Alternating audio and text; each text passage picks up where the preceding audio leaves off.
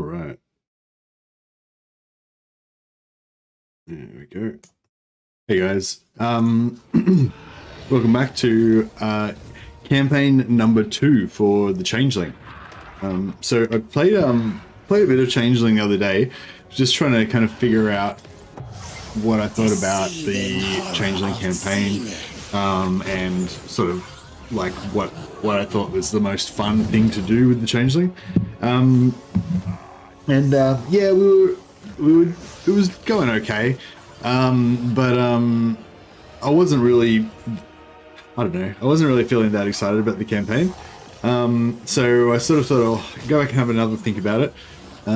So I think that you can, you can play the Changeling and try to kind of win the game or like, complete the campaign victory conditions or whatever. And that's, fun probably. And trying to unlock the schemes, because you've got your schemes that you're trying to complete. But I think maybe what would be more fun would be like, I sort of think maybe the idea is like, if you're sort of thinking outside the box, like doing your own kind of fun stuff or whatever, instead of trying to conform to the game. I sort of feel like that's kind of what the Changeling's all about. It's about, subverting the game and just doing your own thing, whatever you want to do. So I sort of thought, yeah, maybe I'll give that a try. So I thought what I'll try and do is try and play a sort of cooperative campaign with the AI. So I'll like pick a faction and then I'll be friends with that faction and I'll basically try to make that faction win. So rather than use all my Changeling abilities just so that I can win and defeat everybody else, I'll use all my Changeling abilities to like help my ally to win. Basically, I'll try and take over them. So I thought probably the Empire would be the funnest, or at least the Empire is like the closest, so it would be the quickest to do it with. Unless there's another faction that you guys can think of that would be a good fun one to be symbiotic with from the start. Like I think you could do it with any faction, but I think since you start off right near Reichland, like then Reichland's probably like the most obvious choice to try it out with. So I was sort of thinking maybe we'll play and try and make friends with, like, our goal for the campaign will be to try to be friends with Reichland and make Reichland kind of win the game. I don't know if that sounds like fun, but I don't know, that seems like a good idea to me. Toss a vote for Vlad. To make Vlad win the campaign. Well, Vlad's kind of annoying though, because we take vampiric attrition if we like. It's not like Vlad's not a very good like buddy for us. Eventually we could make it so that we don't take attrition, but that's sort of like an extra thing. But also, I don't know, I feel like just like in terms of like role playing or like headcanon or whatever, having like evil vampire Vlad and then having us like, evil Changeling hiding within the evil vampire Vlad faction, it doesn't work as well as like, bright shining glorious Empire, but the secretly having the rotten Changeling at the core of it. That's kind of just more delicious and Zeichin, I think. I feel like Bretonia or Empire or something is better, but I feel like Chaos is more of a Chaos and Empire are like intertwined. Like it just thematically it just goes together.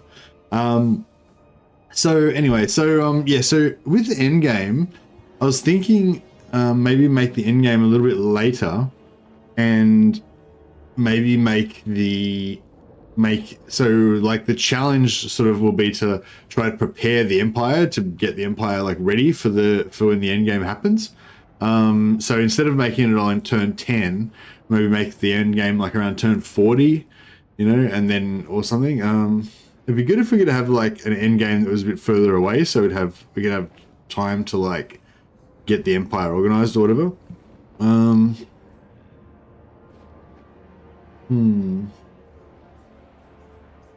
It's hard with the end games, like they're not very configurable, like to make them like, hey Andy Warren, thanks for the super chat, buddy, much appreciated.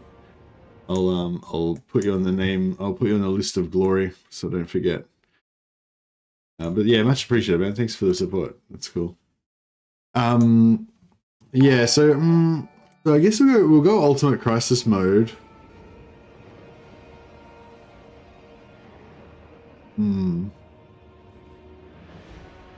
Attrition might be an issue with Empire as well. You mean attrition for the Empire? Yeah, well that's sort of like what I was thinking about. Like that's why I'm thinking this will be more interesting, because we'll have to try to think about what, you know, how we can help the Empire rather than hurt them, you know, and that could be part of it. I think it'll be fun. I think Empire will be fun.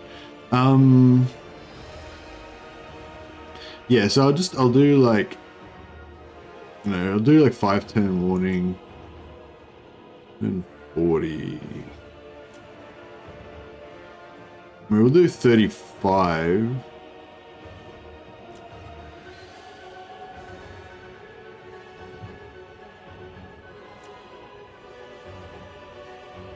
Can you not do 35 to 45?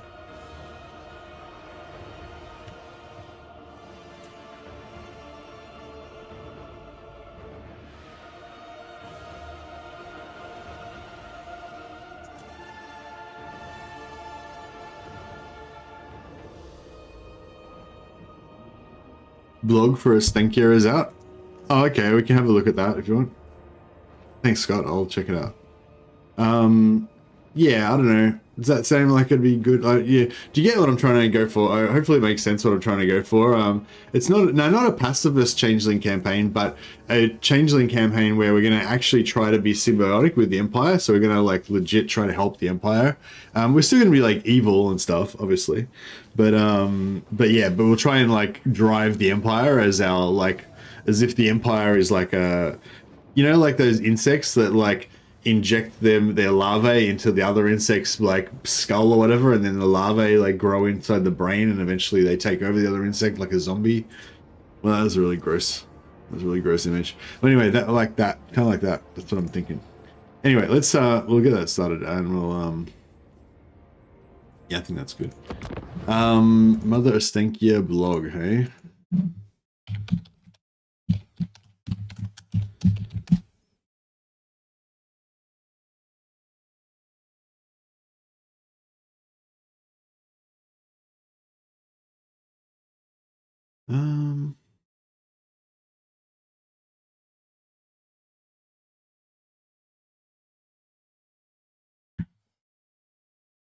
The Empire is my host. Yeah, that's right. The blog doesn't tell us anything we don't already know. I might skip it then because I don't even know where it is and stuff anyway. Yeah, I haven't had a chance to really play around with this Mother Estenkia yet. I think I can show it to you soon, but I don't think the embargo is up yet. So yeah, I can't actually show it yet. So maybe I'll just leave that then, and I'll wait till I can actually show it to you. Parasitic wasps. Yeah, that's right. We're going to be the parasitic wasp of the Warhammer world. That's my plan. So I haven't really thought about how this is going to be much different from another playthrough that we did, but I'm hoping that it'll be just fundamentally different somehow, and we'll make it more fun As for the you. winds of change begin to stir, faint echoes can be heard. Carried on the breeze comes mocking laughter.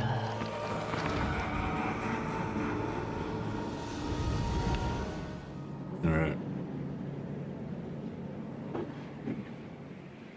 Where to go and who? So I guess the initial thing is we're just going to fight this first army, so we don't need to think about anything too much before we do that. The Changeling.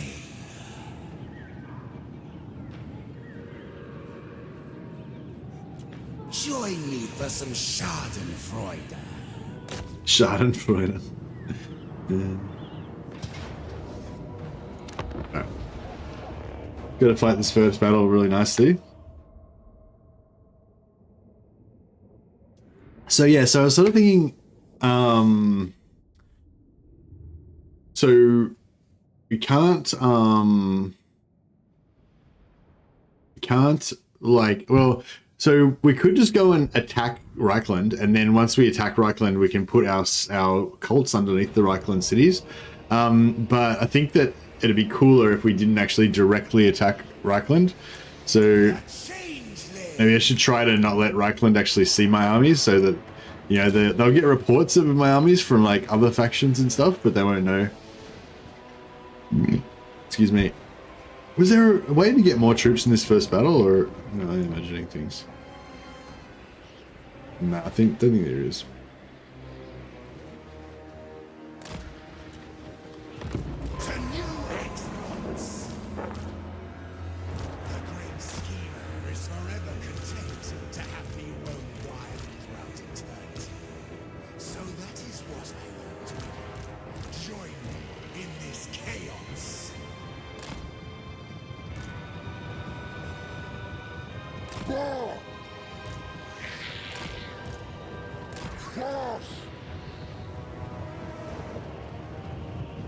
Yeah, Changeling is more like a puppeteer. Yeah, that's what I'm trying to do. Actually, I'm trying to be the puppeteer, I guess.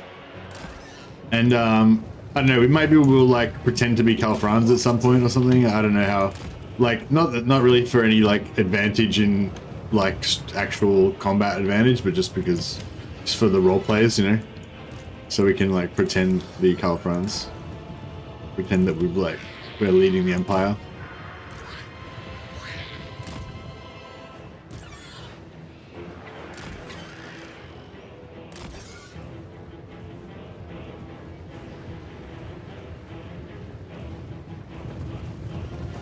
Yeah, I can sort of imagine it being like an actual chaos cult takeover.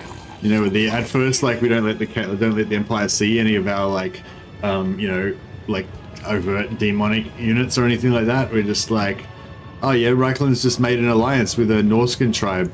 These are some of the good Norscans, you know, the ones that aren't like fully into the chaos worshipping and stuff. And then like slowly but surely, like, you know, the society of Reichland will be like corrupted and stuff, to the point where once I know they're ready to just like fully reveal that, you know, they are all worshipping Zeech.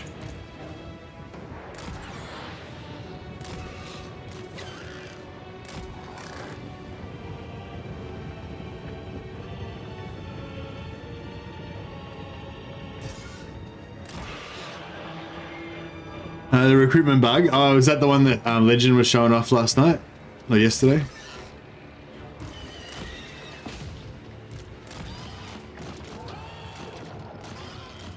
I'll sucker them next.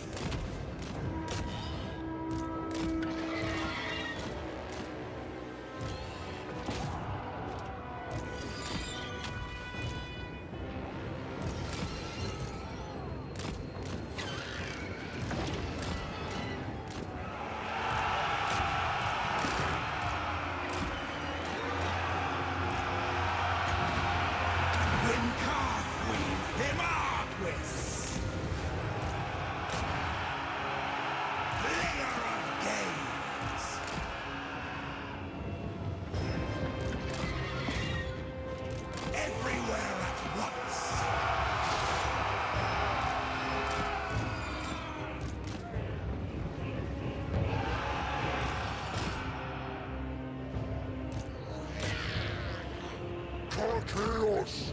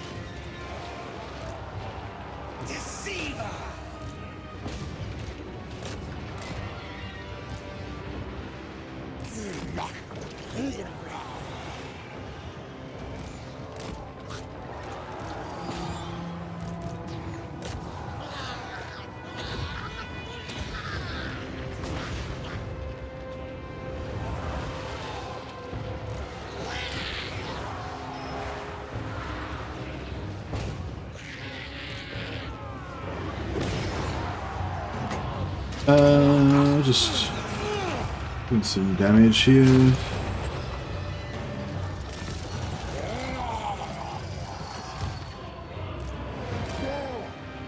Traipsing that away.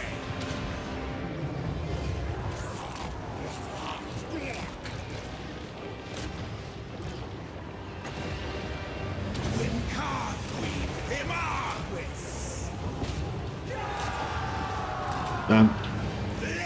Alright. How'd we go? That was completely flawless. Oh no, we lost one guy. We lost one guy. Still, I think that was a pretty good auspicious beginning to the campaign. Unless the loss of that one guy is the bad omen, that means that the whole campaign's doomed. I don't know, I'm superstitious about the first battle. You gotta do a good first battle. Otherwise the whole campaign's gonna be ruined.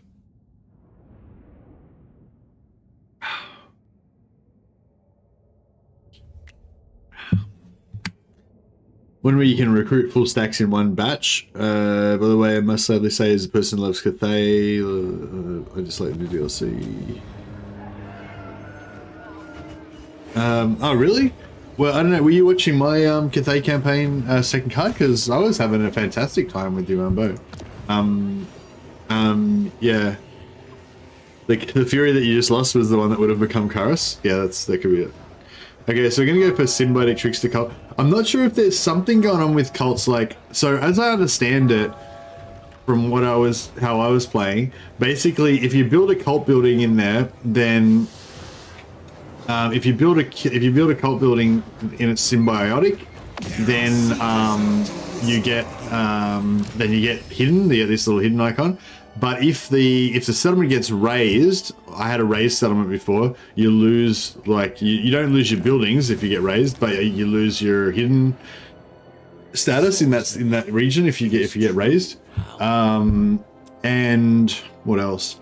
And also with these settlements, like with this one, how it's just got this purple money building, that doesn't make me hidden, the purple building, but the blue buildings do. So basically it's safer if you basically always do symbiotic first. You can mix symbiotic and parasitic, but if you only have this parasitic money building like this one does, then that won't make me hidden if I'm down here in Flensburg. So yeah, so that's just something to be aware of.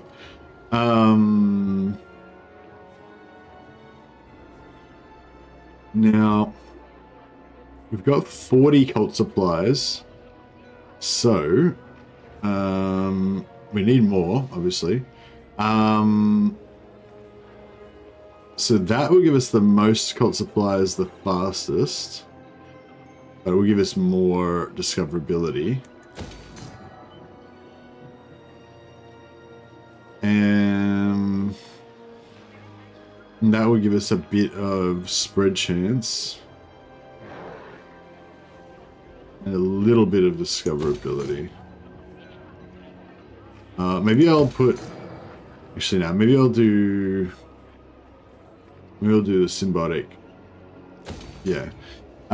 So yeah, so I'm not too worried about trashing these non-Reichland areas, but eventually we want to get Reichland friendly. Hazarak One Eye is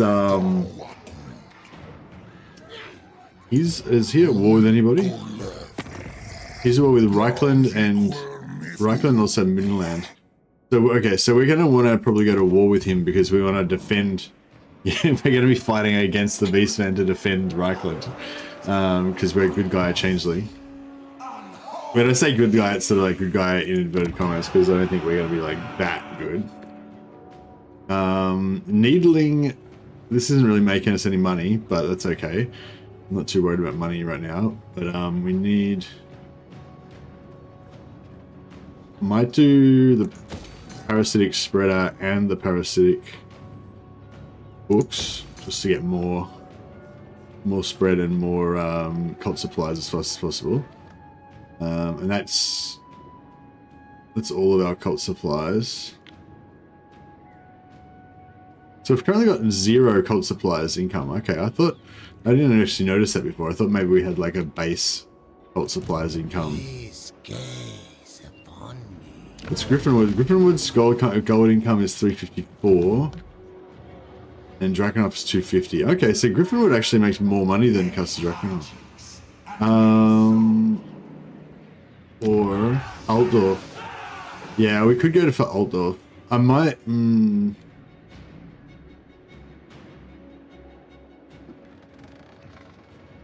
So we've got a cultist here that we can use to just safely spread wherever we want. Kind of want to get him under Reichland so that we can start buffing, them quicker. But Griffinwood is closer. Yeah, maybe we'll go for Griffinwood because we can get it up and running faster.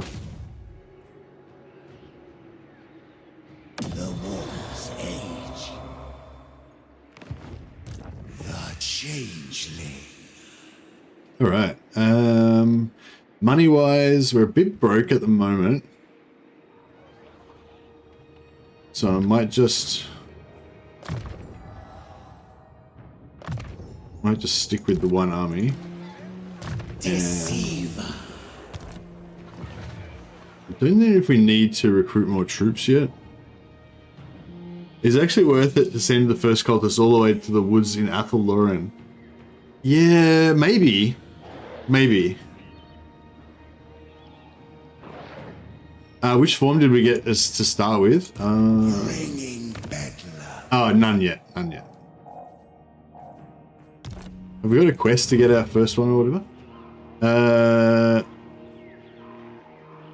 Use your trickster cult. Yeah, so once we establish a cult with our trickster cultist, then we'll get our first form.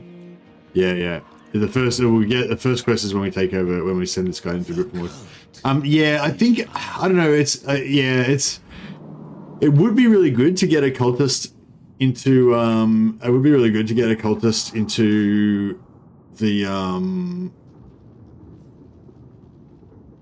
into the trees, but it would take a bit longer to get there, to get it started, and also that's like a bit further away than from Reichland stuff, I'm thinking. But yeah, I don't know. I mean, that could be, yeah, maybe that is the best way to do it. I don't know. Who knows?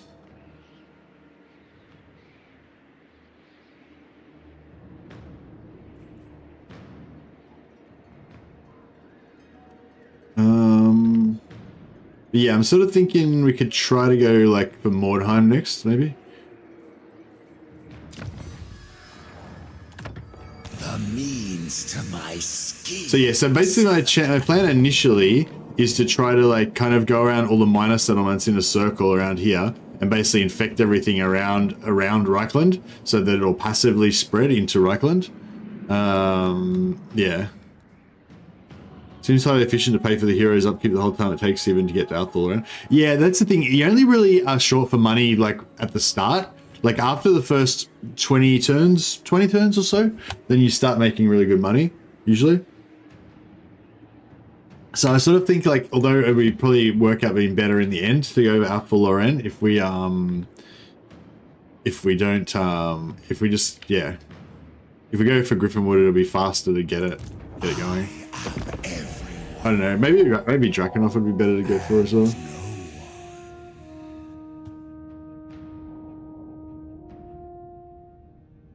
Actually, I should go for Krugenheim because it's right there. Obviously. Yeah, sorry, I didn't think about that.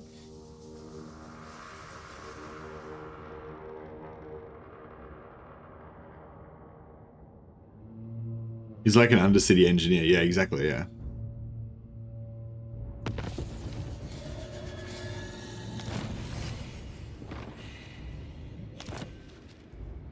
I am change.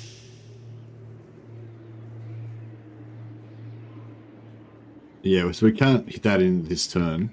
But if we go this way, we can get it this turn. So maybe we'll do that.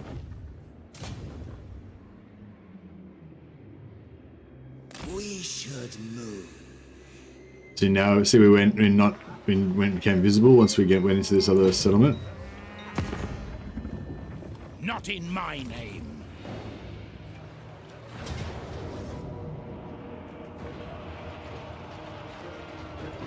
Fighting in the battle.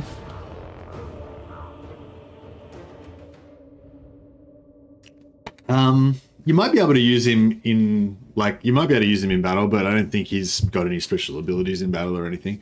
I think you just meant to use him as a campaign. Like you meant to just move him into a settlement and then he destroys himself, takes over the settlement. That's pretty much his whole job.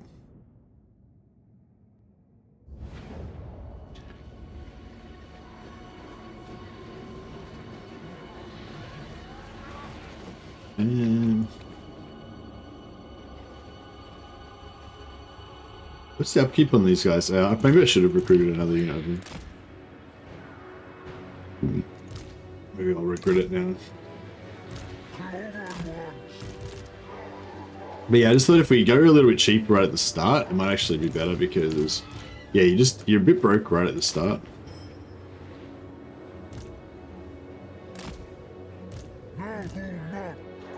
Yeah, I think that was another thing I wanted to try as well, was try to be a little bit more optimal with my start, like my starting, try and be a little bit more optimal with my starting combinations.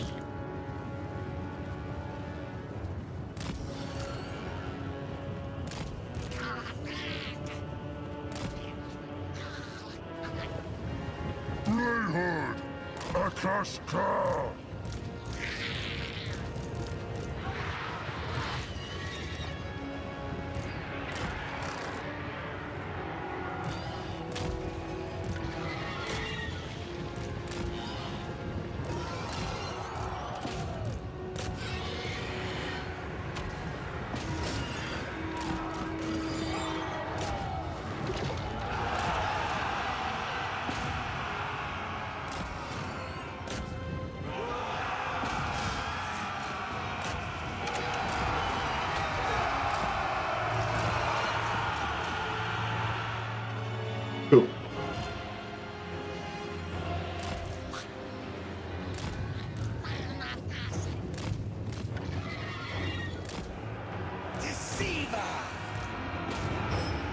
Alright, archers are disabled, so that's probably their main threat to us, taken out of the equation. As soon as they get that one little bit of archers out of the way, it's just the whole process is a little bit more chill now.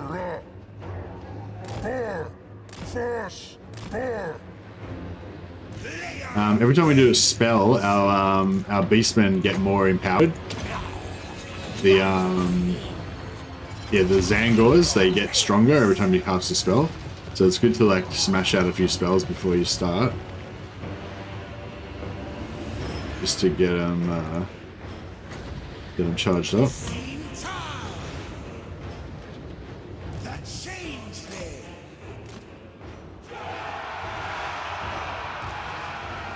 So they've got this thing, so we've got intensity 17%, so we want to get that up to 100%.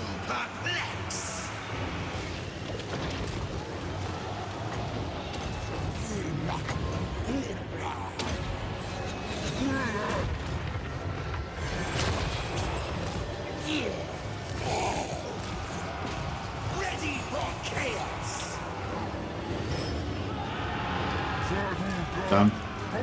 Alright, another flawless victory for the forces of Zeech.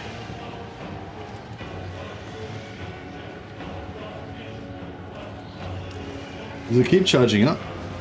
Intensity 27%, 22%, sorry.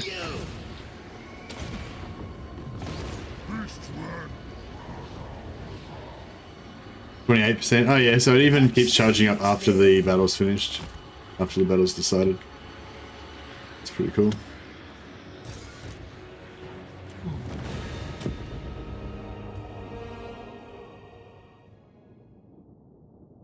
Yeah, those flamers are doing some good work. Doing God's work. You have to give them a good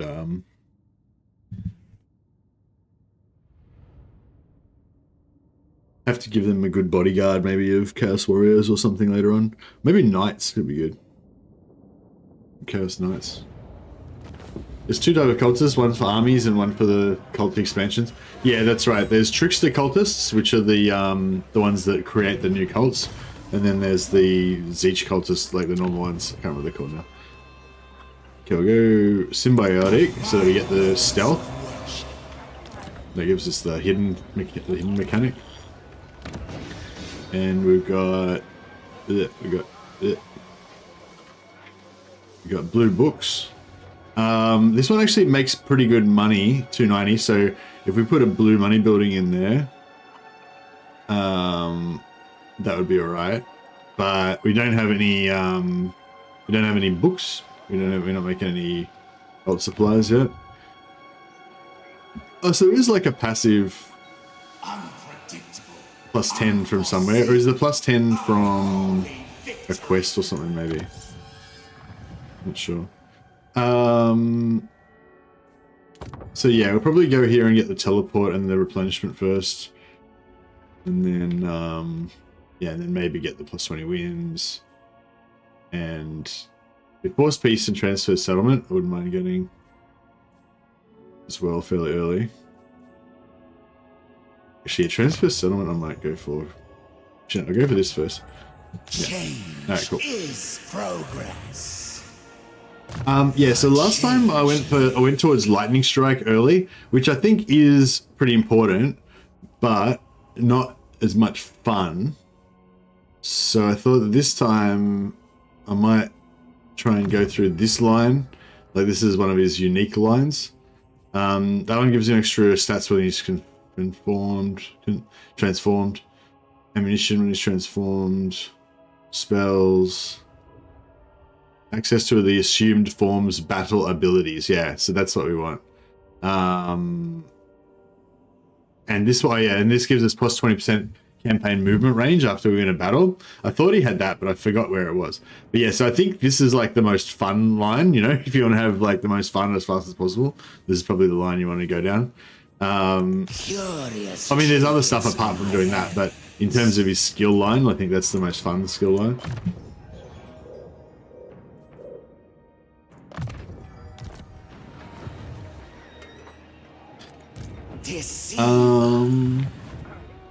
Yeah, no, I might recruit. Actually, should I recruit a lord? Nah, maybe I won't recruit a lord. I'll just keep. Yeah, I'm just gonna keep being poor for a while, being cheap. I don't think we're gonna do any diplomacy. Oh, actually, we'll do the war thing. We'll declare war on everybody again. That worked last time. So yeah, so like. You have warpstone, yes, yes. Yeah, sorry. So we'll declare war on. No, I won't do that. Great leader. Are we already at war with the Wargrove? No, we're not.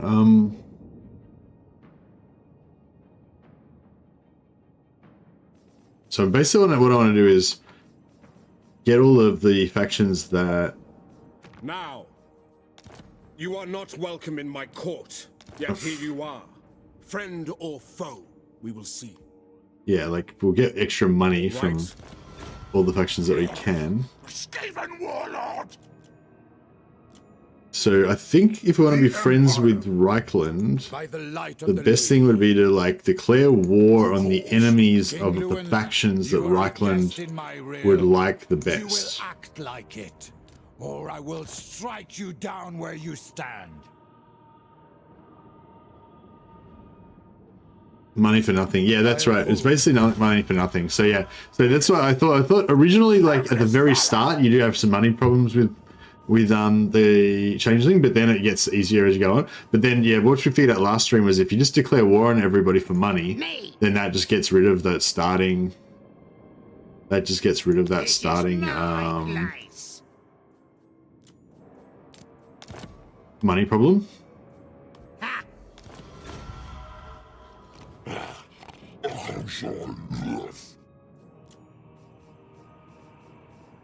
Yes. My Slayer oath would have me kill you where you stand, but I suppose. So yeah, I'm gonna try to favor the factions that. Try to favor the factions that Reichland would like the most. I'm not sure if they would like Bastogne better or not, but I make no promises as to the... All right. If it's sort of equal, then I'll just go for whichever one's got a war for us. Wood Elves, what are they? Messenger, spit out your words so I can be done with them. Oh, actually, if we've got vision on the Wood Elves, we don't get as much money versus Caragnorn, but Caragnorn's probably more likely to want to peace out with us later, so they'll pay us back. Like they'll pay us double, kind of. What? Yes? My hand hovers close to my This blade. is the Skull Utter your demand Takers. before I Very raise- well. Who calls? My hand This hovers is close to my blade. so yeah, so I'm just Utter sort your of demand before going I to war with raise- everybody that I think might give us positive relations So. with Reichland My hand hovers. The Empire. as Ready. much as we can. So, all right. Now. And if there's no option, I'll just go for whatever I can Dangerous guess. get. It is night. You reek of anguish, or hopeless very good. You dare. I think if I go Sylvania versus Templehof, On thy knees. Templehof is more likely to Then peace out with then us. Shall I hear thine words? But then if I go Templehof versus Reichland, What? I mean versus Sylvania, Dares disturb my great I get a works? lot more money. So yeah, I might just do that. Definitely. Old sawbones. What? My hand hovers close to my blade. Utter your demand before I raise. Yes. Yes. Yes. Who called? So, Where did you go? We already went to war with Do this. not waste my time No, we with didn't do petty that one. talk. Make your offer and be done. Empire's blessings. Yes. Funny you can get the Zeichin monsters cheaper than Hobgoblins upgrade wise. Well, yeah. Well, I don't think you even need to though as well. Like, I think you're gonna be, So, you're not gonna have any problem. Like, I feel like that's one good thing about the Changeling as well. Like, you can sort of, there's so many different ways that you could go about. Like, you could make them really cheap, but you could also just make like probably could just make it like infinite money, so it wouldn't matter if they were not cheap, you know. And like, Ostermark.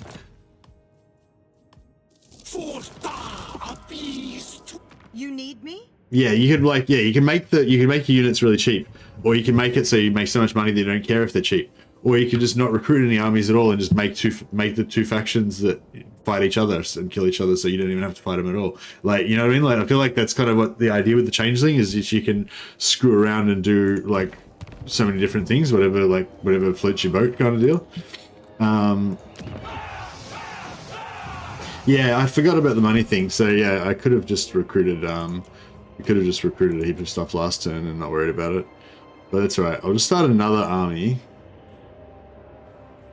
and see if we can.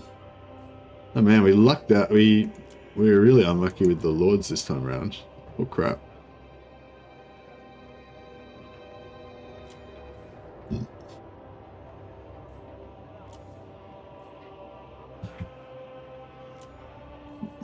Excuse me. the power is mine.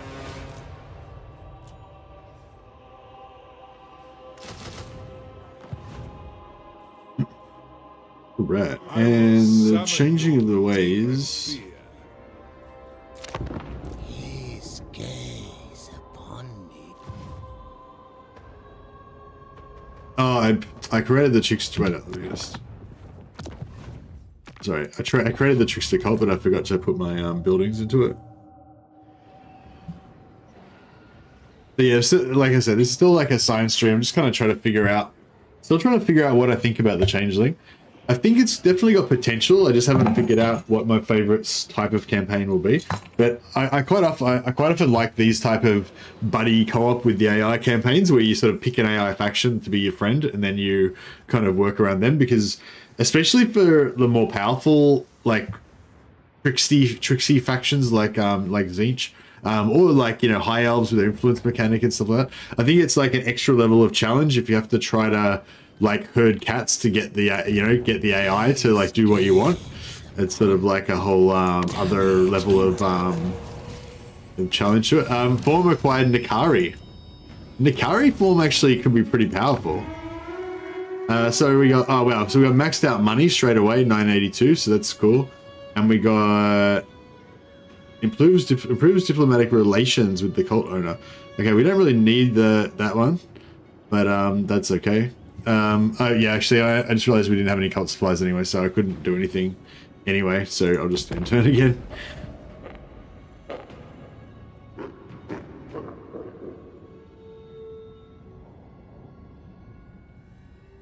Imperial Spy Master. Yeah, that's it. Like we're like the Karl Franz's like right hand man, his most trusted advisor. You know, Baron von Schultzmeyer or whatever, and he never realizes that, you know.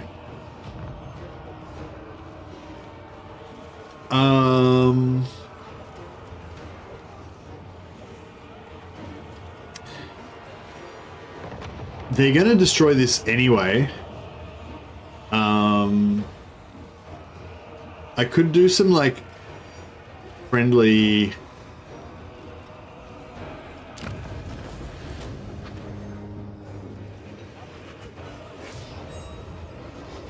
I was thinking about just like friendly destroying his faction, you know, blowing up his units with my magic, but it's probably like a bit of screwing around, not really worth worrying about. The ultimate scheme shall be my I kind of want to kill this beast man to stop him from screwing up all my symbiotic settlements. Who to set at war next? The mutant end, perhaps.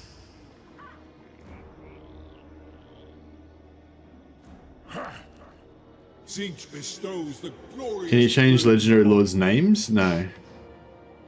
No, I don't believe that you can. No.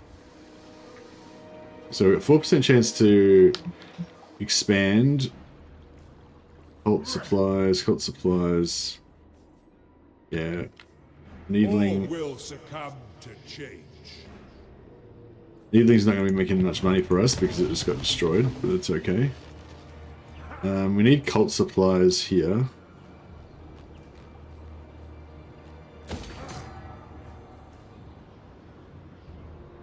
And then we'll do spread next.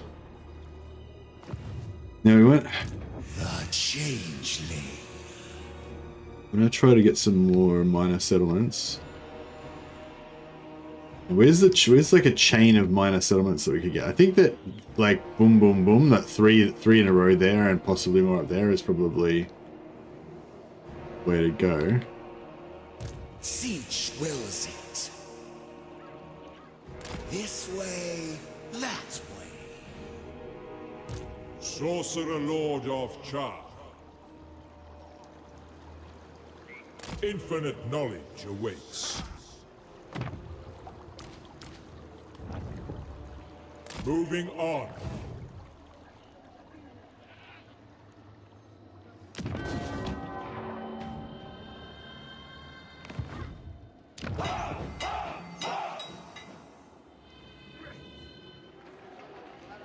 Cool. Yeah, so the schemes that we've got to do in the Empire, I'll just do a little quick recap. So we got one already, set up a trickster cult. We got that reward already. We've got the shroud lifted on the theater, revealing all terrain and settlements, so we can see everything. We can see everything in this area now. See what we're working with. So we're going to destroy the 5 conduits. That'll give us extra replenishment. We're also going to get another 10 replenishment in the skill tree as well, in the tech tree. Sack Altdorf or construct a ravaging host tier 5 loot building. So if we just go have a look at that. Ravaging host loot building.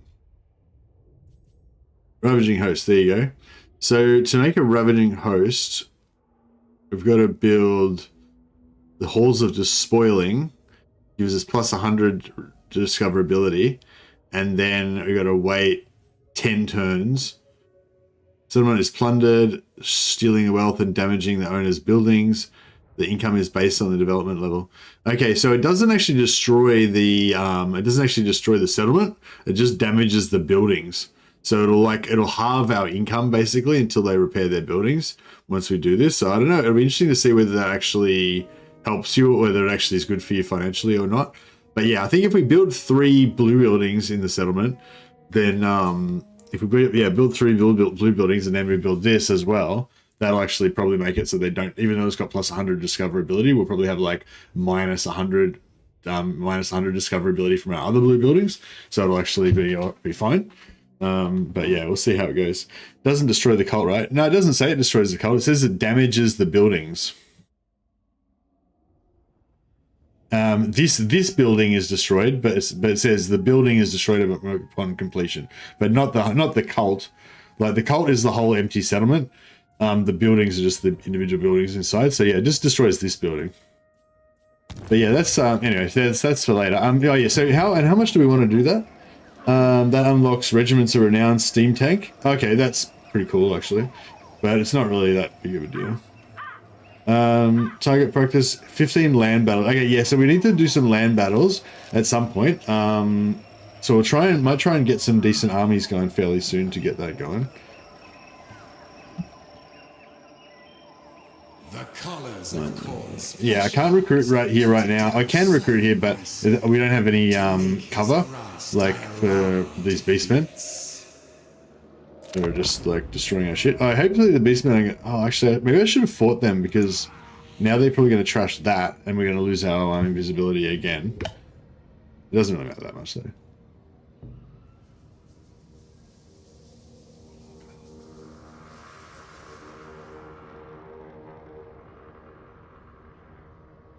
Oh no, they left it alone this time.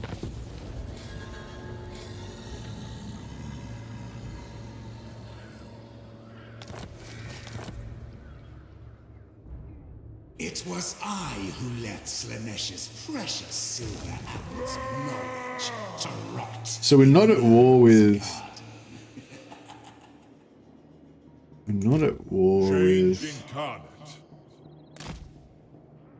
not at war with Drycar. So hopefully she won't mess with us if we just recruit some more troops here.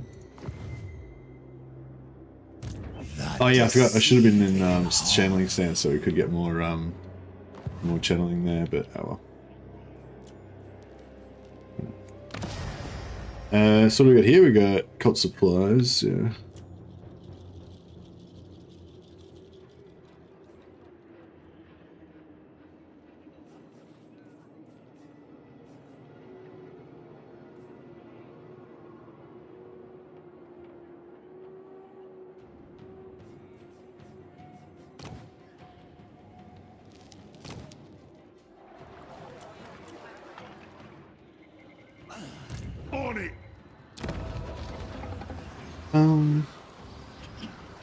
Could build another spreader there.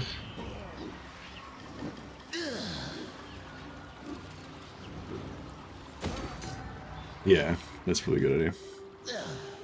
Changeling can confederate Kairos, by the way. Thanks for letting us know about that. Yeah, a few people asking about it last stream, and I wasn't sure. Oh yeah, I might see if I can replace this guy with a better trait.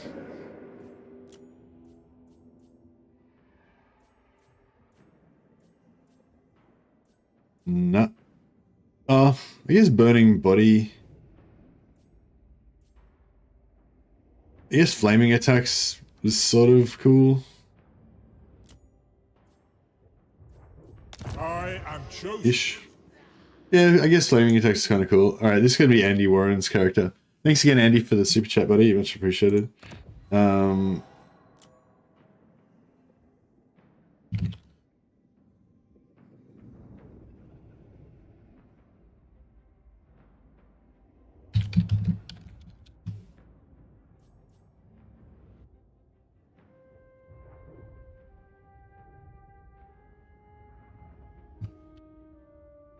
Andy's Warrenbach.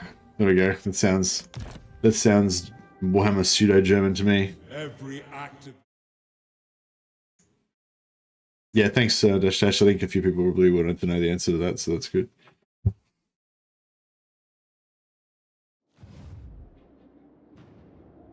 The ultimate scheme. All Kairos settlements turn into ruins that don't have cults. Oh, that's cool. I was wondering how they were going to do it. That's pretty good. Vander Valven. Yeah, that's right. Alright, cool. Bloodment moved. Yeah, I know she hasn't moved, but that's right. Physicality is such a prison. We could head to Kappelberg, but I think that... What next? Swap Thorgrim's beard for a squid. Dress as a finger and lead. Yeah, I feel like we could recruit another lord here as well. If we wanted to get busy with it. Campaign line of sight. Actually, yeah, that sounds kind of cool. Actually, campaign line of sight. Make him like a, you know, part of our stealth operations. You know. Serve the changer of ways. Get another lord in there. All right, cool. I think that's good to go.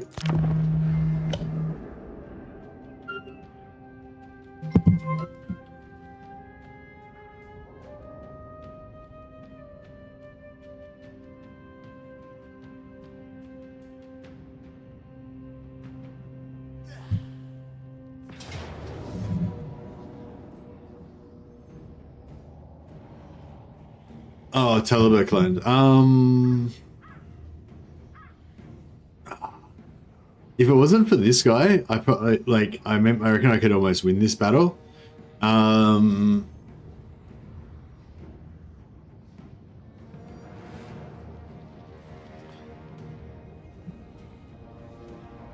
But yeah, with him there, he's gonna like shoot me with his crazy arrows, and I don't think that's gonna be very fun.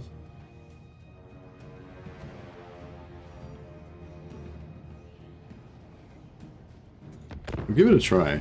I don't think, I mean, I was thinking maybe for some trees, if we can fight behind some trees and get him to try and shoot me through the woods. We might be able to win it, sort of, maybe.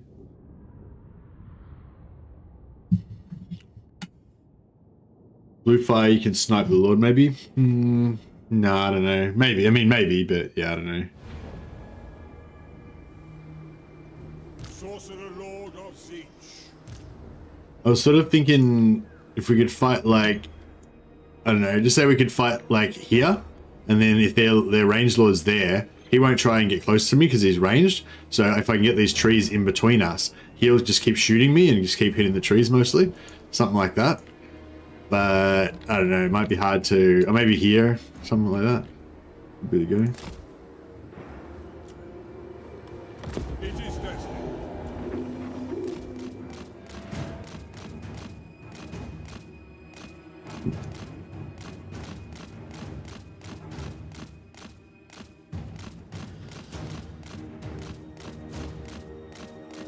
I don't think his missiles are like homing missiles or anything.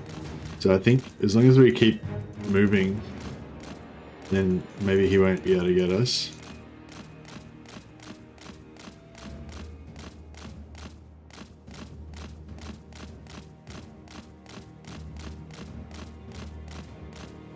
Ah, they got me. Oh no, that was his special ability. How many shots has he got with the special ability? Is that a special ability, or is that? Yeah, I think that was his cooldown that he just blew on me, wasn't it?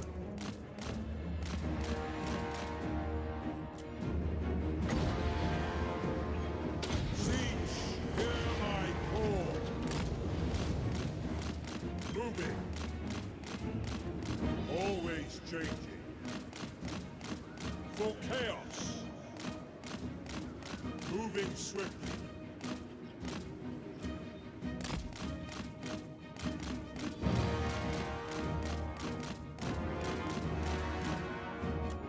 As siege wills. Changing position. Good efficiency. Where siege requires. Indeed. Change is swift. Always changing. Moving swiftly. Destiny awaits. So yeah, I was thinking if I could stay in here, hopefully it'll just keep shooting me, and I can just keep Conjuring deadly change. As commanded. like, if I can just stand here, maybe I can just waste his ammo. Pre-tank him. Where siege requires. Just need to get outside of this. Make sure I'm visible.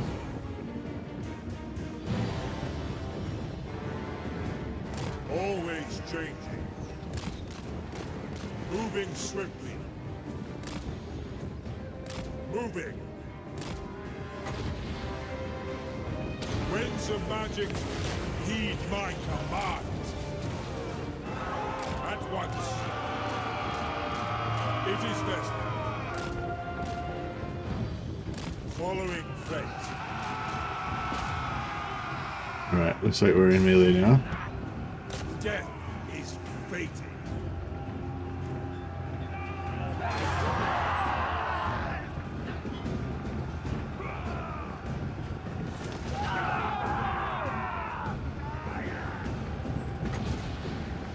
Channeling eldritch energies. Maybe. I know we're losing a bit of health now.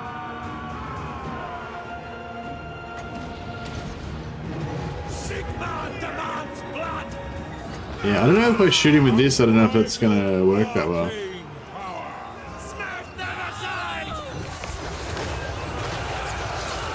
I did a little bit of damage, but I kind of feel like maybe I should just melee him. I wonder if I shoot him point blank range in the face with it, if it would be good.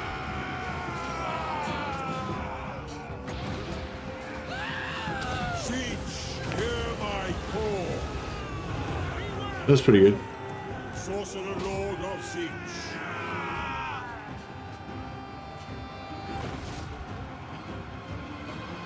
Yeah, I'll save my wins. I don't know, we might not win this after all, I don't know. Conjuring deadly change. Lord Seaman.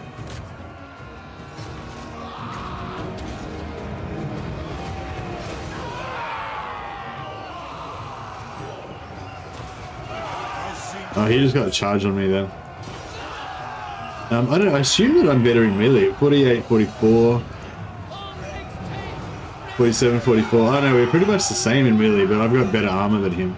And he's not got armor piercing, and neither do I. Yeah, neither of us have armor piercing, but I've got a lot more armor than him. So, hopefully... Winds of magic, heed my command. This should rout them, surely, come on. Channeling eldritch energy. That's a pretty good hit. Nah, I think it's no good. Sorcerer Lord of Siege. Run and recharge it. Yeah, no, I can't run and recharge the barrier because my speed's only 33. It's like, yeah, I mean, in the theory I could have, but yeah, no. Maybe there was some way to cheese it, but... Oh well. Sorry, Anders Warrenbach. I appreciate you didn't last very long. It's pretty much a death sentence. If I name a character after you, then that character's pretty much doomed. So it goes.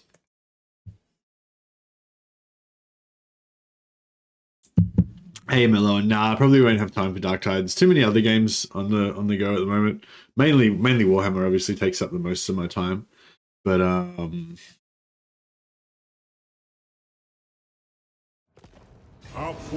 yeah, Dark Tide's pretty low on my priority list. Oh, he survived. Congratulations. Alright. Sorcerer Lord of Char. For the great conspirator.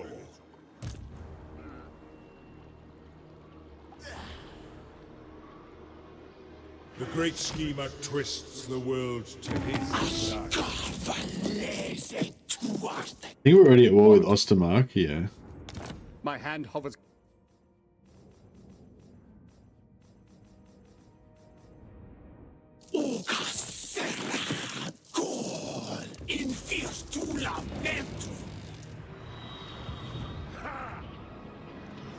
I know not why. No, I don't follow the 40k current 40k stuff. Sorry, Lucius. Reduce their gullibility.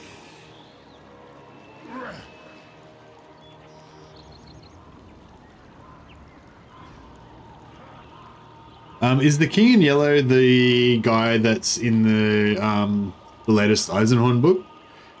It is. Yeah, that is the King in Yellow, isn't it? Yeah.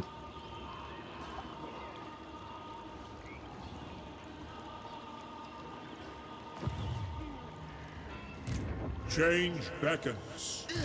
Oh, it's cool that they I like how they've tied it back into the main storyline, because like, you know, because Eisenhorn's like pretty old, so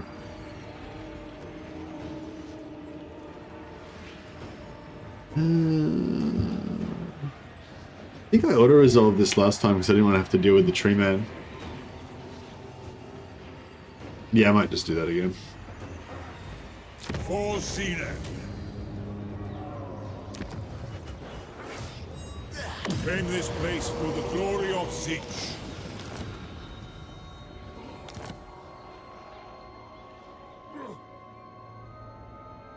Fickle and fine, this win is mine.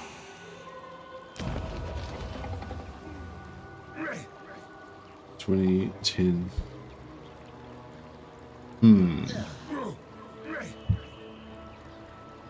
Yeah, still a bit light on the old. Yeah, see, purple money building is probably better, but just got to take whatever you can get. And we'll go. Yeah, we'll just go parasitic grimoires. Just try and keep getting as many grimoires as we can. And we can probably go parasitic spreader as well. Maybe we want to wait.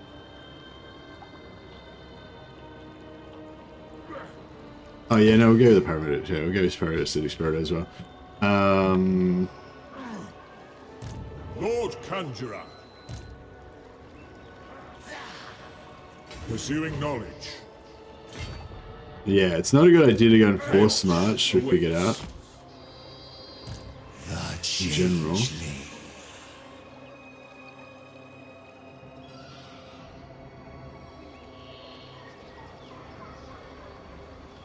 Jar smiles on us this day. We'll sneak around and get ready to take Essen.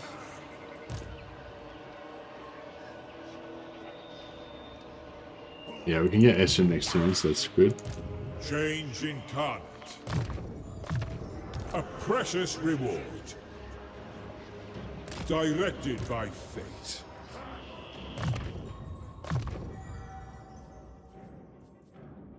We got some corruption. Actually, I guess we got magic. Actually, maybe we got corruption. Yeah, I might try and get some heroes this time as well.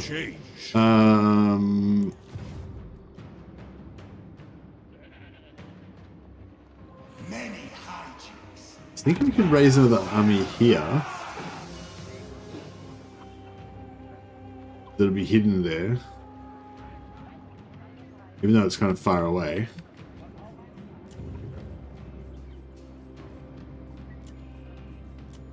Iron skin? Yeah, nice. Seizing my destiny.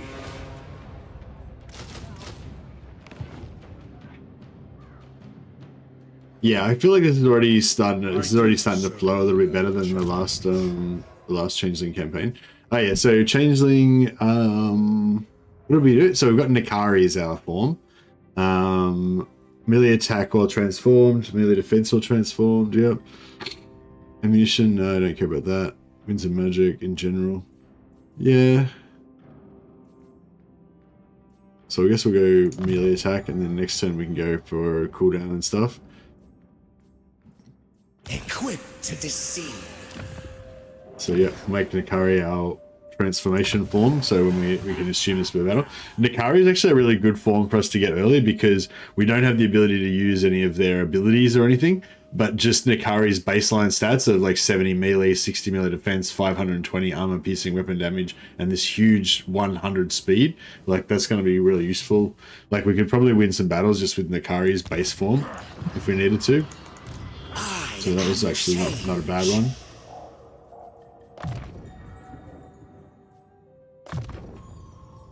Yeah, like Karl Franz's form probably isn't really very powerful, but we'll have to take on Karl Franz's form sometimes just so that we can, you know, be cool.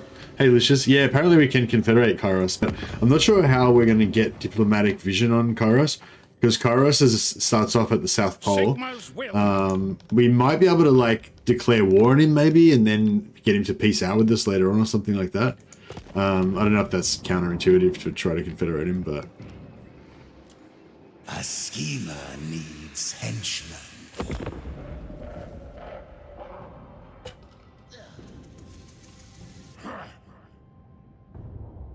So right now, so in Reichland, they're hearing rumors of strange cultists attacking loyal Empire holdings and stuff. Okay, so this army just moves through our zone of control, and our army just automatically ambushes everyone that comes through their zone of control, and then but we can just decline it, and it doesn't make us visible. So we'll like automatically ambush, but then we can just like not attack, you know. So it doesn't like, and then they can just still not find us. The only problem is that because we retreated, it ruined our recruitment stance. So yeah, that's just the only issue with that. But that's all right. So we'll move down here. Hopefully this is because we were on the road, I think, before. But hopefully now we'll be out of the range of them running into us. Changeling is too easy. See no personal point in me playing him. Yeah, that's pretty much where I'm at too, Spanner. That's why I'm trying to figure out like alternate ways. So in this particular campaign, I'm not trying to win.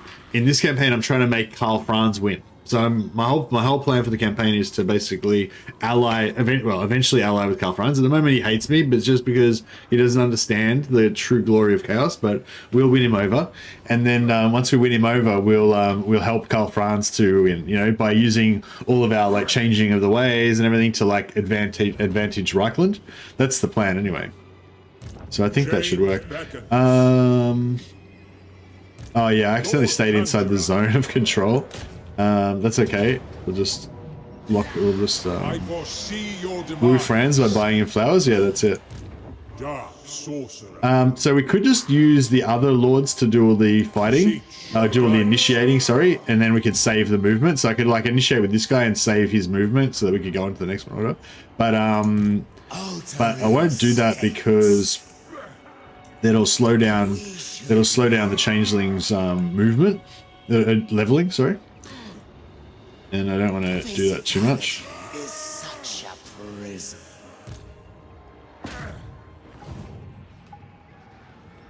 This is not the end.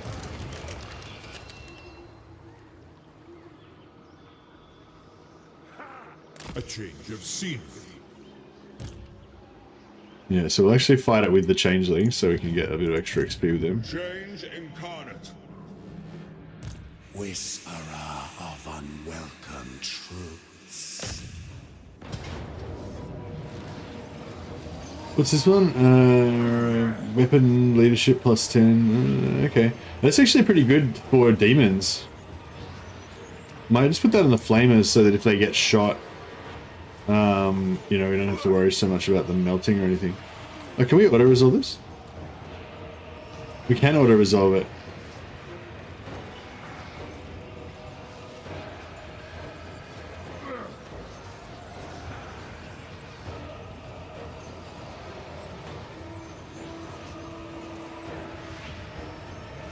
I'll just fight it. I might try and waste their ammo though.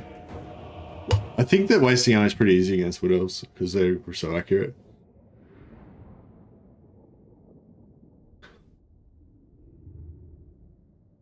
Yeah, that's right. We'll spread the cult and spam buildings that increase the relations. That's exactly the plan. But yeah, I don't want to attack him directly because that'll start giving us more negative relations. So I think it'll slow down getting the positive relations, you know. So I'm going to try to like basically conquer everything around him in a circle and then start gifting regions to him using changing of the ways as well. And yeah, should be all good. Can we all group up over here? I don't know if it's going to be a good spot, but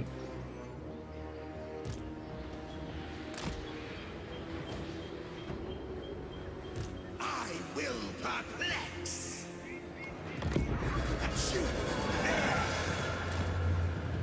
How the weak fear change, adoring their chains, their holds, their well-tended fields, all meaningless, and we shall show them.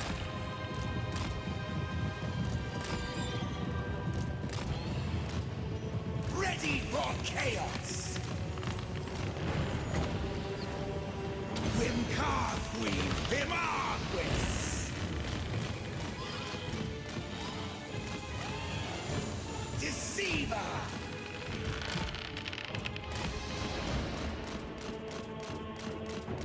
Yeah, we can just waste their effort. Are they shooting us by accident over here? No, I think they're okay.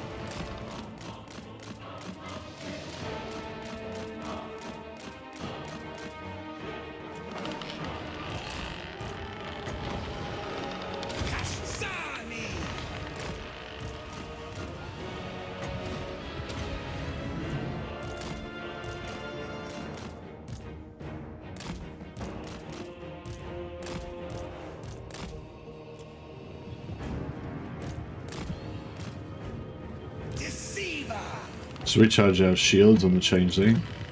Don't take any damage.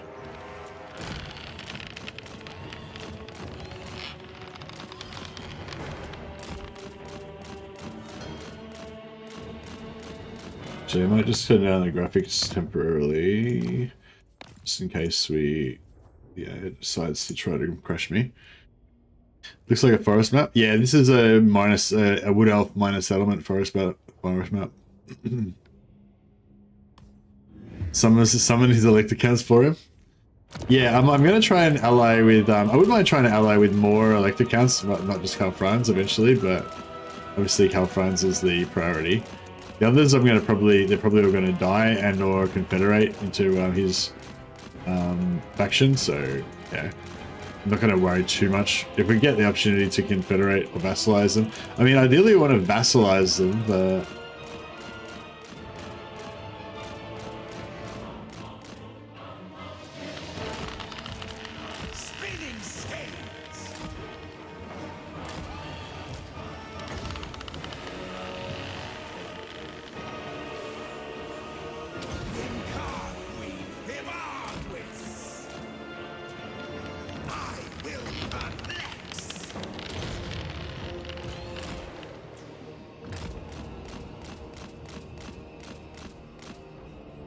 Alright, I think we might have wasted all their ammo. Looks like we just got towers now.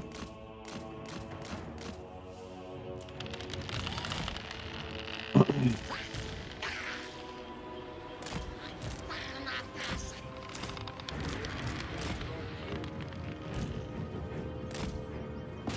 no, there's more.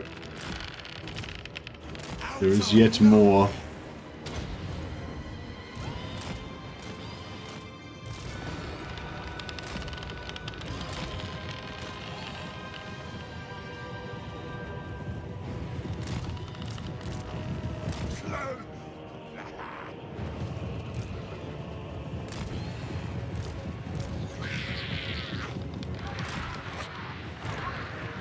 This should be good versus large, right? Yeah.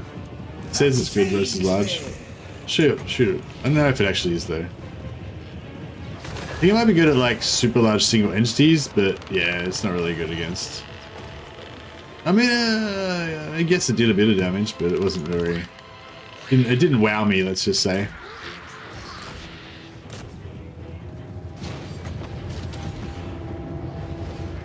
Agent of Chaos. The Changeling.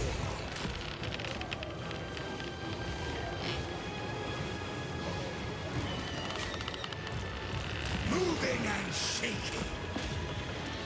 And shoot there.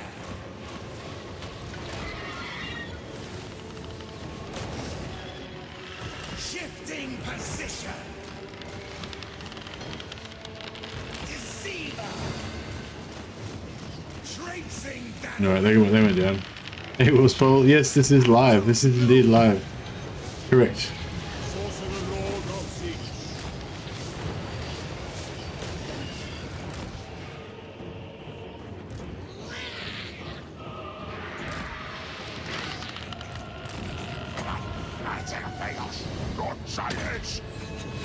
The Changeling.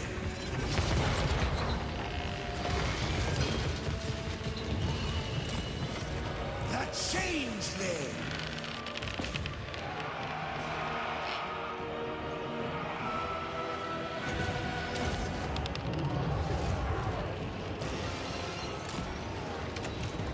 Wafting!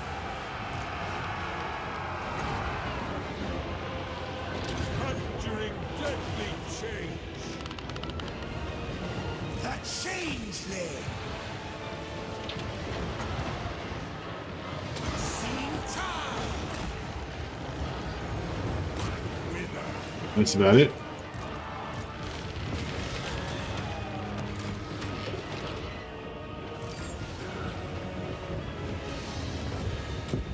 Alright, cool.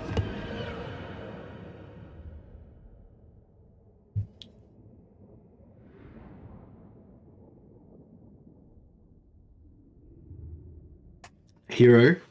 I only know the Bette Midler one. You know, do you ever know that you're my hero?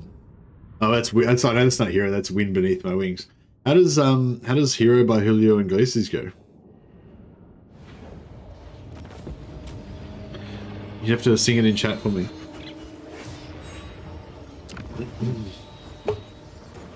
Aiding Zeech's disciples in this place. Do the Symbiotic so that we get the hiding. So now we're all hiding again. What do we win? That's cool. Cult supplies is good. We might put in a purple money bill. Oh, actually no. We'll put in a purple spreader.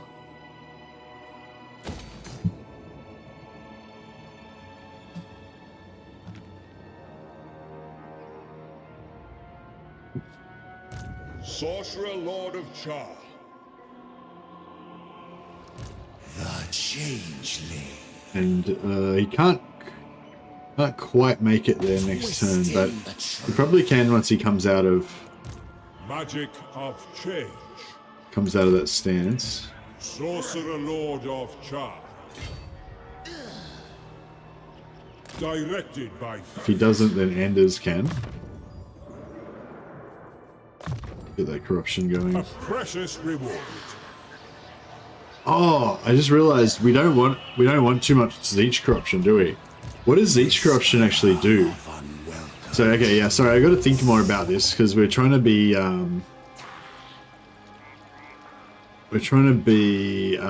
you know, good friends for Karl Franz, right?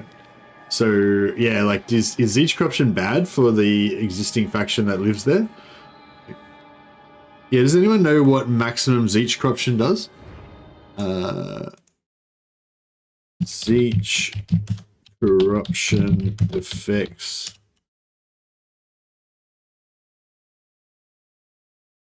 in Warhammer Total War. Because if it does like attrition, then that would be really bad, obviously. What's the specific effects?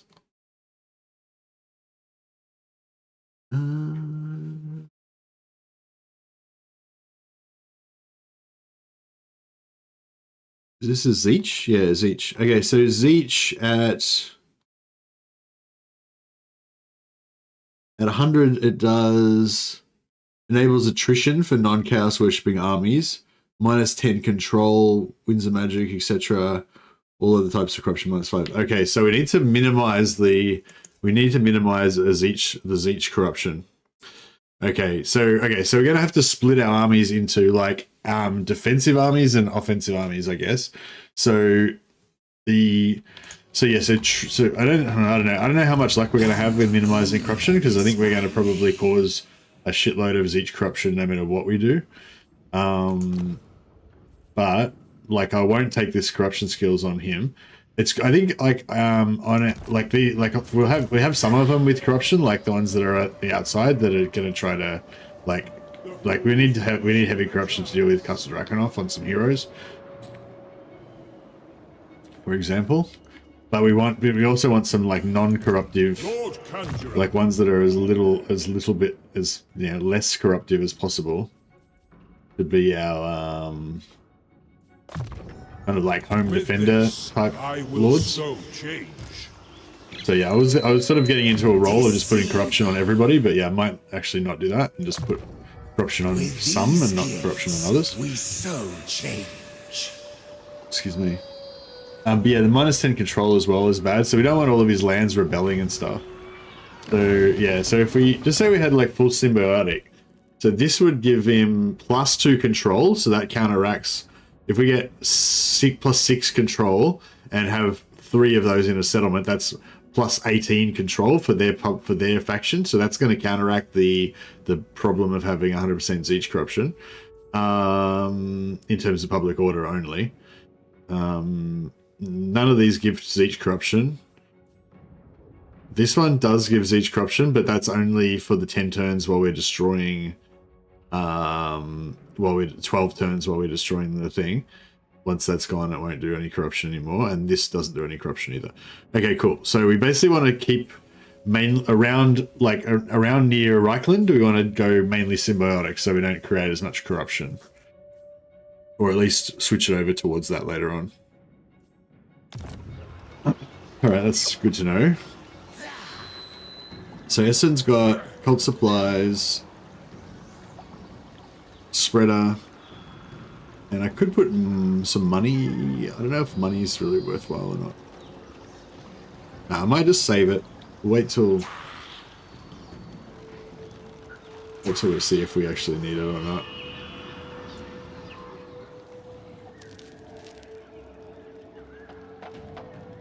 Okay, that's that fixed that now. That's good.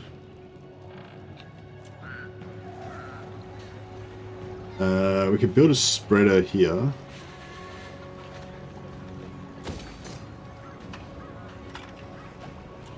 Yeah, I think that's a good idea.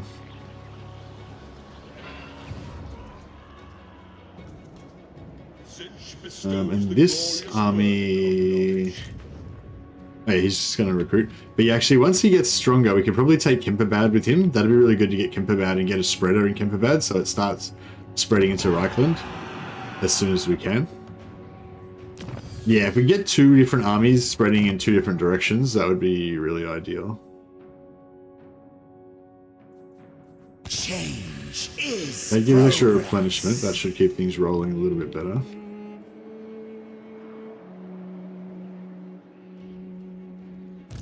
I don't think we need... I'll keep him just one more turn, just in case. Ever changing. Yeah, we'll get that next turn. What's your objective in this campaign? Hey, Enforcer. The objective is to make Karl Franz win his campaign, basically. So we want the Empire to kind of we want the Empire to keep expanding and kind of swallow up the world and basically kill all the other good factions, ideally. And yeah, so like it'll seem like the Empire is like doing really well, and Sterling is attacking the deceivers. Oh no! So Dryka pushed me out of my region into a region where I'm not hidden, and then Sterling went after Dryka, so they were able to attack me. So there is even though it's really hard for the AI to actually ever even attack you at all, that is possible sometimes.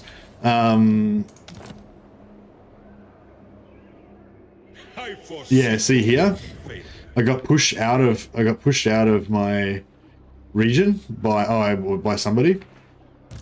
For the great conspirator.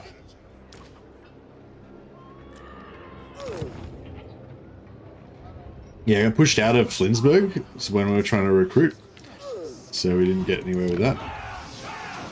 We'll keep trying. We'll get there eventually. Servants of the Windlord. Okay. Now we get Dryka. Yeah, so Dryka can't reach Naganov. Siege wills it. Here, mortals. Here. And we've got reinforcing army. For the Raven God.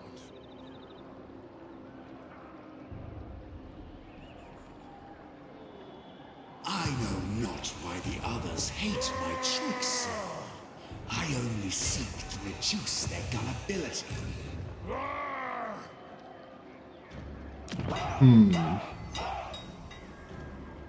We can maybe get 2 battles out of it. You reckon? Change incarnate. So if I... I foresee your demand. So sort of thinking if I siege him there... I am everyone. And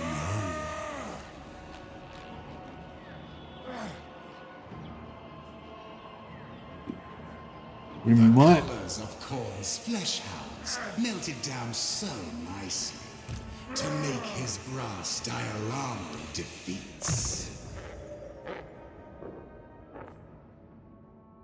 I don't know, should we just fight it here and attack everything all at once, or should we try and get sneaky and split them? It's 6 archers.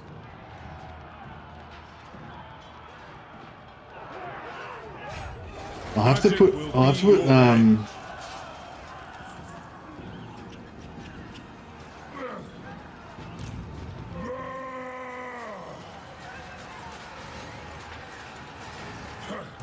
Why not? Alright, this might be Minions! This might be a bit...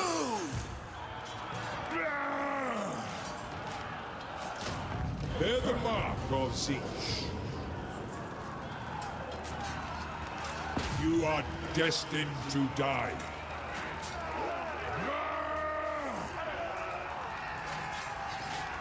Destined for victory. Siege guides me.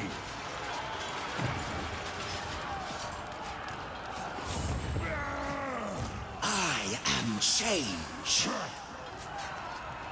Sorcery consumed. Yeah, no, we'll see how this goes.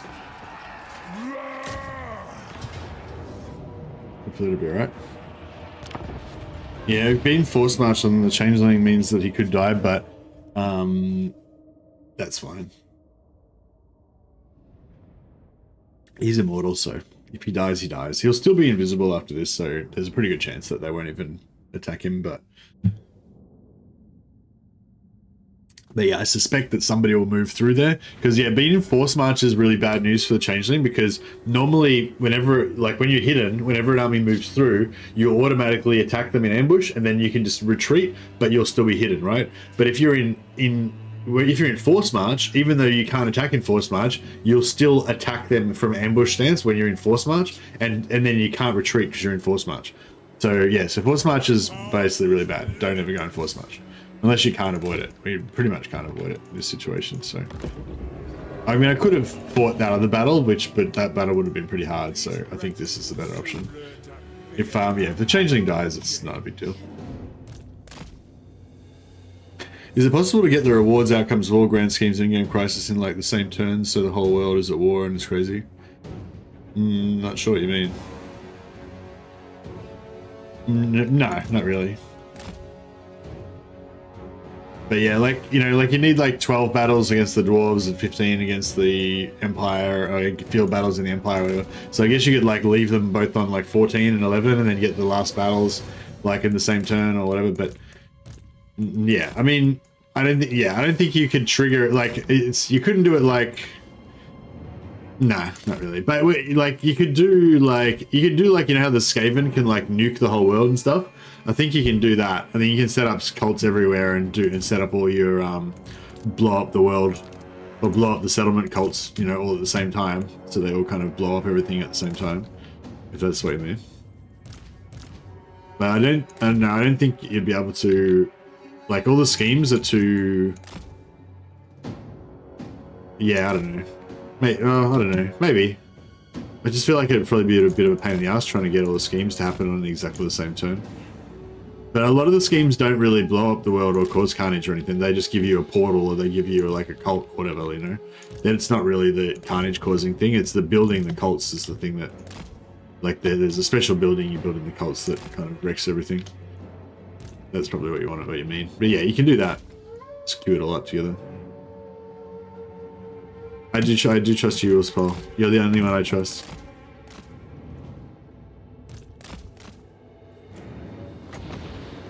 Alright, we'll damage these archers a bit. Portal's gonna be cool. Yeah, we'll get some portals going at some point. How do we get? Do we get a portal from Drakenhof? No. I think so.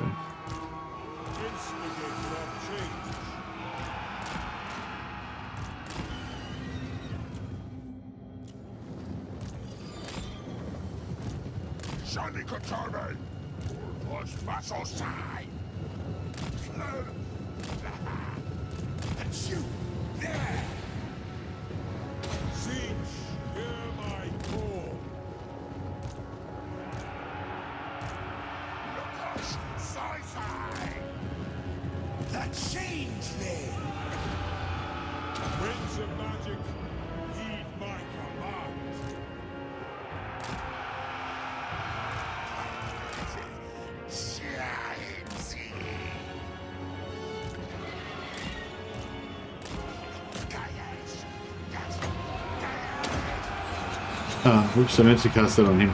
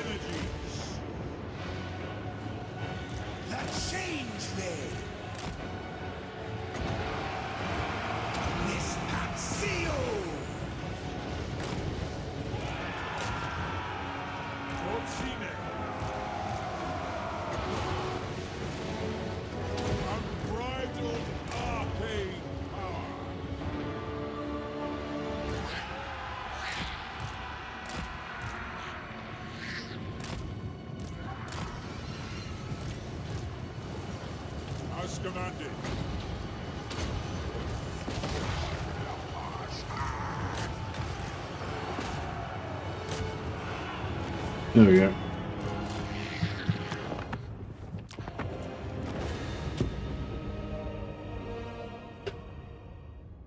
All shall be Sterland. Indeed. I wish there was a scheme to like make enemies, make people like you and stuff. Yeah, hey Astro Pilgrim. Yeah, we can use Force Peace as well to save Reichland if Reichland start getting, like if Reichland accidentally gets into a war with a faction that's going to absolutely, punish them, then we can just do Force Peace on them. Pretty sure. Like we usually end up with heaps of resources to use for our schemes. Defend this place for the glory of Zich.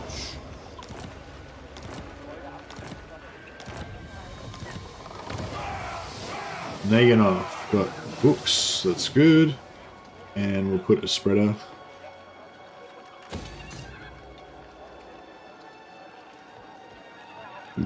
Yeah, we just want like books and spreaders everywhere basically, but I'd primarily books right at the moment so we can get this cult supplies up. Once this cult supplies giving us like 50 per turn, then we start focusing on spreaders, and then once we start running out of money, then we start focusing on money. I think that's basically the priority. Servant of the Wind Lord.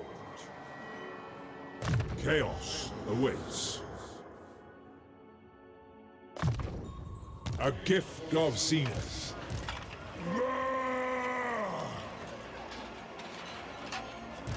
The Changeling. Yeah, unfortunately I don't think we can actually get out of... Many hijinks. Yeah, unfortunately I don't think we can actually get out of range of the settlement. Which is a bit of a bummer, but that's alright.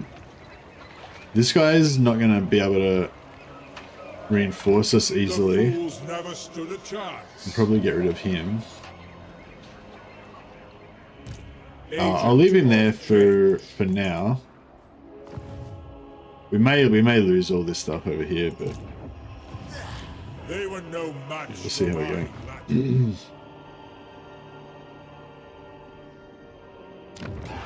We do have an extra.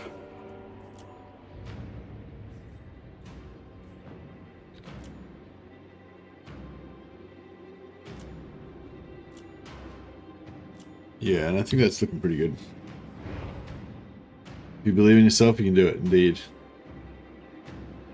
The god of magic knows no equal. Alright, yeah, I reckon we got a pretty good chance we're going to get caught and killed over here, but I'm not too bothered if we do.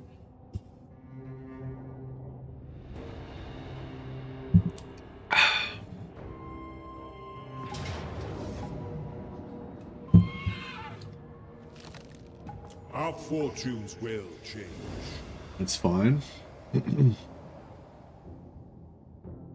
Oh, he moved away. Okay, yeah, we might be alright. I think we're okay. And Dryker actually helped us by pushing that other lord in. So that lord that was over here, he would have been trapped on this side of the settlement, but they pushed him in, so now he's going to be on this side of the settlement, so that's cool. Oh, if we can get up into those Kislev factions... For the great conspirator. That would be good, actually. For the Raven God. Alright, we'll use Hordred just to temporarily siege Naganov, just so we can get free movement.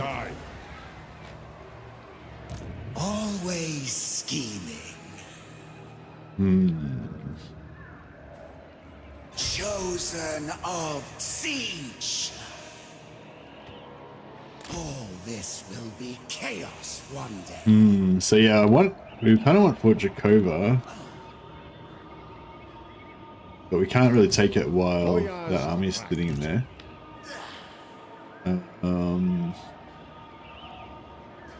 Destined for victory.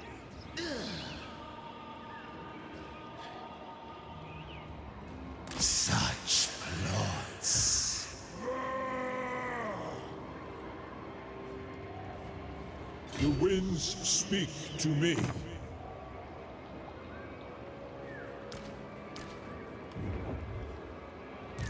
Change in kind. I am change. I foresee your demise. I don't know if we want to keep Hordred over there or not. Maybe. Servants of the Windlord. Okay, so this guy's going up to Kemperbad. We'll move him like The great conspirator there. sees your fate. And then hopefully next turn we can take Kemperbad. Yeah, next turn I reckon we'll be fine to take Kemperbad next turn. Chaos awaits. Okay, we have 45 now. I was thinking Beckhaven might not be a bad place to have a recruitment place. Splinus Tula.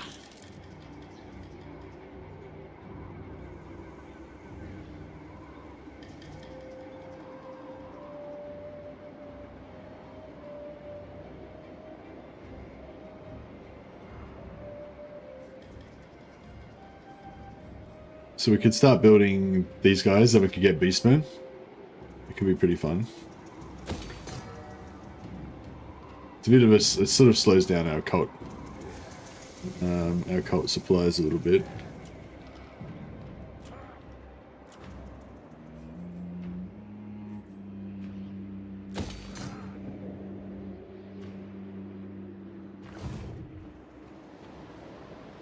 Your fate is at hand.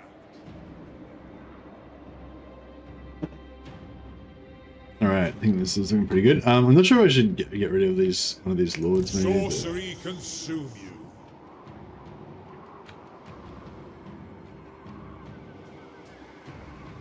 Actually, this is interesting. So, normally when you siege a settlement like this, the AI, there's a problem with the AI where basically they'll sally out, but then they'll not follow up. So basically I could just keep sieging over and over again with a single lord, and then Dryker would be able to do anything. But we'll see if that actually works the same in this, because it'd be good if they had a fix, if they fix that. But if they don't fix that, then I'm going to keep using it, obviously. But yeah, that could be another thing we can use to kind of like, you know, try to screw with the AI.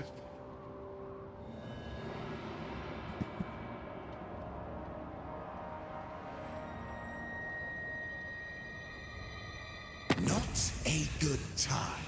Souls to devour and so forth. Peace treaties. Yeah. Yes, we can start accepting peace treaties. Just have to be careful not to accidentally declare war on the same factions again, because that's how I often ruin my reliability, which is not a huge problem. But oh wow, they didn't even sally out. What is going on with that? She just like took the attrition.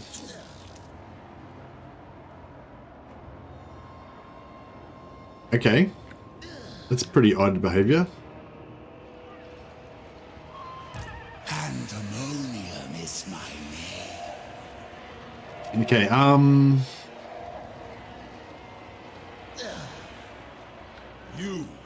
they didn't move, so we can't take Fort Jacoba, but I don't really want to sit here for another turn like wasting time. So it's a bit risky, but I think what we're gonna do is Moving on. go for a Vivito just by ambush chance. Chaos incarnate.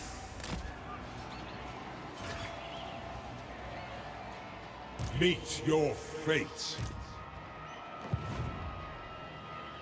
I foresee your demise. Kind of interested to just leave this here, sieging these guys, and see how long it takes them to, like, sally out. Souls changing. This is not the end. Draken's gone soft, yeah, I know, she's weirdly... Changing. Oh no, now we're stuck over here. Oh, fuck it, I'll just keep sieging them. We'll just see what happens. You are destined to die. That's really interesting if, like, there's some weird thing with the AI where, like if you siege them, they just never sally out or something. I wouldn't be surprised if conceivably there is some issue like that. Oh, actually, we're a bit broke. Servants of the Wind Lord. Sorcery consumed. Quick victory. I might just fight it so that we can not lose all our dudes. Yeah, I think I might have to disband that extra army actually, because we're a bit getting broke.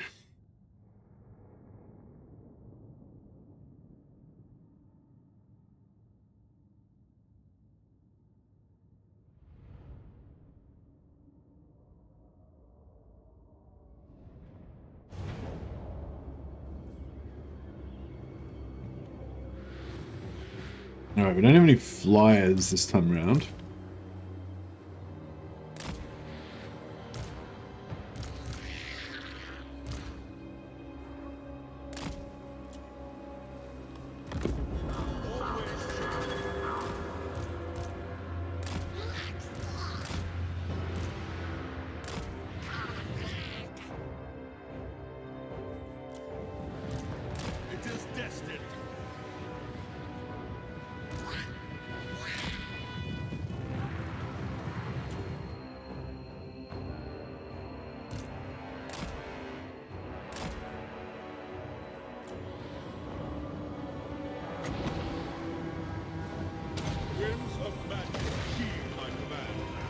That's a good hit.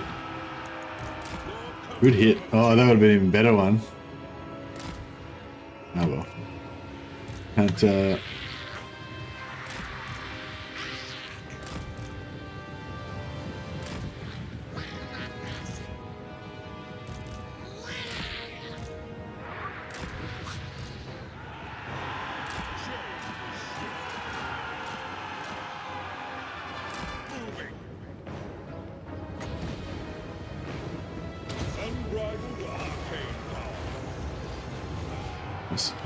yeah, so try and sucker some of them into coming up here.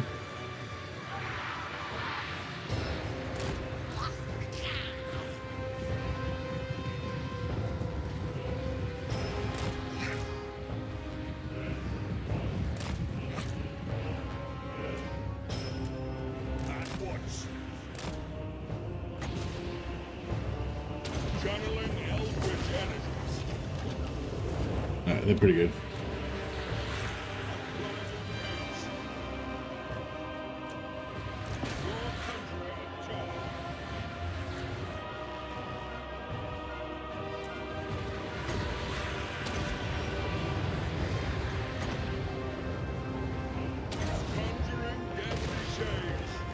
Oh, that was a good hit. That ruined him nearly.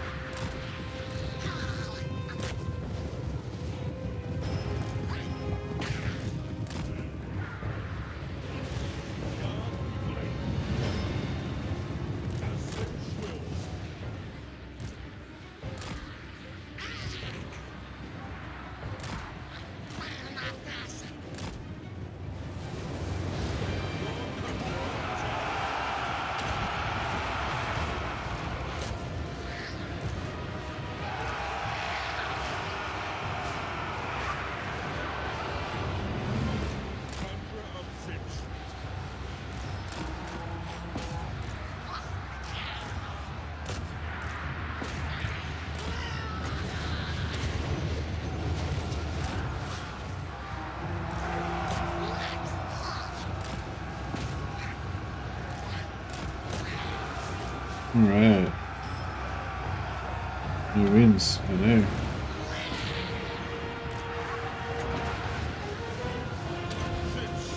Come on, rat. Oh, yeah. It hit. You need a rat, so there you go.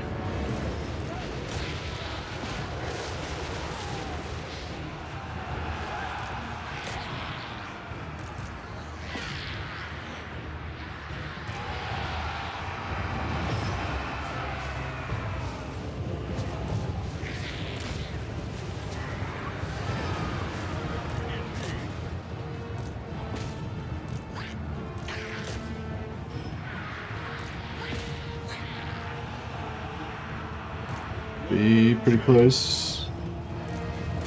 There we go.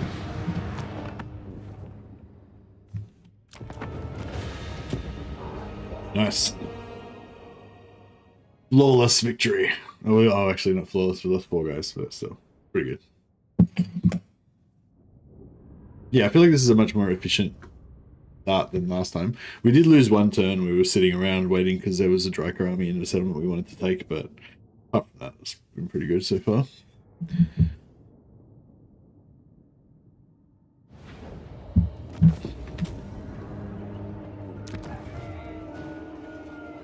Claim this place for the glory of Zetch.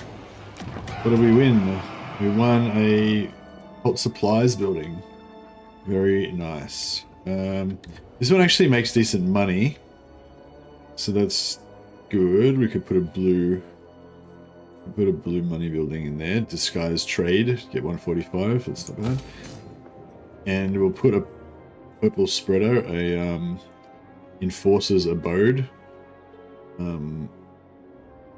Costs us a fair bit of money, but it's also quite close to Reichland, so we can start getting that sweet positive relations.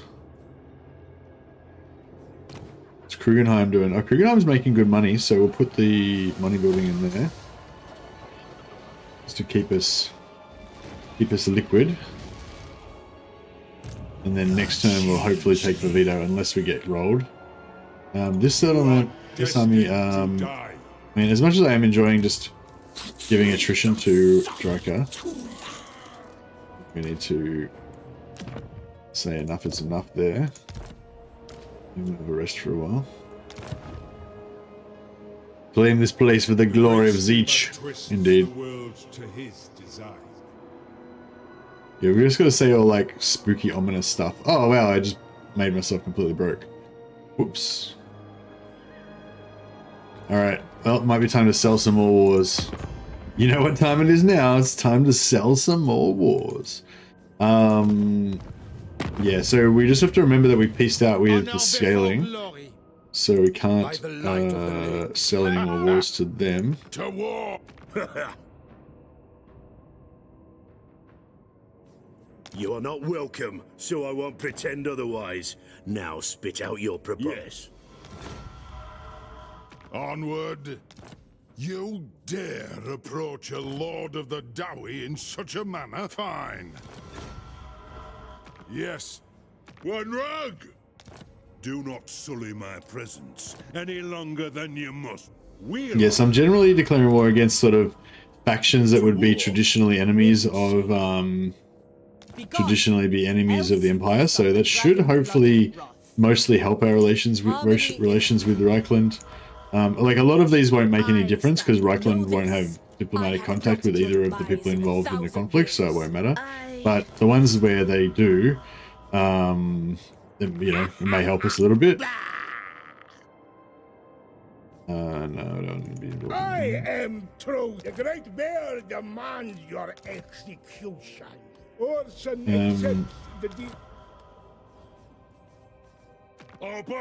we're sort of leeching money out of all these factions. Your man gods and dubious masters have no place here. Sigma's will. You know, they're kind of weakening everybody that's on the borders of the Empire, so hopefully that might help us as well. Sigma's will. So just a little bit. Every little bit helps. It is night. We're already at war with those guys. Careful now. To summon me is all but an invitation to join my hordes. I don't think our Zipline is particularly friendly with the Empire. Probably won't win us any points. Won't win us any points going to war with them, but probably won't hurt us either. At your service. Alright, cool. Yeah, another 8,000 gold. That keeps us well in the keeps us in the money. Now these guys, and now see, we could just attack Grunberg directly, but I think it's better not to attack Reichland. What's our relations are like -200 or something. -156. Here you are. Friend or foe, we will see. Yeah, it's not too bad. It's not too bad. I think last time I did this, I was like at -300 or something, so it took a while to get back to positive relations. But yeah, this time it should be a bit easier.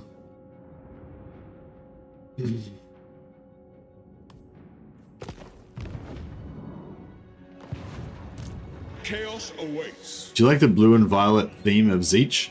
Like blue and yellow, isn't it? Blue and yellow. Probably, yeah, I think blue and yellow is probably like the most classic colors of Zeech. What color is violet? Purple, kind of?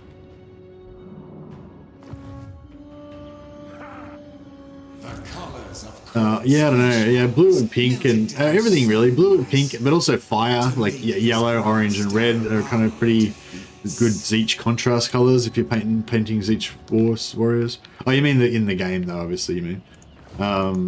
For the great conspirator. Yeah, I don't mind it. Sometimes some of the models could do with a bit more contrast, you know, like a bit more like bright red, bright orange, bright yellow to like, or gold to like contrast with them, with the blue. Who shall I be today? Alright, I think we're good. Violet is a sort of washed out purple. Ah, okay. A change of scenery. Alright, hopefully these guys don't get discovered. Fucking they got discovered like straight away, like instantly.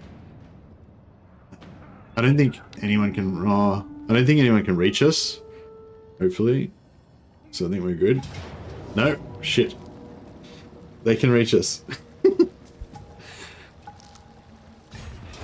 I don't think she can follow up though. I don't think she can follow up. No, we're good.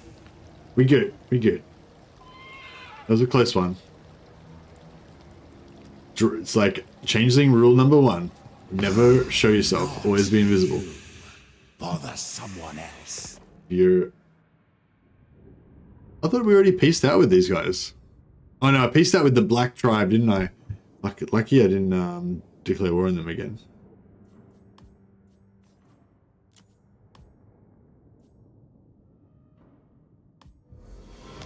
No, okay, so Scaling and Black Tribe, Black Rock Tribe, whatever they're, the ones, these guys. Pretty sure we pieced out with those guys. And Scaling now. So yeah, I just have to be more careful as I go along. Okay, Fort Jacoba's empty now, and Vavita is occupied. I am everyone, and no one. Destiny beckons.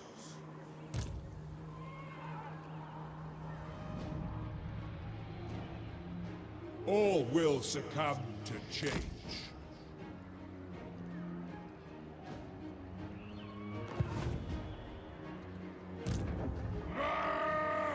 Pursuing the path of change. Oh, actually, who's at war with, Summon history's it's alright. greatest We can't really do that, because we're already at war with Rock. Chaos. But yeah, we should try to, oh yeah, actually that's a good call. If we get Lord traits on the Changeling, do those Lord traits apply to our other form? I assume that they would, right? Change incarnate. Man, I forgot this was a major settlement now. Makes it a bit harder. I'm not sure if I am ready to do that yet. I'll have a think about that. I serve the Wind Lord. So...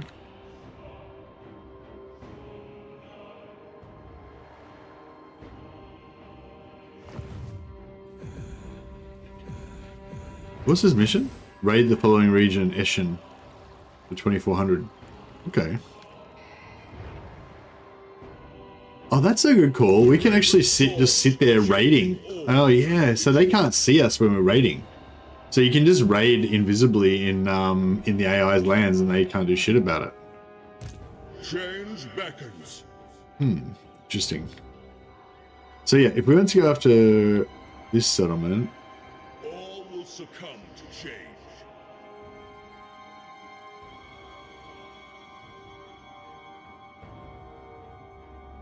A change of scenery.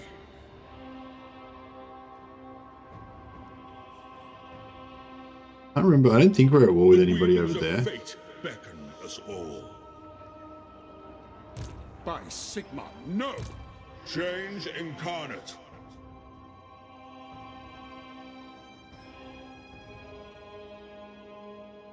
Sinch bestows the glorious burden of knowledge.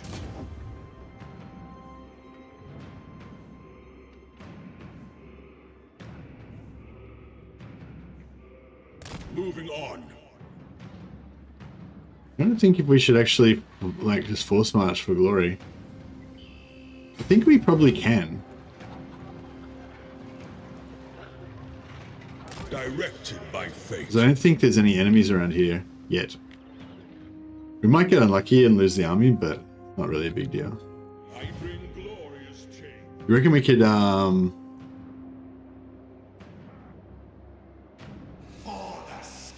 what are those people in every Warhammer streamers chat every day before release? Every release. What? Are you trying to get me to break the embargo? Hey Palala, look, it's the weakest DLC so far. I don't know. Yuan Bo is pretty good.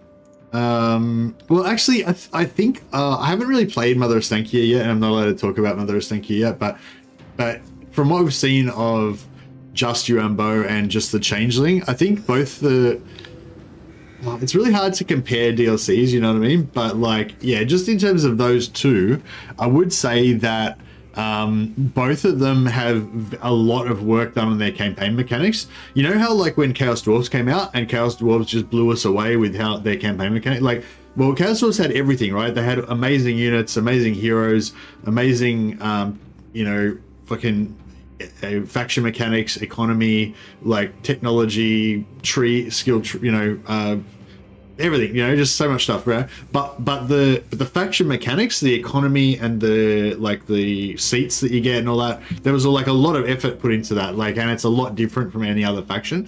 Like compared to like Reichland or something, you know, the Chaos Dwarves have had a lot of work building out all of their faction mechanics to make them unique and have a really different experience, and that's also the same with both Yuan Bo and the Changeling. Like they both have like massive amounts of work done on their campaign mechanics.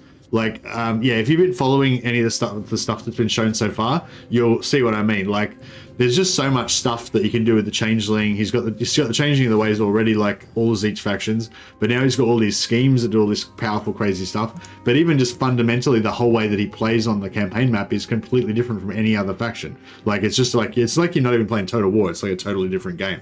And Yuan Bo is like, not like that. Yuan Bo is more the opposite. Yuan Bo is like you're playing Total War and you're playing Cathay, but you're playing Cathay on steroids. Like Yuan Bo is just like a better in every way version of Cathay, you know, kind of. Like you still kind of do the same stuff in the same way, but just better. He's just got more tools, more cool stuff that he can do and everything, you know. So anyway, long story short, yeah, I don't know. I definitely am aware that the pricing is very strange, let's just say that, and I definitely wanted more in the DLC, but in terms of like, yeah, I don't know, like I said, I can't really give a review or an overall thing, but I will say that, you know, that is one thing to take into consideration. Like, okay, I'll say it like this is like an easier way to say it, right? Like looking at some of the stuff that you guys have been shown so far, I kind of feel like maybe CA didn't have enough budget to do as many units as they would have liked. You know, I think they would have liked to have done, like the developers, I think they would have liked to have made more units, more heroes, and more lords, right? To give us more stuff, right? More actual objects in the game, you know? But unfortunately, they didn't have the budget for that. It's, you know, there's a story going around that there's only 20 people working on the DLC. Probably correct, you know. They didn't have the resources to give us more lords, more units, and more stuff. But what they did do is that they made all of the faction mechanics for those 3 factions like just off the charts crazy good. And so I think that, you know, overall you have to decide whether the value proposition is good for you or not. But yeah, I think that's one thing that has not been really talked about. Like, I think the main narrative is that it's a ripoff and that it's a bad fucking value and CA sucks and everything. And that's not, I'm not trying to detract from that. Like, that's, you know, there's definitely some valid points for that argument. But I think that it has been, in all of the stuff that I've heard so far, it has been largely ignored that these 2 factions, at least that we've seen so far, have some of the most in-depth faction mechanics of any factions that we've seen so far. So, you know, that is just something to take into consideration. Which is not to say that I think it's a good value for money. I'm not commenting on that. I'm just saying, just specifically on that one issue, I'm saying they do both have really in-depth faction mechanics.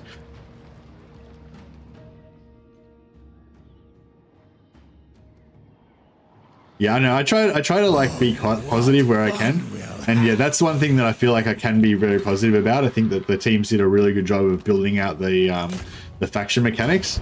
You reckon I can win this? I feel like I should be able to win it, right? Might have to do a bit of dirty cheesing, but I'm not above that. I'll cheese. I'll do some dirty cheesing if I need.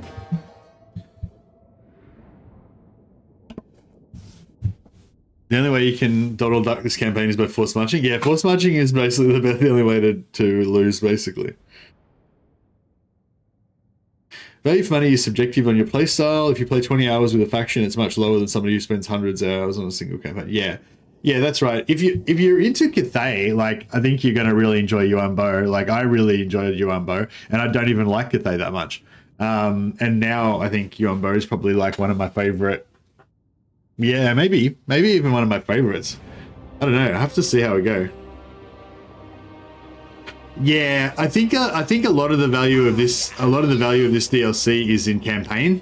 So yeah, if you only play multiplayer battles, then yeah, you probably are not going to get anywhere near as much value as people who play a lot of campaign. But I think like 99% of people play mostly campaign, so you might be a bit of an exception to the rule there, Paloa. How do we cheese this battle? It's pretty hard to cheese settlements with Zeech, with Blue Horrors, because they've got such a, like, I don't have much in the way of yeah, I don't know if I can win this, actually. I feel this is going to be hard. How much wins magic? We've got a lot of wins. All right, which side? If we were going to do the sneaky fake out, which side's the easiest for the fake out? Probably, I feel like this side is bad news. Like, I feel like, I don't really know why, but I feel like I always get slaughtered when I try and come in this side. Like, heavy casualties. Probably this side.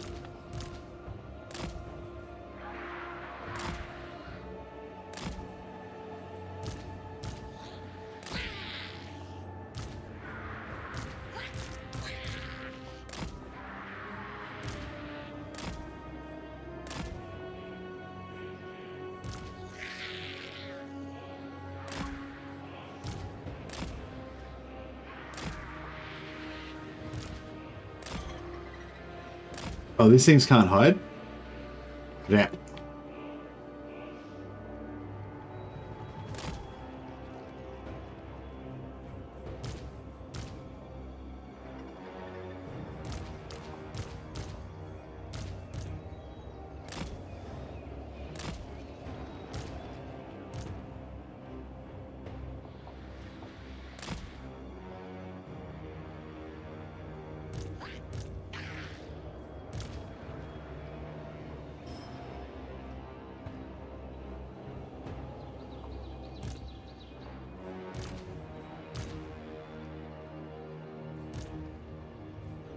Right.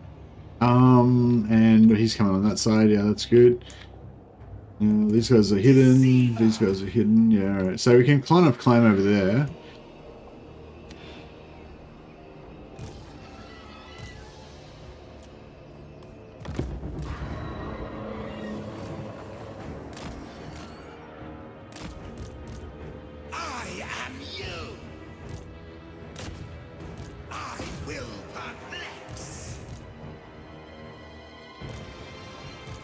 I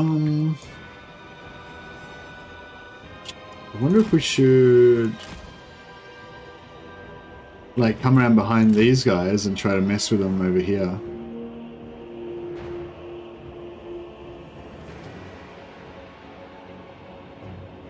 Apparently the Lion Stack is really good. Legendary Doomstack, when I saw him say that it was okay. Like when he was on stream, live on stream yesterday, he sort of said that it was okay. Did he say it was really good when he did the Doomstack video, or did you decided it was good by your own?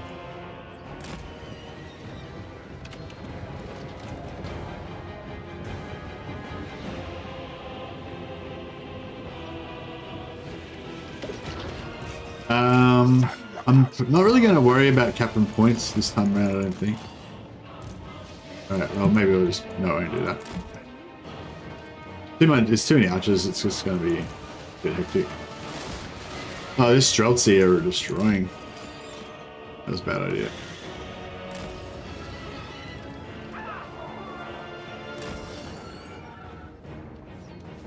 Yeah, I think like archers don't have a vertical range. So if you shoot, like, if you climb over this really high thing like that, I'm not sure if you actually get out of range of the archers, but it takes, but you fly, you like, what the fuck? Oh, oh no. I was collected them when I was moving.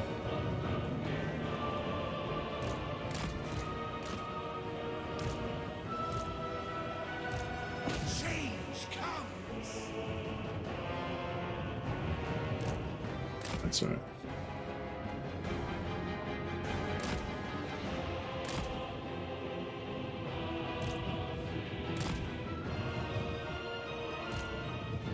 Yeah, this is going to be annoying, I think. I think we need to, yeah, jet lines have 20 more melee defense. They're basically identical, except for jet lines have 60 melee defense and jade lines only have 40. So yeah, the jet lines are heaps better. Good tankiness. In Bo's army though, the jade lines give you spell mastery, so they're sort of good for.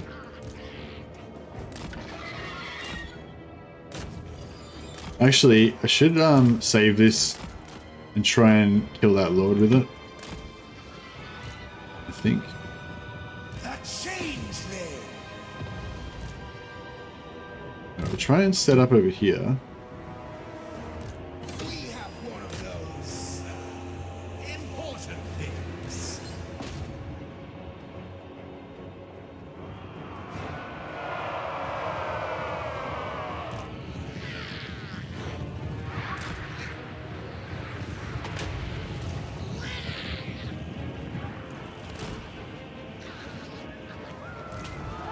Shiny controller!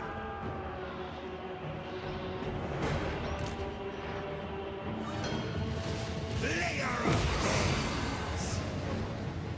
Miss Seal. Can they lob? Can they lob over the top there? I don't think they can. Maybe. Yeah, that's working.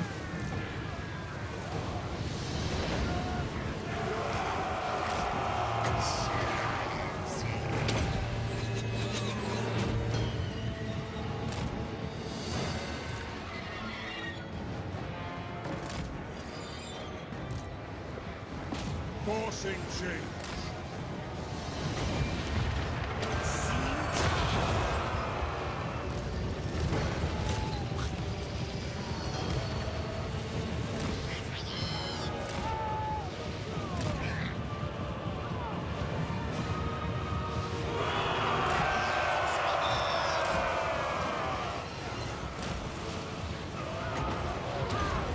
Alright. Let's see if we can do this thing. So apparently this guy's pretty good if you shoot like straight down onto a single entity. So we'll try and do that. I don't know if you can. The problem is you can't really target it. Did that just? Yeah. No, that kind of worked.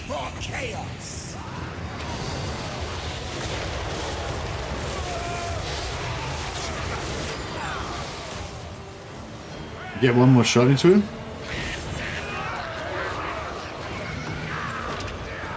There we go. Alright, they're out of ammo, so get rid of that.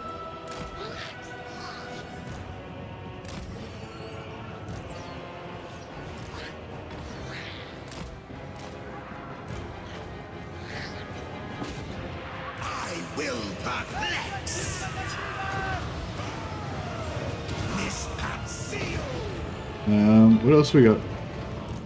Now the flamers are good against single entities. This guy is probably good against single entities. Maybe not that good, but My power is limitless.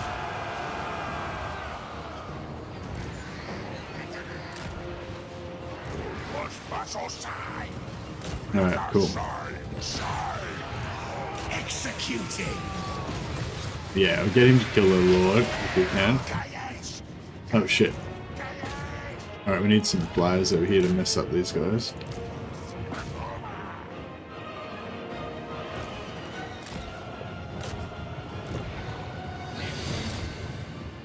I'll try and get that cap just before we leave. We got one. Everyone gets.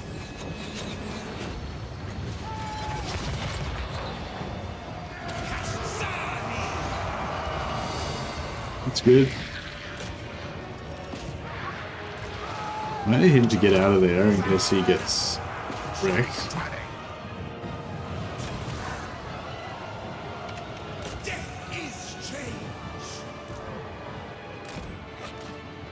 I think we're doing okay. We're taking a bit of damage, but I think we're doing okay.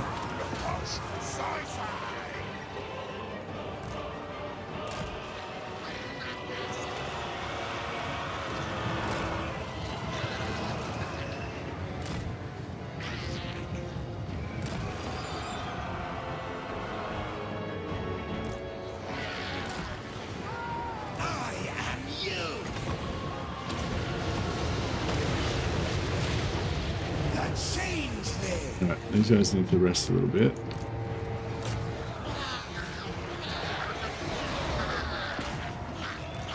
He needs to rest a little bit, get his shields up. This is he.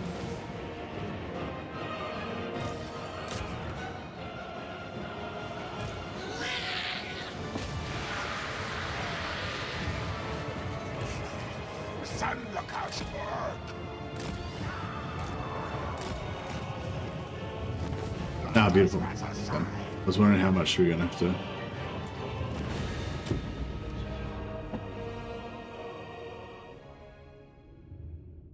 Thanks, Hayward. Yeah, that's cool.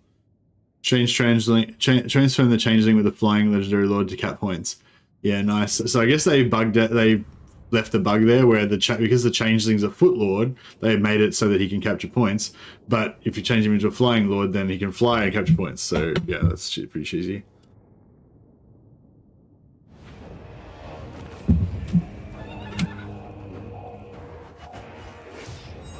Oh, it's faction wide, but yeah, that's right. Yeah, is the bird strong? Yeah, I'm not sure.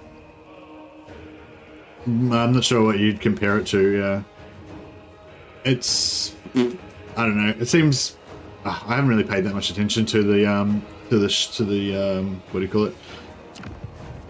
I'd say it's. I don't know. It feels like, I guess, a bit better than an eagle. Maybe like, I don't know. Yeah, I don't know. I haven't paid that much attention. It seems okay. Seems decent. Okay, that's actually decent money that's making. Probably want a spreader, but yeah, I'll put a spreader. It's expensive, but it is what it is. The deceiving horror. Oh, Igorov over there we could probably go for, hey? I serve the Wind Lord. I am everyone. Red Hot Jade. Access the assumed form's battle abilities when using Formless Horrors. Post battle chance stealing magic item, campaign movement range after winning a battle. With these so that should be good.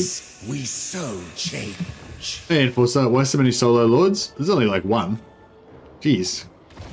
Why are you hating on me? It's just like one. It's just like can't I have like one extra lord? God. You're no fun at all, Enforcer. You don't let me have any fun. I feel like I should be able to have at least one extra lord without having to explain myself. I feel like there's a one lord free, one lord leeway before I have to start like accounting for my actions to Congress and shit. In general, I like to have extra lords because they give you a bit of tactical flexibility so that, I've got the choice of either I can occupy with the Changeling or I could occupy with this other, because after I take the settlement, I lose my movement, right? So if I've got two lords, I could decide to take it with him instead, so the Changeling's got his movement left over and he can move to the next target. Or, like in this case, I take this with the Changeling and then this guy can move to the next target so that if the Changeling can't make it, as I can't, then this guy can initiate for me and I can like force march up there, stuff like that.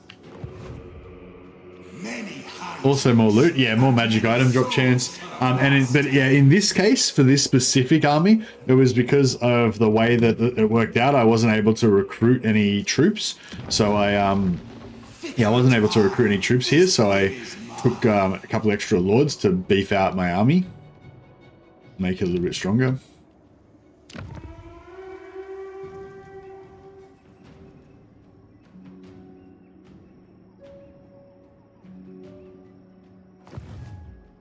We've got 10 extra supplies. What do we got there? Is that that's a call. That's all right. Okay.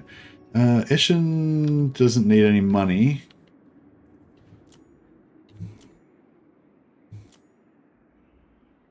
I feel like we're going to start getting some spreads soon. It seems like it's weird. Like in every campaign I've played so far, I've gotten like no spreads for ages. And then I start getting like one spread every turn, and then every now and again I'll just get like 3 or 4 spreads in a single turn. And like, yeah, both of the campaigns that I played so far both seem to be like that. I'm guessing. I mean, I'm guessing it's just bad luck. It's just luck, but yeah, I don't know. It seems like it's weird.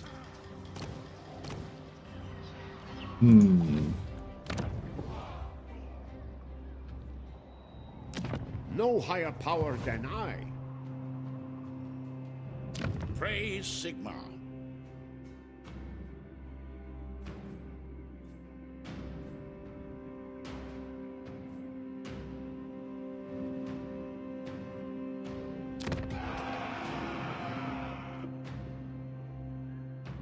I will not obey. Flensburg's actually making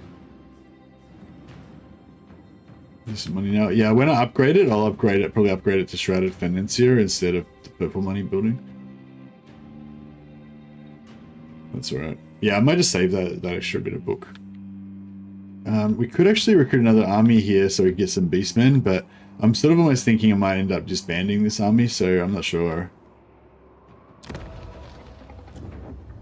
It might be fun to get some beastmen though, hey?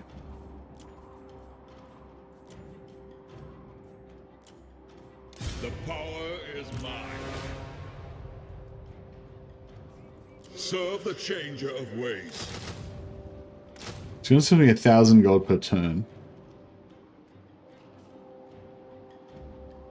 I don't know. It's probably a bad idea. What am I going to do with it? Carrick Angor probably would take if he would move out.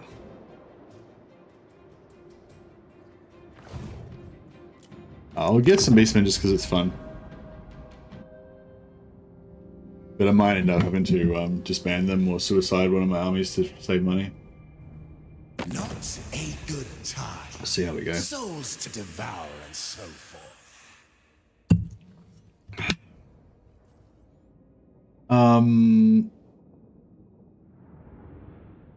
Yeah, no. Yeah, nah, bro. I'm not gonna pay you for a war that you can't really deliver on. So he makes threats, but he's got no teeth to his threats. Flying barrier units, yeah. Yeah, flying barrier units are good. I quite like the flying. I like how the lords can fly and shoot as well. I mean, the heroes. Yeah, maybe I should get some more of those heroes because they're kind of cool, like having them flying around everywhere and just blinking away at stuff.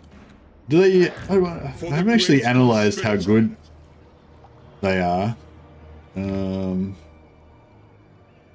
we could almost get Vivito.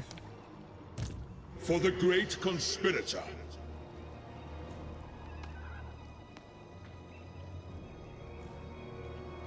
It was I who left. So Igorov's got 212. Vivito's got 370. I feel like I might go Vivito first because Vivito could spread to Beckhaven, which would be really nice. But it could also spread to Kislev, which would be really nice. So yeah, I want to try to spread to Kislev rather than knocking it down. Like you kind of, if you're gonna go symbiotic, you kind of don't want to knock down the buildings because then you reduce your income. I am change. Pursuing the path of change. Change beckons.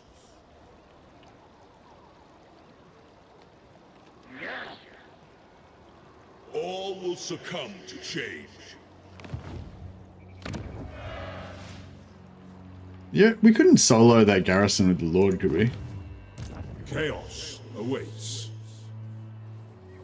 What level do we need for these? 10, level 10. What level am I? Level 6, okay, yeah, I'm not gonna get that. Ever changing. Yeah, there's no way you could solo that, is there?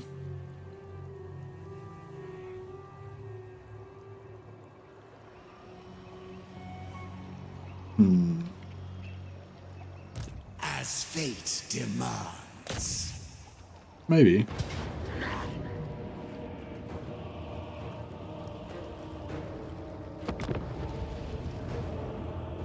Nah, pretty sure he wouldn't be able to. If he had a few levels on him, he might be able to. But yeah, if there was some way we could make it so he could solo that, that would be cool. because it would save us like 2 or 3 turns of movement.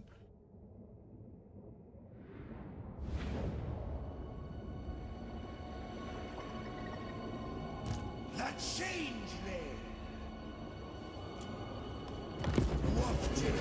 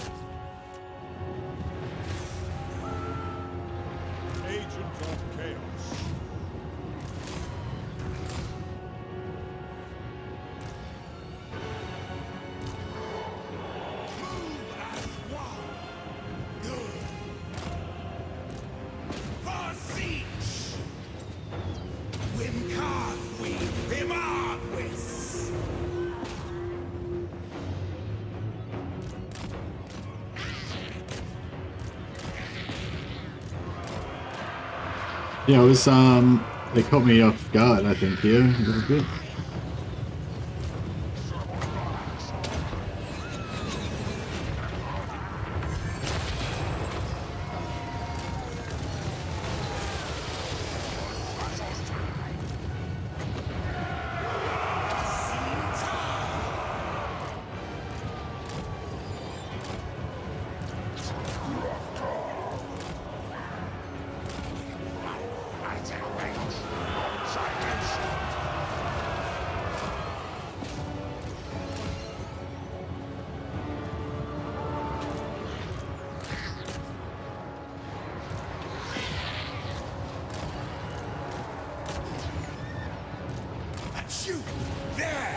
Alright, took us a little bit to, took us a second to get it shut down, but... This thing, I don't really like this thing. I feel like it's fragile, it's got like no ammo, it's just, yeah, I don't know, I just really don't like it. Anything about it. Flying, damage magic carpet thing.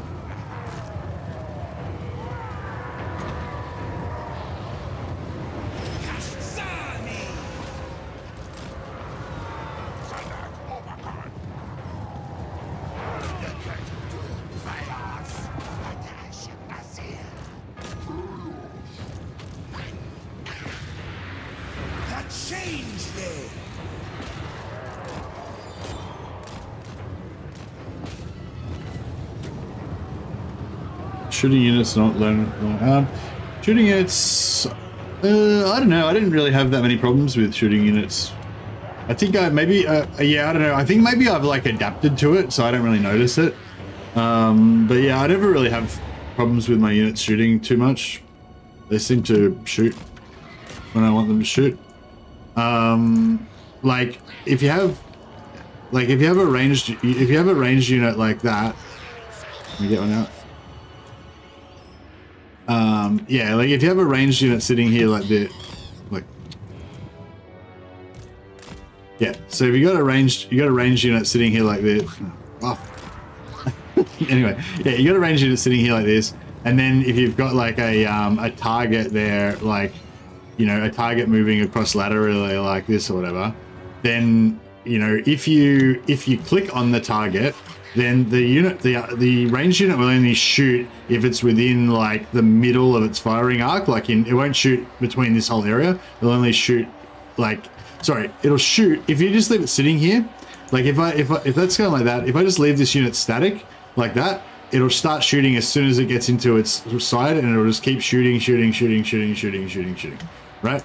But then if I get this unit and I target on that unit, I click on it, it'll keep rotating the unit all the time, and it'll move if the unit isn't within this central like 25% of its firing arc. So basically just don't target shit unless your target is stationary. Don't target it with your range. Just have your range just sitting there. Like, so if this guy was moving across here, I would just point them that direction. so they're pointing towards him. Boom. Don't move. Don't move. Don't move. Don't move. Don't move. And then go like that. Boom. So they'll switch to that direction. See how it's super fast? Boom. Now they're firing again. Shooting, shooting, shooting, shooting, shooting. So I don't know if that's the problem you're talking about, but that's how I deal with it. And yeah, I don't really notice that I've got any problems with the units not shooting. Unless you're talking about direct fire from gunpowder units, that's like a different thing. That's to do with the elevation. You know, I made a video all about it a while back, like something like, you know, something like our gunpowder units fixed or something like that. Sort of talking about all the different aspects of that. If you want to check that out. I assume, I believe it's still pretty much the same. Oh, did we just lose a unit then? I didn't even notice that. How bad am I? I was talking too much shit. Sorry, Blue Horrors. There are seekers after wisdom. Okay. So, we've now got our new trait where we get 20% extra movement after battle, but didn't do anything. Campaign movement range, 20% after winning a battle. Okay, yep. So, all right. So apparently it doesn't apply to sacking. Yeah, that's a bummer. Many hijinks and many souls for the master. A change of scenery. I would have put him in channeling stance if I'd known that he wasn't going to get anything.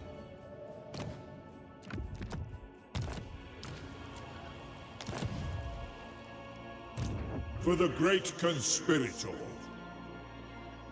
reckon he's going to be able to siege that. Magic will be your... How much wins does he get? He's on a horse, right? I mean, maybe? Do you reckon I could win this? I don't think I can, but let's give him a bloody nose and see how we go.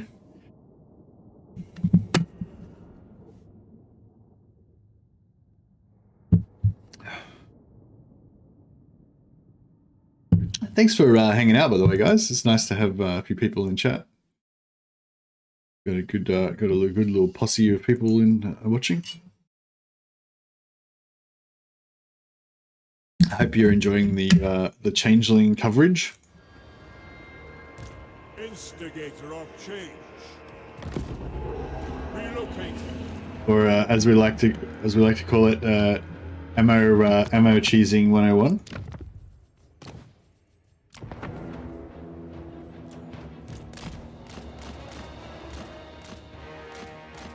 Where's the rest of their guys? Are they hiding behind that hill?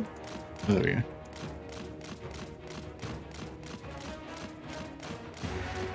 Okay, so wasting all the ammo is going to severely screw up their balance of power.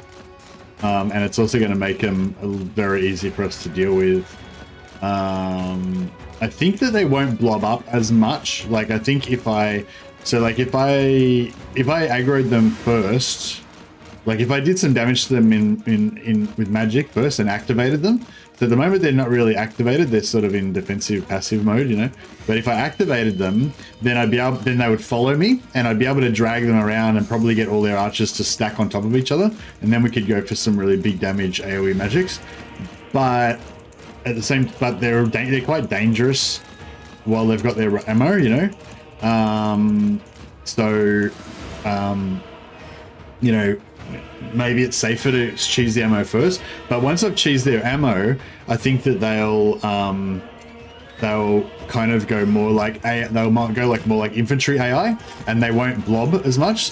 Like there's like the new very hard AI in Warhammer 3 has kind of like an anti-blobbing thing, where sometimes you can get them to fully blob where the whole army blobs on, but quite often it'll just deploy like 1 or 2 units at a time.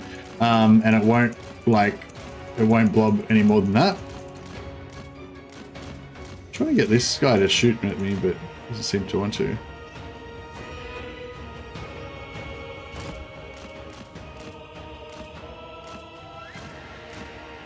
So yeah, we'll see how we go. Hopefully we're going to have enough winds of magic to kill them all. If we can at least kill the spears, then we should be able to cycle charge the axes. Hopefully. Yeah, we got 60 charge bonus, so we should be pretty good against the axes.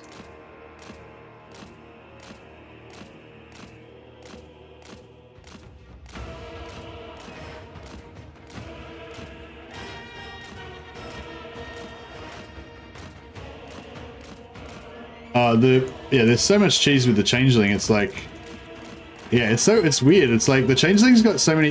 I feel like somebody said the Changeling is like the sandbox character, and I feel like that's the, well, I mean, I think you can play the Changeling a lot of different ways, but I think that, yeah, if you like to just have like sandbox gameplay where there's no threat from the enemy being able to do anything to you, and you can just mess with the AI, that's what it's all about. That's why I'm sort of trying to do this sort of symbiotic campaign where we make friends with Karl Franz and try and make him win, because I think that's a cool way to use the sandbox to, because like I was trying to explain this last time, like for me personally, I know not everyone likes this, some people probably really like the idea of a passive sandbox mode, but for me, I like to feel like I'm in danger, and I just don't feel in danger when I'm playing as a Changeling. So my solution that I've come up with for this campaign is that I'm basically going to say my faction is actually Reichland for this campaign, right? So basically, if Reichland gets destroyed, that means I'm losing the game, right? So basically the AI can't damage me, but the AI can damage Reichland. And once I get actually I should wait up. I'll get out of there. I'll go and rest for a bit and get my vigor back up, because I'm very tired at the moment. Because yeah, once we activate them, it might be a bit harder to get the rest. But yeah, once I get an alliance with Reichland, they'll probably start getting attacked by more enemy factions. And then hopefully that's going to be quite a good challenge to try to keep them alive and stuff. That's my plan anyway. Who's the most peaceful Total War character? I don't know. Do you mean in terms of gameplay or in terms of their role playing? Grand Hierophant, he's a bit weak, is he? Alright, let's see if we get a good charge down this hill. Oh yes. Knight of Zinch. Oh yeah, nice. They screwed up their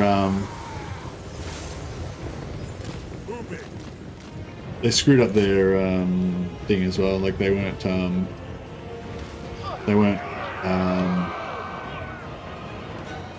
what do you call it?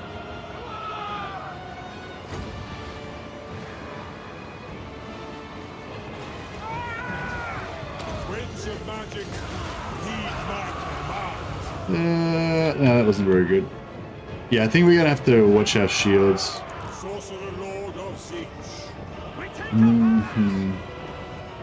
So the longer we stay in here, the more blob we get, but the more danger we have of our shields going down and us not being able to escape. So they've got pretty low melee attack, and we've got decent melee defense. So we're not taking that many hits. But yeah, if we can actually get out of this, completely get out, and recharge at some point, that would be very ideal. See, now we're at the edge here. I might just try and take this opportunity to get out. If this is an opportunity to get out, hopefully it is.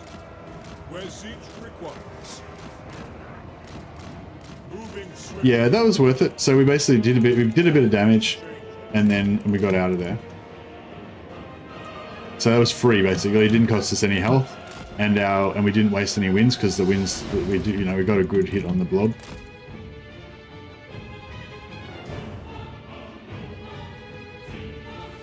Yeah, I think this is working right.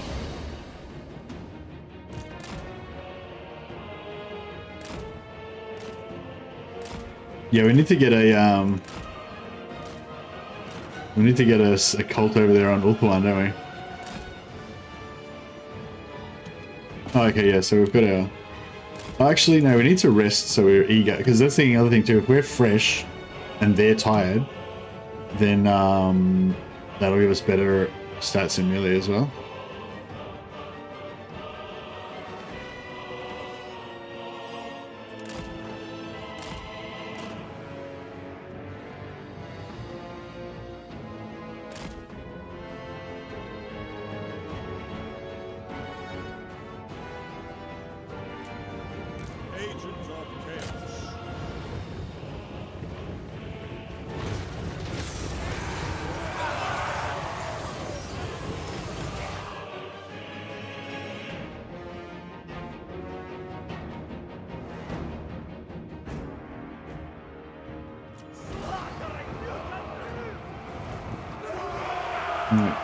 Let me get a good cast.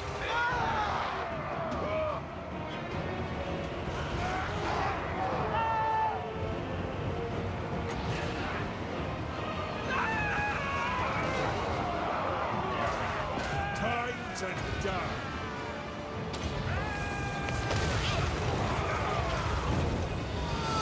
Moving. Changing position. Beautiful. All right. I think we got the pattern figured out now. Just move away a little bit, get rested, get our charge up, go in, do some damage.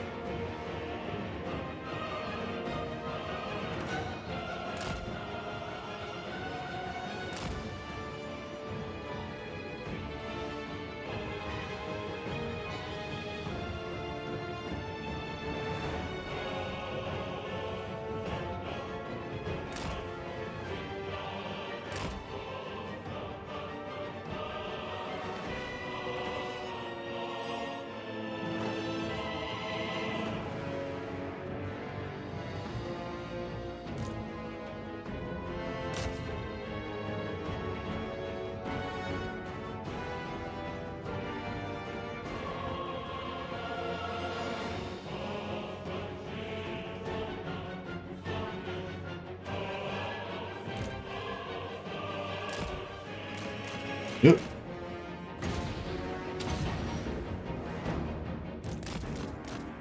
Yeah, screwed up a little bit there. Got a bit of health damage. That's alright. Yeah, I think I was a little bit too tired still. Hey, Kiwi.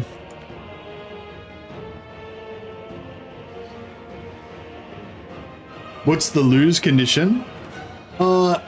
I don't expect it to lose, so I don't think we need to worry about it, Kiwi. Wildroid, sorry. Whatever you want. Yeah, I don't think there's any lose. I don't think it's possible for me to lose, really.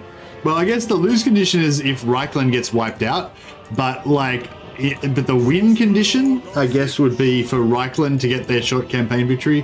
What's Reichland's short campaign victory? Can anyone who's playing Reichland right now, could you just check what the short campaign victory is for me? Or could, if anyone's not doing anything, could you just start up a new campaign and tell me what it is? I think it's like defeat the vampire counts and Festus, or vampires and wait, maybe it's vampires. Maybe it's von Carstein and Kemmler. Is that it? Oh, is it Sylvania and Tempelhof? Barrow Legion and Sylvania. Okay, cool. So yeah, so basically we're just going to go for short campaign victory. So we got to destroy the Barrow Legion and Sylvania and capture and sack or whatever 30 settlements. And then if we do that, then we go for the long campaign victory. What's the long campaign victory? Is it to occupy? Is it to control the entire empire or whatever?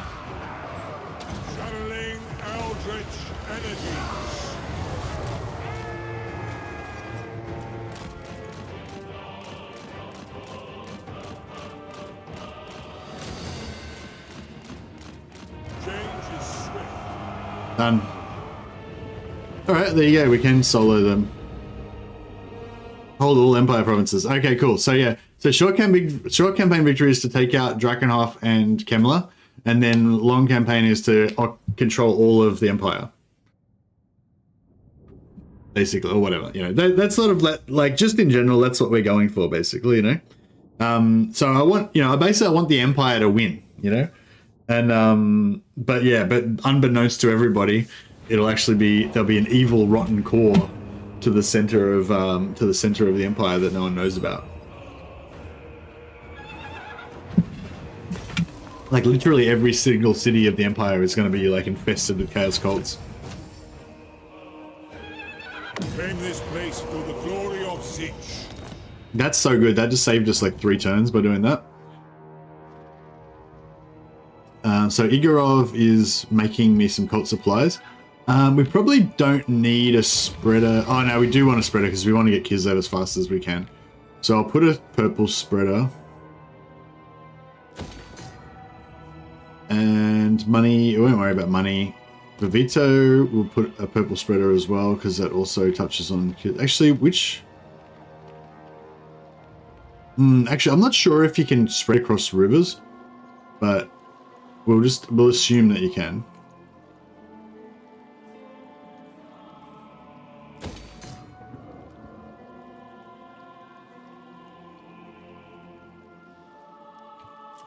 So I don't think we've gotten a single cult expansion yet. But yeah, like I said, like you'll get none for ages, even though every single settlement I've got has got a spreader in it, pretty much, I think. But yeah, this is how I've experienced it so far. It's like you don't get any spreads, and then all of a sudden, like on turn 15 or something, then you'll start getting spreads, and you get heaps. 4% chance to spread to an adjacent region. Yeah, I don't know. I kind of like. Hopefully, it does work across rivers, but I suspect that maybe it works like trade, where it only goes via the roads. Like how trade used to work or whatever, but I don't know. Hopefully it works across the rivers anyway. But anyway, we'll leave it there. As soon as we get the spread on Kislev, we can get rid of it. Or we might, I don't know, maybe we can spread in through the mountains and stuff, but I'm not sure. Because like I haven't really noticed, like in my previous campaigns, I was having trouble getting it to spread through the mountains. So that's why I was sort of, yeah. I mean, I didn't play long enough to be sure, but it sort of felt like it wasn't really spreading through the mountains. Like this, yeah. So see here, like this region is technically adjacent to the Northern World's Edge Mountains, right? Which is this settlement here. But if you go by roads, it's not, because Fort Jakova's in the way. So that's why I think. Yeah, I think that's kind of how it works. Like, I think the Fort Jakova one will spread to Karakungor because there's a connection, whereas this one won't spread to Karakungor because there's no connection, even though adjacency-wise it is adjacent to this part because all of this region is technically part of Fort Karakungor, you know. But I don't know. That's just what I was wondering about or suspecting, you know, but I don't know for sure how it is. All right, I think we might be able to sneak through and get to Zavastra. This guy can probably just have a rest. And does Warrenbach, Mighty Lord, Honored of Zich. So what did I just spoil those? Income from raiding. Oh yeah, raiding. Yeah, we should do raiding actually. Because we can raid what do you call it, regions and be invisible, I think. So I'm interested to try that out. So when we've got like an enemy of the Empire that's like on the border of the Empire or something, we'll start raiding them because that'll be able to, yeah, actually raiding could be really good. Because raiding could give us really good positive relations with Reichland and help us to, you know, get that alliance going quicker. I'm excited as well because he's got this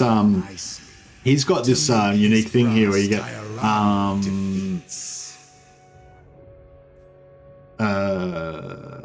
yeah, upkeep for no. What am I trying to do? Yeah, plus 10 melee attack for allied recruitment, plus 10 melee defense for allied recruitment, and plus 25% reload for units with allied recruitment. So basically, if I recruit some hybrid ranged units or something, or even just normal, like just say I get Empire handgunners, right? They're going to have plus 10 melee attack and melee defense, so they're going to be as good as like normal Empire infantry, and they're going to shoot 25% faster. You know, so allied units are going to be really good with him. So I want to have as many Empire allied units as I can get. So yeah, but we need to get that relations going first. I am change.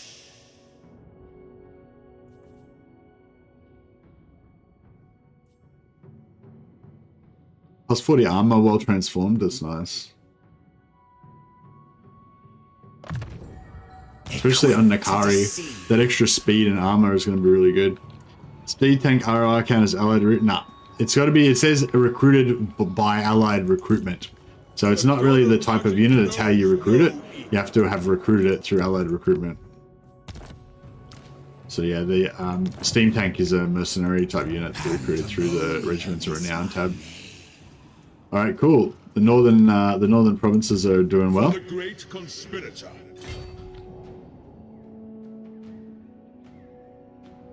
Searching for answers. Alright, just making sure there was no like army there or anything.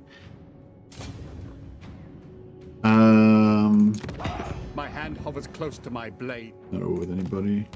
Yeah, Reichler's probably not going to like us going to war with them, but that's right. Change beckons.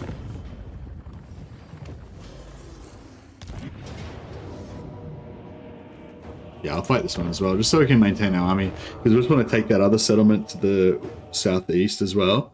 10 turn cooldown. Yeah, nice. Oh, that's cool. So we'll we'll just have like our armies will be like, we'll have like 4 Empire handgunners and 15 steam tanks in all of our armies, and cultists. Yeah, we'll have like human cultists, steam tanks, and Empire handgunners. So we'll just have all Empire units in all of our armies, except for the cultists. But they're just pink mages. They're from the pink school at the colleges of magic in Altdorf. The lesser known pink school.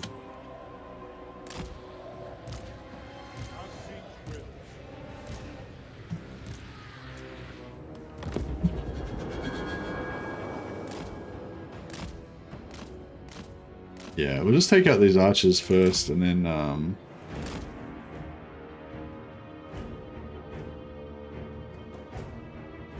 we don't have much in the winds of we don't have much in the way of winds of magic.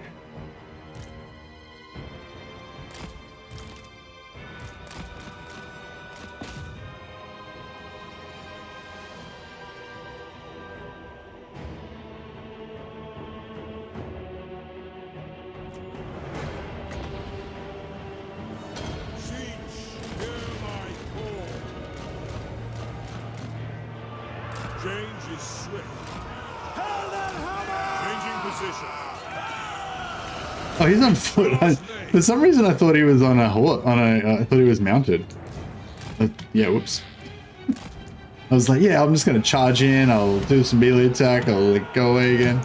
So yeah, bro, he's not on a horse. Oh well. At least he's got better melee attack. Look at this beast of a man. Channeling the eldritch energies of Zeech.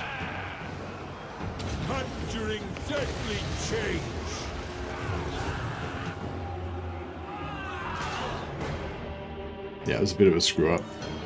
Bit of a screw up, I'm not gonna lie. I did make an error there.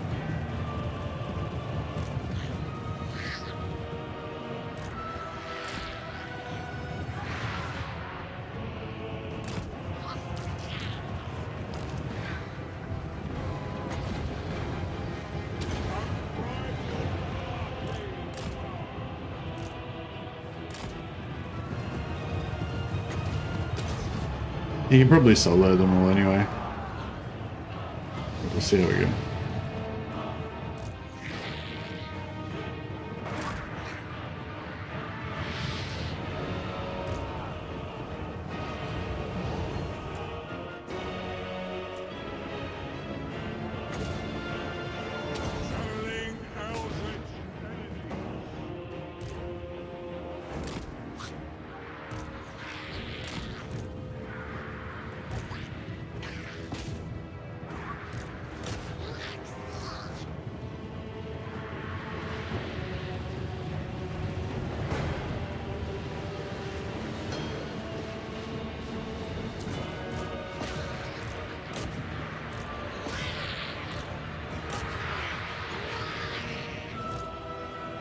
Sort of struggling a bit here.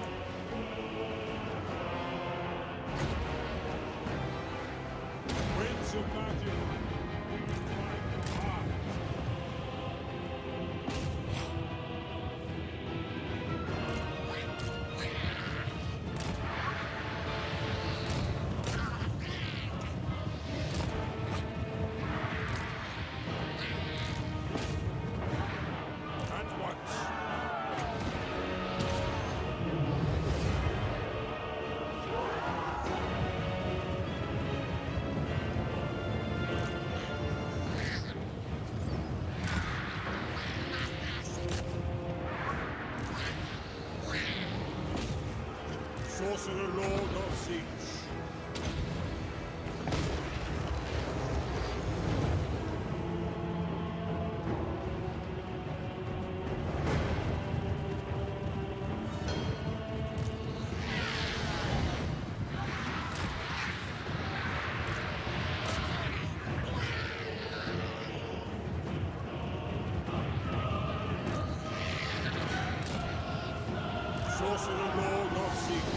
Man, this guy's about to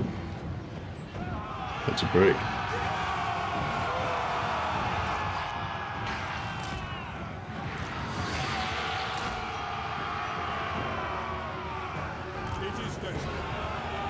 Oh, we're done.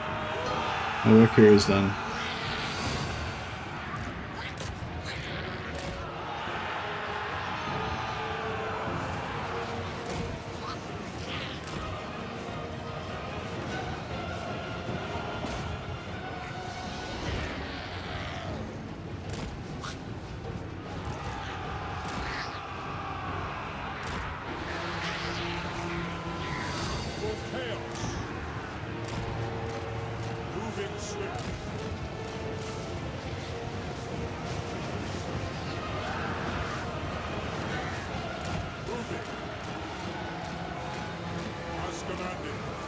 Yeah, I'm not really sure why Mother of Stenko is over there. I think it's maybe because of the forests.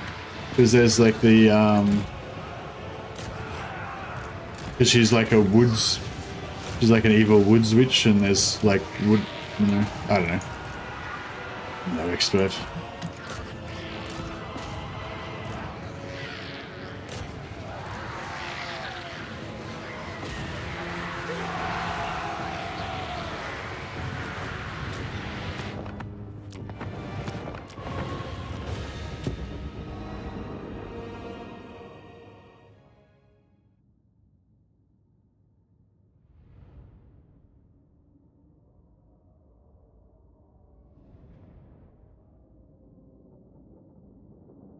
No one is trading with Reichland. Yeah, I realize that I'm getting like, you know, that Reichland's not going to like it. That I'm like, because I'm attacking basically all of Reichland's allies, so that I can get cults spreading. So yeah, so Reichland's not going to like it, but yeah, it's like, you know, what can you do?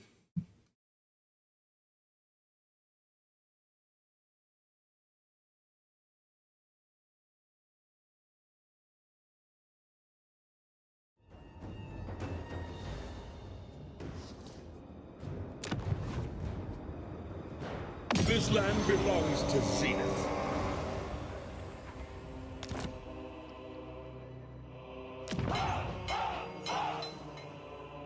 Oh yeah, what was the recruiting bug? Somebody was saying, I watched a little bit of Legend stream, and he mentioned that there's a recruiting bug that allows him to like recruit heaps of units instantly or something, and in one turn or something. And then yeah, somebody else mentioned it in the stream as well, but they didn't actually explain what it actually is. All right, we'll go for. We've got this cult supplies. Yeah, we'll go for a spreader. I'm gonna try and get known fairly soon. That'd be good.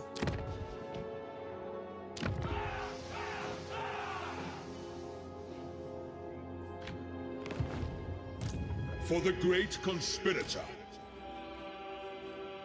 Servants of the Wind Lord. With this, I will so change. One turn. Oh yeah. Next turn I'll replace with Thordred. Oh no, not Thordred. With Intiro, because he's got full health. If you finish a unit that takes 2 or more turns, every unit that is queued in that army finishes immediately. Oh, okay. So it still takes 2 turns, basically.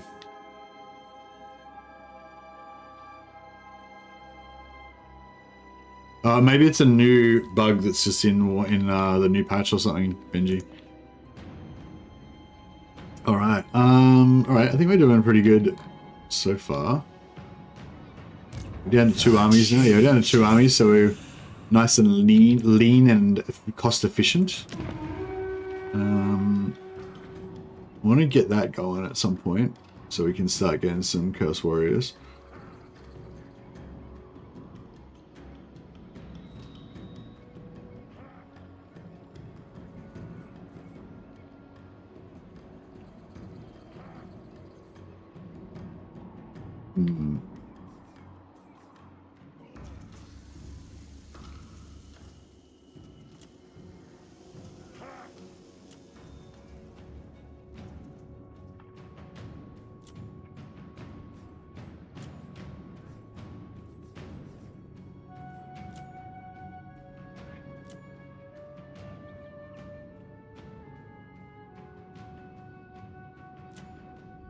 Yeah, I don't think we need to really...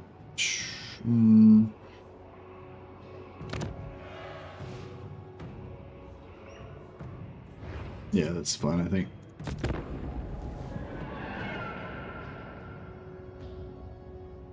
Two turns for whole army is nothing? Well, no, 2 turns for whole army is 2 turns, Vasily.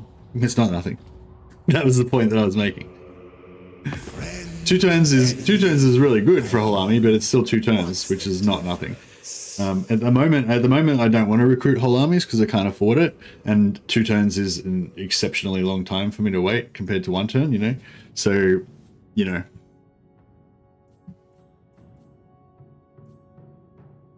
But yeah, just that was the point. I mean, obviously, being able to recruit a whole army in 2 turns is really good. I was just saying, for me right now, it's not what I want to do. So I don't really need to worry about it.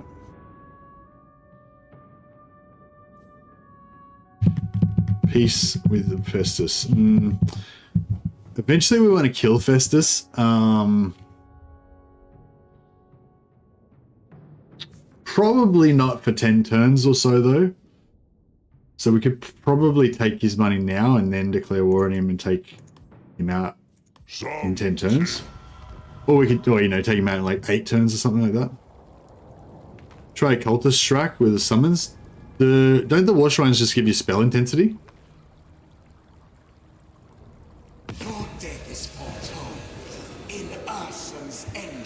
What do the summons recharge off? Is it like spell use or something?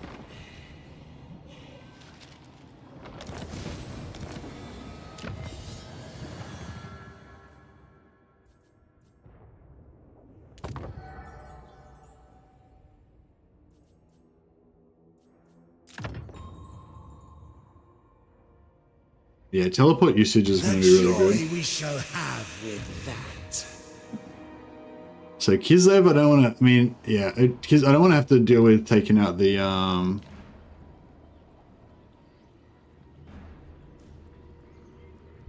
Hey, I think we can win this. Well, yeah, I think we've got a pretty good chance. I think we're going to be okay. Might try and get some more wins.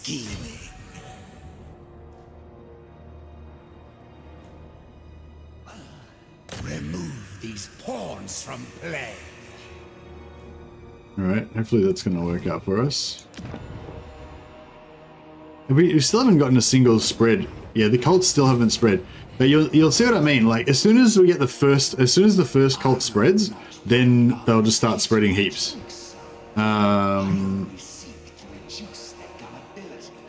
War Shrines is the best melee option they have. Barrier and high HP is okay.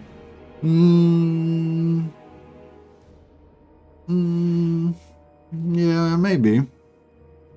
Maybe with... yeah, maybe War Shrines plus some flying heroes to shut down archers. I just feel like archers versus War Shrines is a bit of a problem. You should invade Chaos Waste with Kislev and the Empire. Yes, that's a good idea, actually, Shan.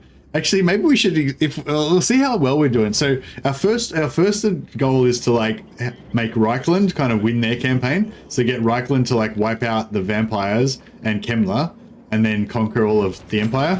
And then once we've done that, then we can move on to Kislev and be like, right, now we'll make Kislev win their campaign and blah blah. And then we'll have this like sick alliance of like Kislev and the Empire, like brohammering, but like both of them will be the puppets of the Changeling.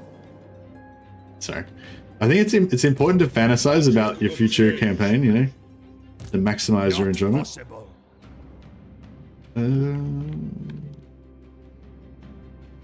Cinch bestows the glorious burden of knowledge. Hmm. Lord Conjurer. We could try and like sneak through. There's a settlement right there, isn't there? What is that settlement there normally easy to take? Or is it like a minor settlement that's gonna have like 2 armies of Skavens sitting in it?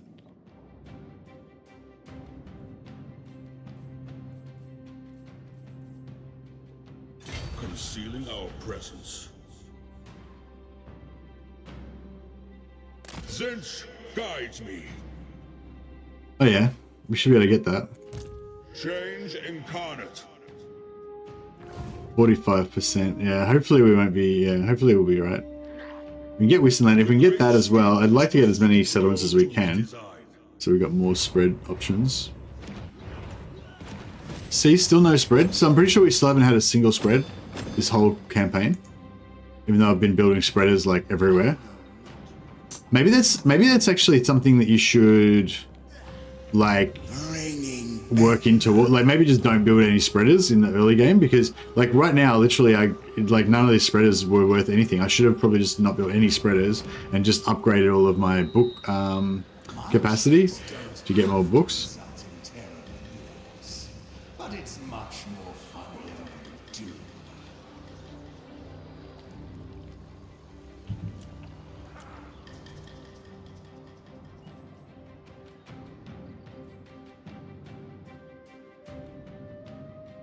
They're kind of expensive though.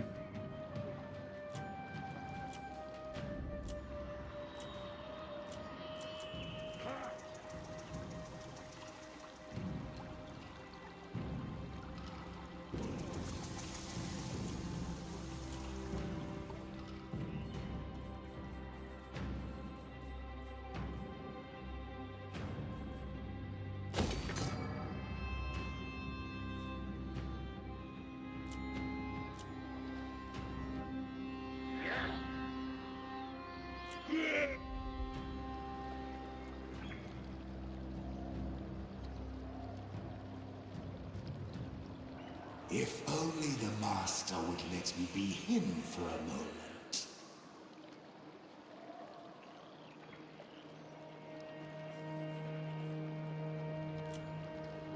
Yeah, I think we're kind of okay for money still.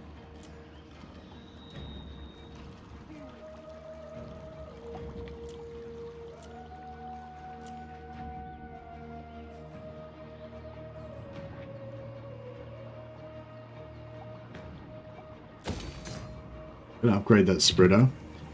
Hopefully soon the spreads are gonna actually start working. And I'm really keen to push into Empire.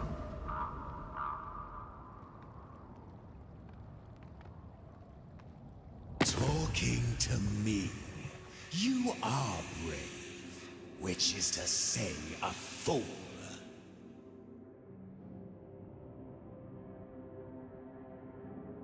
History and no money. As if. Yeah, I'm trying to think what would be good. Yeah, I don't know. Maybe a cool thing to do would be go, like for me, like just say you do a co-op with like Kazrak. One player plays Kazrak, so he's playing Beastman, so he's invisible, right? And then the other player plays Changeling, so he's invisible. And then the other player plays either Kairos or no, not Kairos. Other player plays who's somebody who's sort of close. Or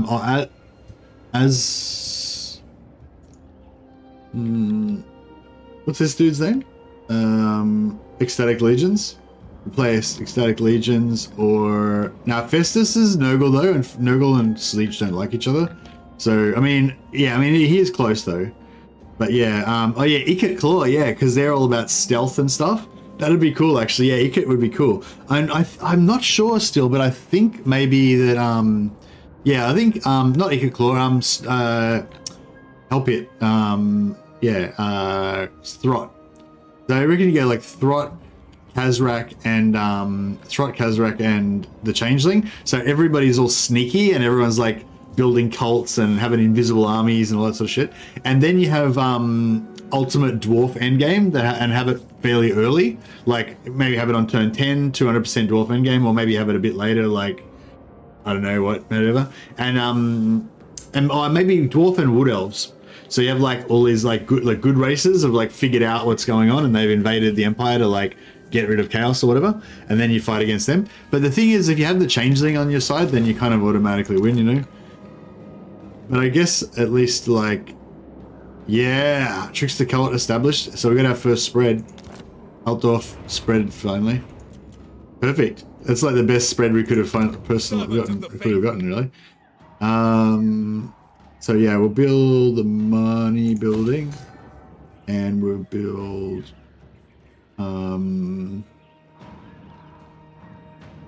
I'll build a purple spreader temporarily. Because that doesn't, the spreaders don't actually do anything bad to the settlement. All it does is it gives them +1 to each corruption, but that won't do anything because they'll have, you know, they'll have enough anti-corruption. And we'll put some grimoires in there to stop, you know, discoverability. Actually, no, I'll get rid of that.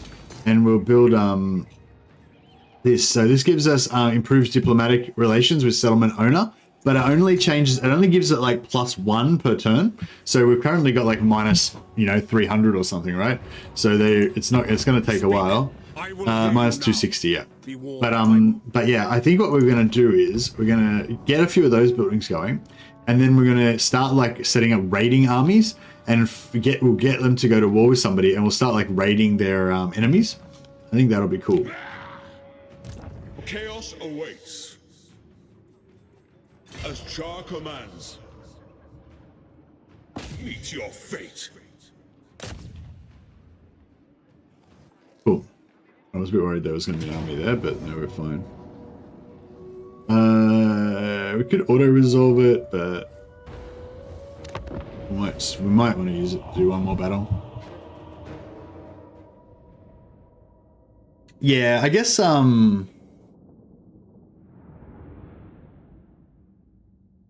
it's not a, yeah, no, yeah, that's right. It's not a free win. You just can't lose permanently, but it is sort of a free win. Like if you play, if you don't play totally carelessly, like it's very easy to like, yeah, it's not like a guaranteed win, but it's like very easy to win.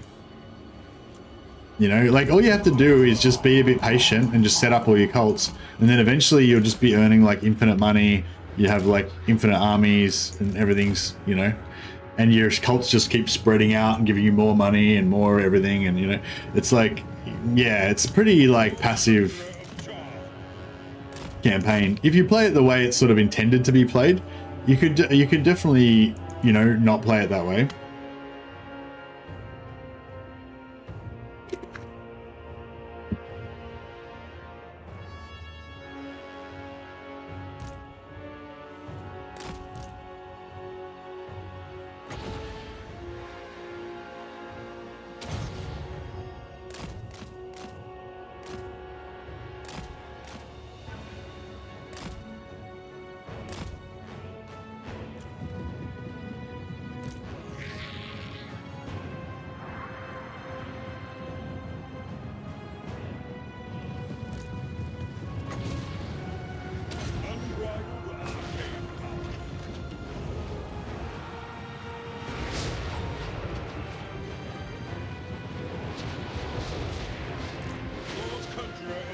All right, there we go.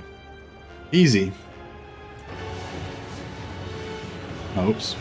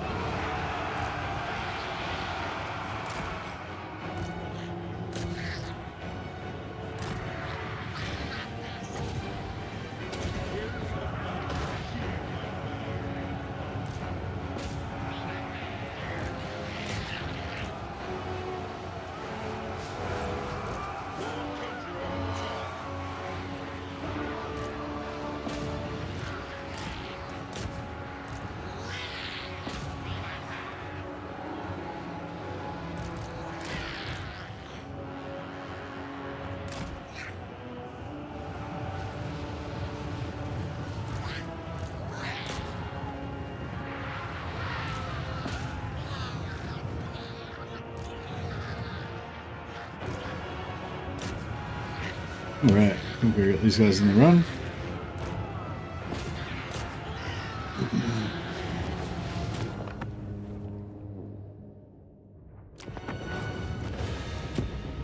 Yeah, I think it's, I don't know, it's hard to explain. Like, it is fun. Like, it's fun, like, creeping around and being invisible and, you know, getting all your cults to expand and everything, you know. But yeah, it's just like you need to kind of set yourself little challenges or whatever to make it more fun, I think. But you do have the like the schemes that you've got to do, and so the schemes are like kind of like your little missions to do. But yeah, too easy. Yeah, I think it definitely is very easy, Jacob. But yeah, I think yeah, I don't know. I mean, like, for me personally, I'm all about like trying to figure out alternate ways to play campaigns to make them more fun and stuff like that. Hachai, Bachai, Fuchal, what the fuck? Where are these places? Are these places in Cathay? What? Why am I? What?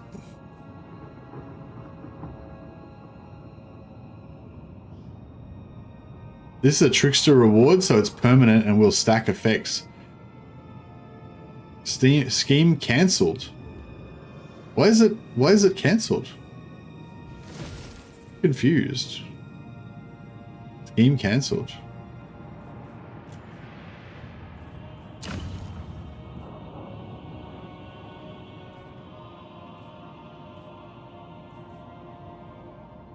How's it cancelled? I don't understand. Yeah, because nothing's showing up here about it being cancelled. So I assume it's not cancelled. But maybe it is. I mean, that would be really interesting. If the schemes could actually expire, like if you don't do them in time, like they stop being available because you had to, you know, do them at the right time. That would be really cool because it would give you this like feeling of danger, even if it only happened like extremely rarely, like maybe one scheme gets cancelled every 30 turns or something, you know, so that in the whole campaign only like 3 schemes will get cancelled and it's like doesn't even matter. Like that would be enough to like make you like actually have a bit of urgency, you know, to be like, oh, I better try and do this scheme before I run out of time or something. But as it is now, I don't really feel any urgency to do the schemes, you know what I mean? Okay, we don't want to do that because there's a big army there. Blockade, just build a bunch of armies and occupy all their ports. Oh, later on you get the ability to teleport all around the world wherever you want to go. So yeah, well, it's just, that's a Cathay scheme. We're not up to that yet. Always scheming. Right, I want to go for Kappelberg. I reckon that... Remember when I locked Korn out of his throne room?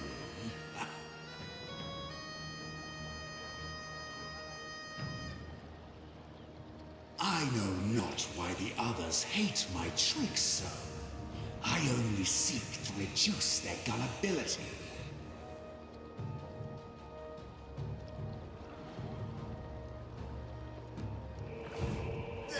Pandemonium is my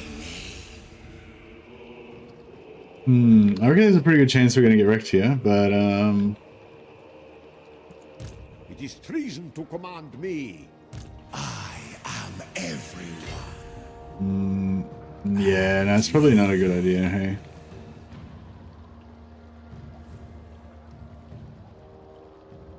So many souls for the taking.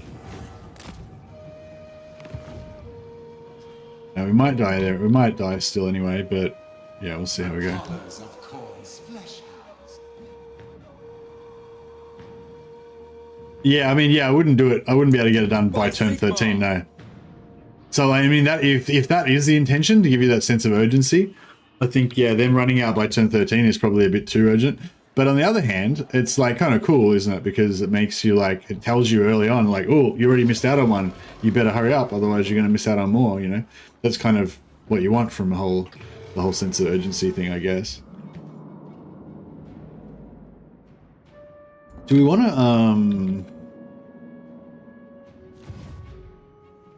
Do we want to cancel this army now? I don't think this army is going to really do much anymore. Might recall Magic of change Egax back to the mothership. to aid the cause of chaos.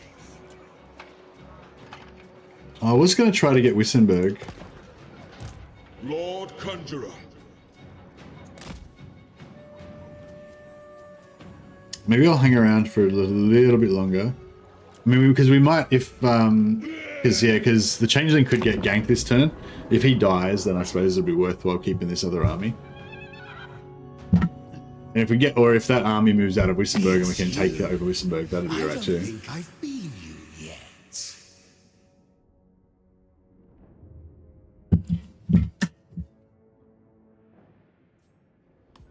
Whole game is too easy after Total Warhammer 2. Yeah, I think in general the whole game is a bit too easy, especially in the later game. I feel like the later that you play, the easier it gets, and it's always been that way, sort of. But it used to, the AI used to get a lot stronger comparatively to you, but whereas I feel like now that doesn't happen as much. So yeah, see what I mean? Like, we had no trickster cults all that time, and then we got one, and then all of a sudden we got a spread. Next turn we got another spread, and we got 2 spreads this turn. So you know what I mean? So we got like we got no spreads until turn 13 was the first spread, and then on turn 14 we got 2 spreads. And I haven't built any extra spreaders since then. Like I did start building one, but it hasn't finished building yet. So yeah, I reckon maybe there's like it's hard coded not to spread until after turn 10 or something. But I don't know, maybe, yeah, I don't know. Or maybe it's like, it's some sort of additive chance thing. And so once you get to a certain point, it starts spreading more often or something. Yeah, I'm not sure. But anyway, whatever happens, whatever the reason. Never. Wordbad is, yeah, Wordbad's not bad on the money. We don't need a spreader in Word. Oh, we sort of do, I guess, because good spread to Aberheim or the Mute. Yeah, all right, we'll put a spreader. Oh, actually, we don't have any money. All right, we'll go back and sell some more wars. This might be the last time we can sell any wars, though, because we're running out of things to... the spreaders, the level 1 spreaders are 2 and 4, and then at tier 2 they're 4 and 8, and then at tier 3 I think there's 6 and 9, 6 and 10, 6 and 12. I don't know. Yeah, it's 2 and 4 I think at the level 1. No evildoer. Those who displease me do not live to tell of it. Anon. I've got to be really careful because I know I'm going to declare war accidentally on somebody that I've already declared war on. I don't know this faction, so I definitely haven't declared war on them before. To battle? By my hammer, I should slay you where you stand. Fulfilling vows. One rug. Talk then. But I make no oath for the surety of your life. One rag. Come then, messenger. Spit out your words, so I can be done with them. Aye. Yes. The dragon-blooded, tremble, for you have made an enemy of Cathay. You are wise. Favored. You have no right to discourse with the storm dragon, cretin. Very well. Now, is one thing if said late game comes at turn 70, another thing if it does at turn 30. I'm not sure what you mean, sorry Vasily, could you expand on that? I think the units added are great filling the gaps, no question about that. Oh, really? I don't really care about any of the units that much. I mean, I don't really have a problem with the units that they are. I guess I sort of have a problem with the...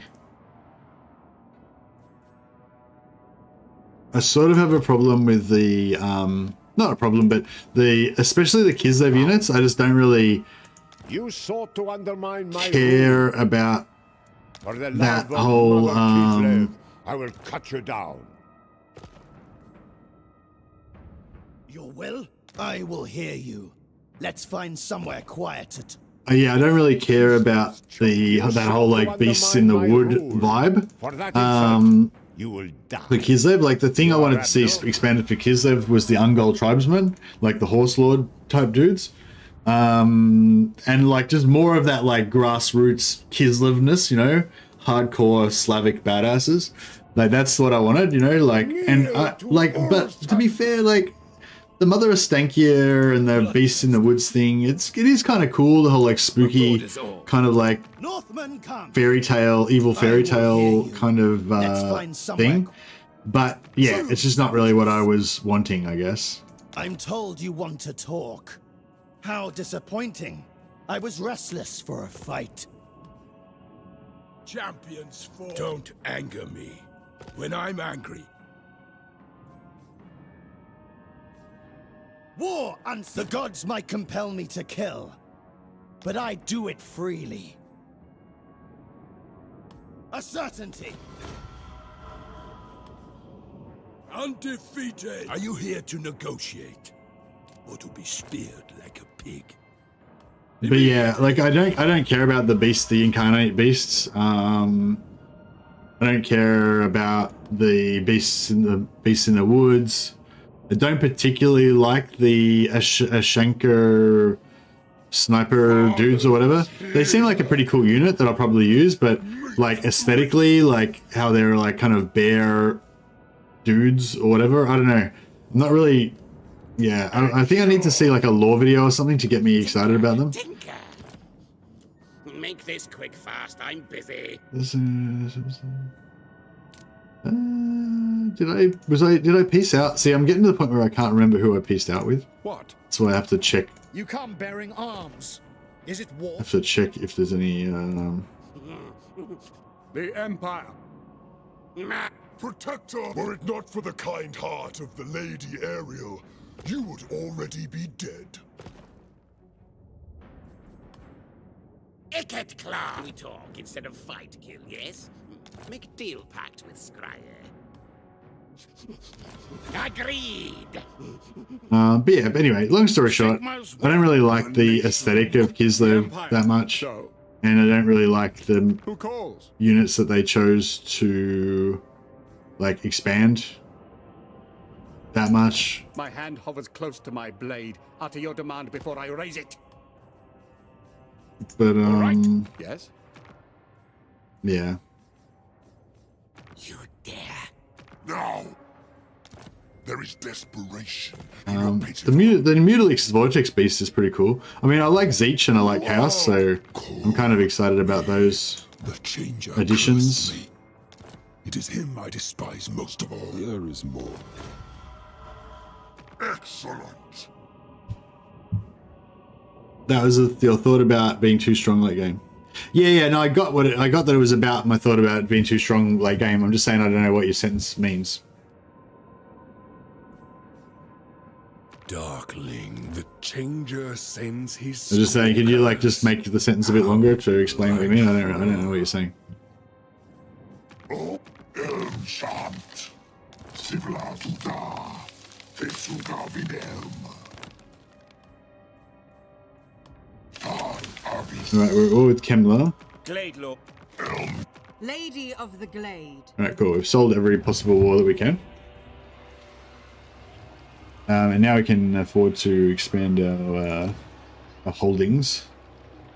I'll go blue money here, even though it's not. And we'll go purple spreader. And I cannot. I'll go purple for the supplies as well.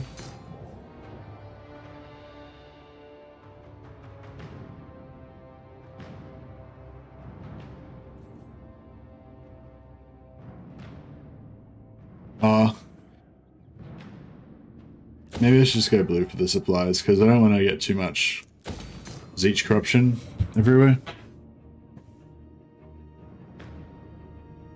Kislev is a mix of units from Eastern Europe spanning several centuries, plus skating bears.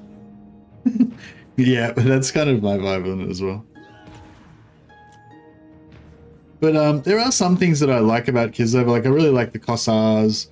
I really like the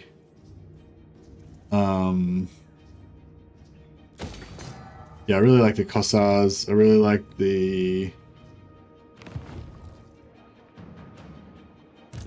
Servants of the Wind Lord. Yeah, I really like the Kossars. I really like the Boyars. The Zargard and everything, like they're all cool. Trying to like snipe this Wissenberg, but I don't know how we can like, get in there and get it. I know, I might leave him there one. We've got now we've got a bit of leeway with money. I might just leave him there for a while and see if we can sneak in and snipe it.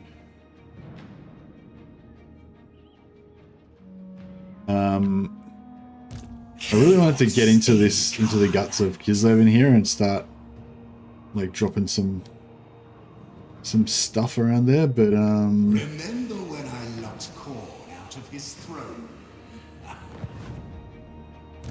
Bringing bedlam.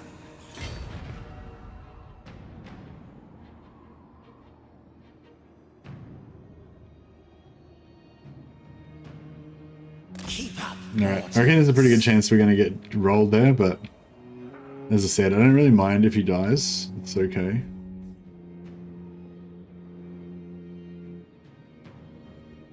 I do think that the campaign threat falls off way too quickly. I had campaigns which I dropped before said that oh right, I get what you're saying now. So you're saying like you feel like the end game being too easy comes at turn 30. Yeah, right. No, I get what you're saying. Yeah, well, I mean, CA's been talking about for a while about how they're like, it was like a few patches ago, like a couple, maybe a year or so ago now, they were talking about how they were aware that, you know, some people were having that experience that the challenge was dropping off in the late game, and they wanted to extend, and that a lot of people enjoyed the early and mid game more, and they got bored like in the end game. Oh no, sorry, it wasn't the challenge. I think it was just like boring, right? People were not feeling as engaged by the end game for whatever reason. It may not have been challenge. It might have just been because it was boring or too grindy or whatever. So they were looking at ways to like try to extend the early game and the mid game. And I think that's fair because Reichland just declared war on me. That's okay though. It doesn't really matter whether they're at war with us or not because they can't do anything about it anyway. I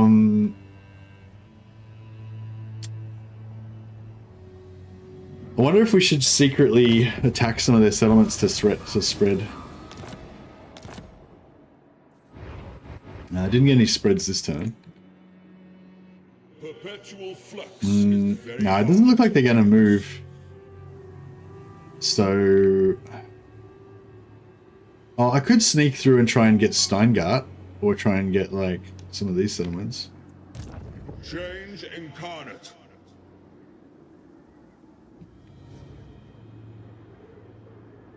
Pursuing the path of change. I feel like they're going to get wrecked. The weavings of fate beckon us all. Oh, I'm not at war with them. Right, I didn't even realize I wasn't at war with them. Okay, cool. Fate entails. That's good. Yeah, nice. We'll do that. All right, that's worth the money.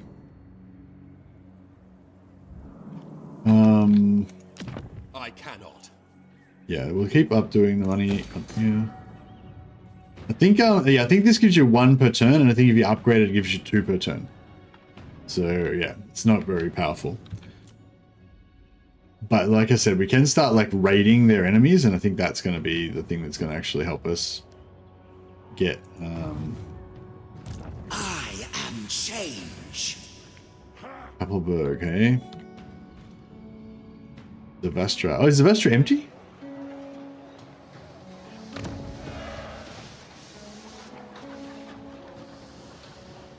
Oh, if Zavastra is empty, I'll go for Zavastra.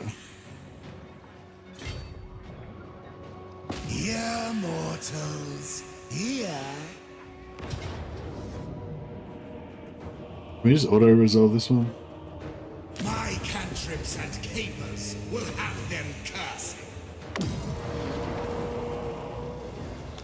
Beautiful.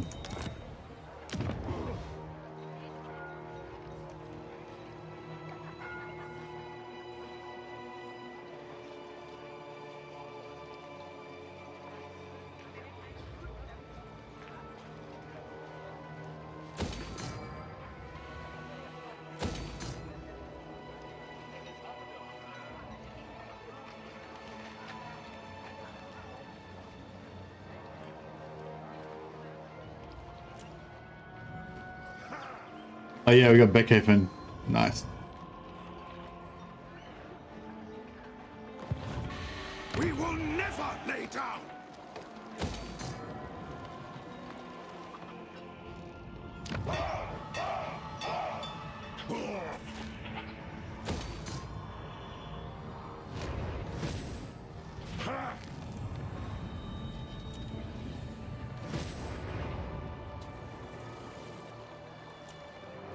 Oh, we've run out of resources anyway, but yeah. Cool. Alright, nice. Cults are spreading. Many hijinks and many souls for the master.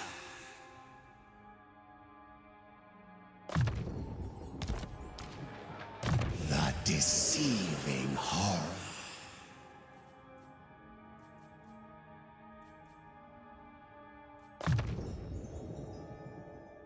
Cooldown to Formless Horror. Access the form spells when using Formless Horror. Yeah, that's what we want. Equipped to deceive.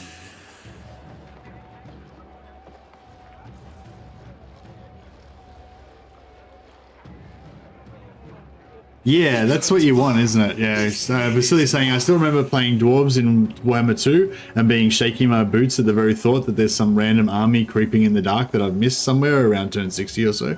Yeah, exactly, yeah, especially those orcs that can underway everywhere and stuff like that. I still kind of have that feeling with the dwarves sometimes, but yeah. I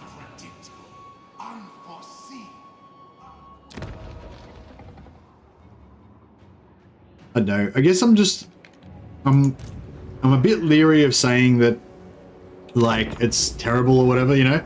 Like, I think a lot of people tend to speak in, like, absolutes a lot of the time, and they'll be like, oh, in Warhammer 2 the challenge was great, and now Warhammer 3 there's no challenge or whatever. And, like, you know, and, like, I don't think that's really accurate, I guess. Like, I feel like it's more nuanced than that, you know? There's, like, certain things that are, like, wrong or whatever, and, like, you know, there's other things that are good, you know, and just they haven't quite got the balance right yet.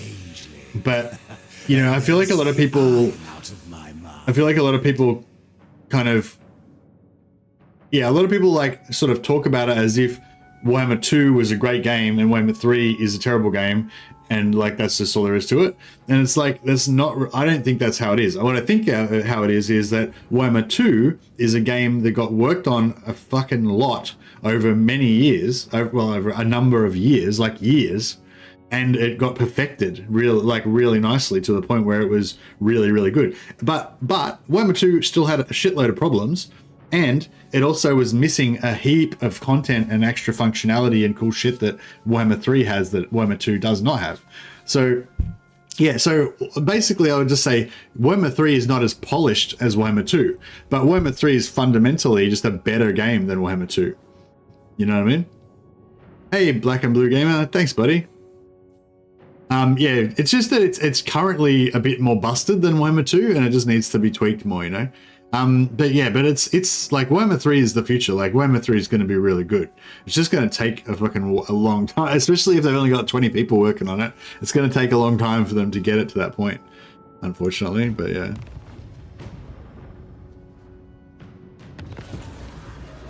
But yeah, I don't know. I understand that people are like impatient. I'm a bit impatient as well. But yeah, I think it's like, I think it'll get there. You know what I mean? You just got the DLC. You pre-ordered the DLC, Black and Blue Gamer. Why'd you pre-order it? You can't even play it yet. Oh, well, I mean, it's up to you, I guess. You can pre-order it if you want. The great conspirator foresees your fate. Searching for answers. $2 cheaper. Yeah, that's true. Shah commands. All right, I'm gonna Pursuing knowledge. play it really dangerous. Force march over here. See if we can try and gank, get something next turn.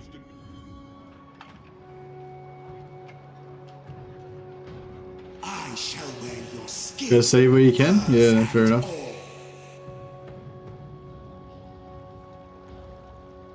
Yeah, to be fair, like I said, like the CA gives me the DLCs for free generally, but yeah, I've got to admit I probably would just pre-order it as well if I had to buy it. Flows through me. I'm happy to let other people do the freedom fighting for me while I just sit back and don't have to do anything.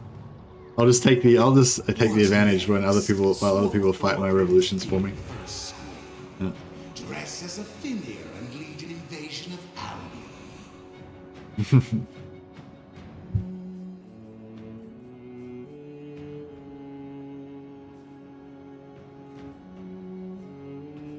Zavastra spread.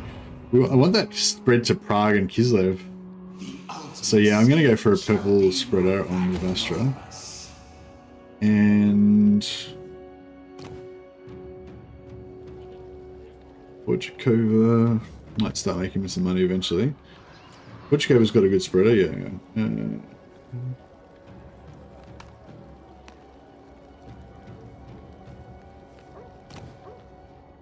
Igorov's making some good money.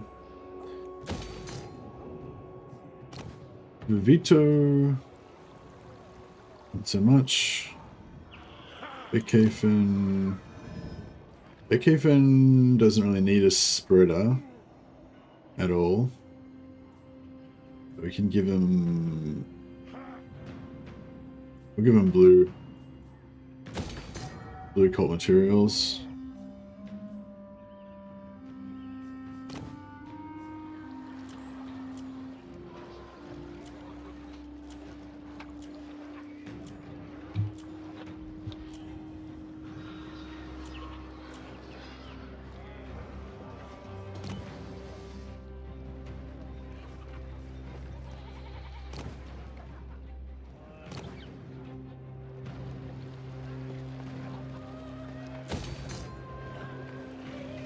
Making more money than the parasitic now, so I may as well spread it that way. What's the what was that?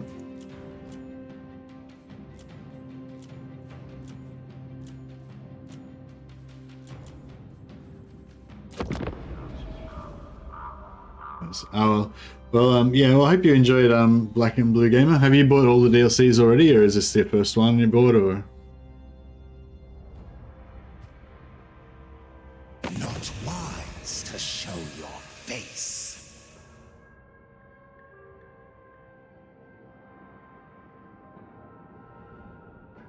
Oh yeah, every DLC, yep.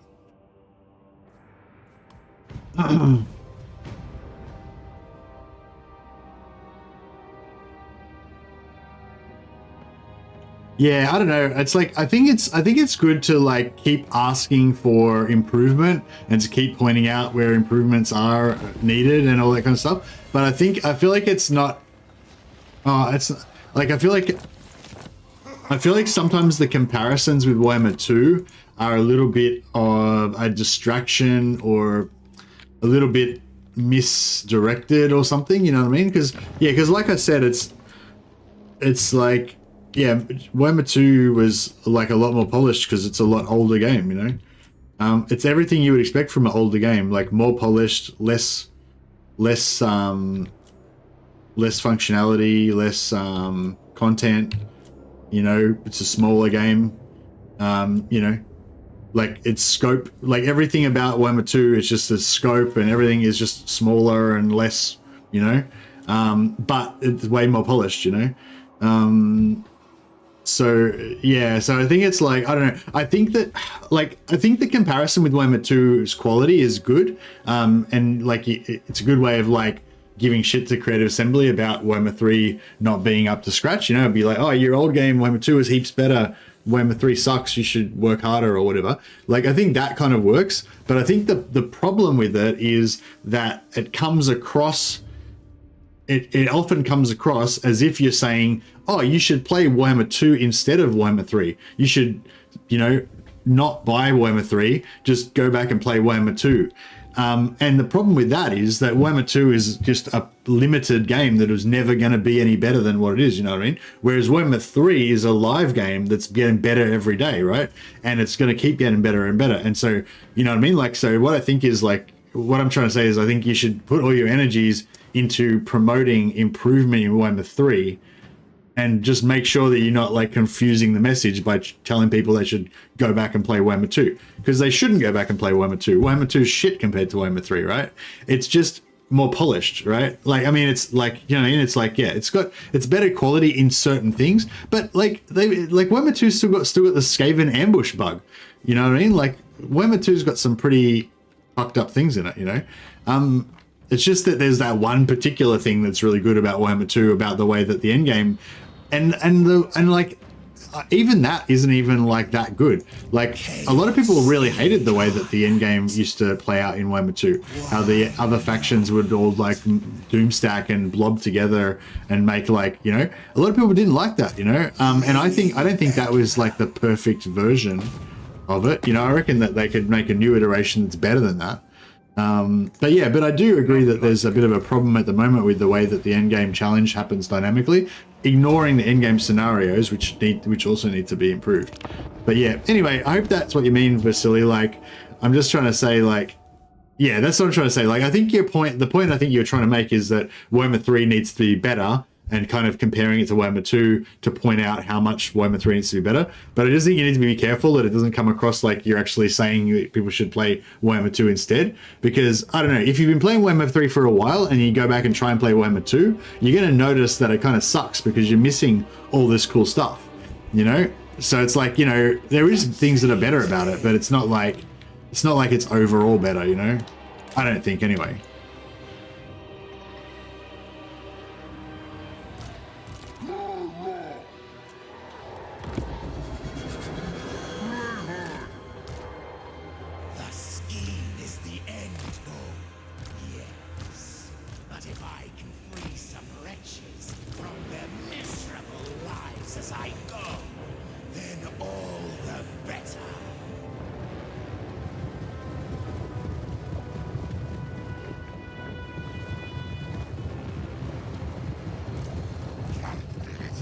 Yeah, it depends what you mean by better game as well. Like, you know what I mean? Like, you can say chess is a better game than Warhammer 3, but it's like, yeah, but I mean, you can't, like, chess is a very simple game as well compared to Warhammer 3, you know? Like, it's a lot easier to get it right, you know? Like, if you don't want to ever add any extra functionality to a game and you don't want to make the game any more complex or whatever, then it's probably going to be a lot easier to make it good, you know? But if you want to make it better, if you want to add more cool stuff to it, then it's going to be hard. And I don't think, I don't know, just personally, I think I'd rather they keep trying to add more cool stuff to it than that they just go, oh, we can't, it's too hard to add new stuff to it. We'll just keep the simple old game that we've got perfected. And then, you know, we won't try hard to do anything better than that. I don't think that's a good idea.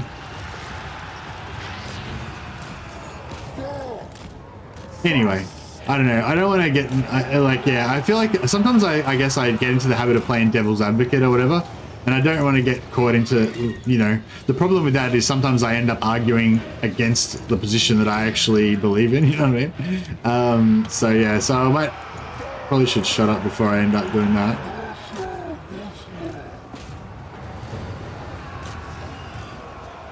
Oh, what happened to the, oh shit, this guy got shot. He was just standing there getting shot.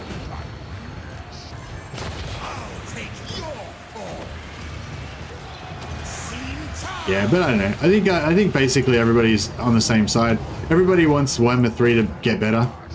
I want Warhammer 3 to get better. But I think it will get better. So I don't feel the need to be like super angry about it or anything. The DLC price is a different matter. That's yeah, I don't know what's going on with that. But just in terms of like quality of the game and everything, like yeah, I think it will get better, and I'm looking forward to that.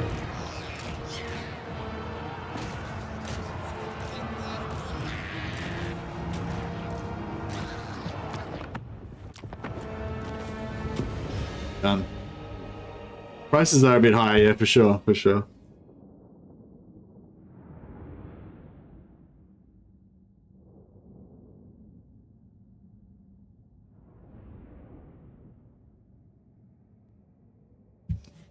What are you trying to say, Vasily?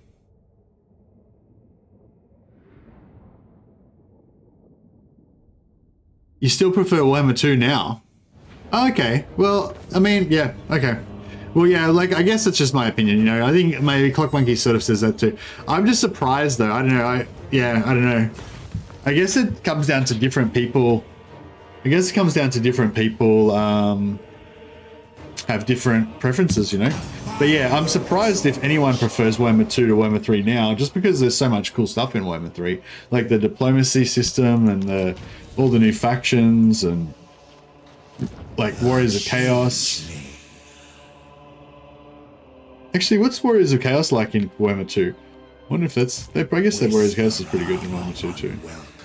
Probably, I don't know. Is Warriors of Chaos in... I'm not sure. Does Warriors of Chaos work in Immortal Empires?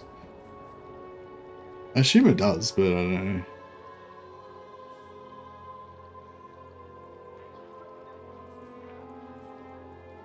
Got a good spreader going and blue books. Alright, let's start. I think we're now nearly at the point where we want to start doubling up on stuff.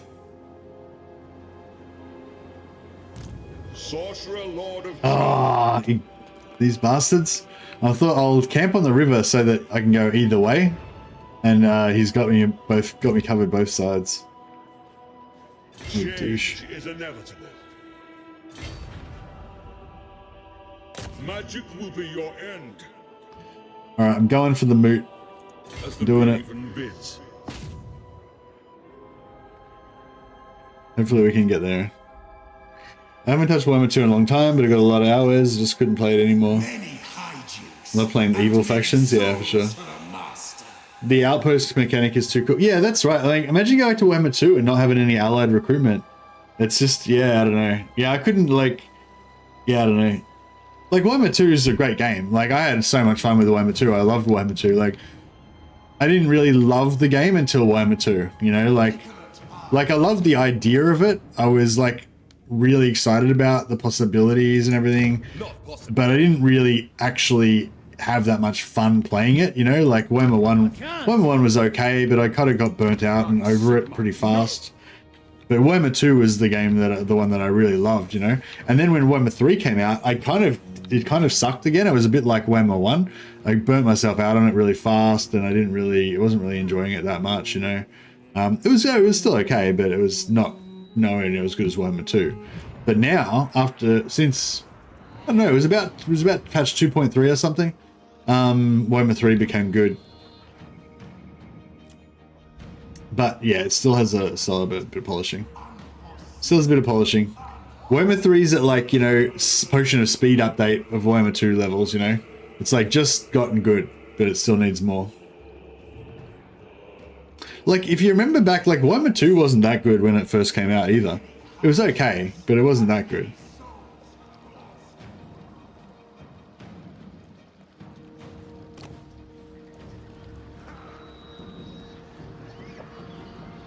Yeah, I might just wait till next turn and start building that up. Oh, actually, we're not too broke, are we?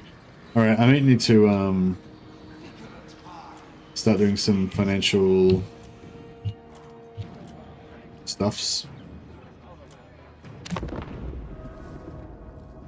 Look, just gonna have a quick pee. I should have checked.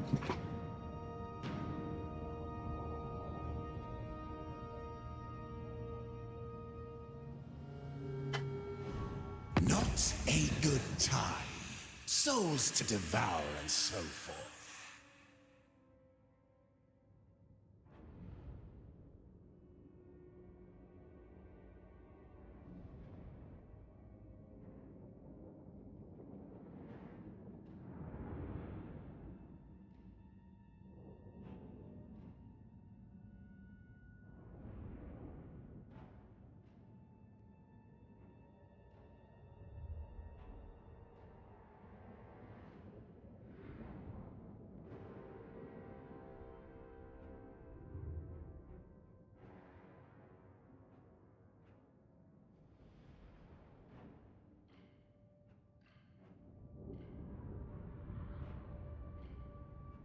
You love the voices, as in the voice acting.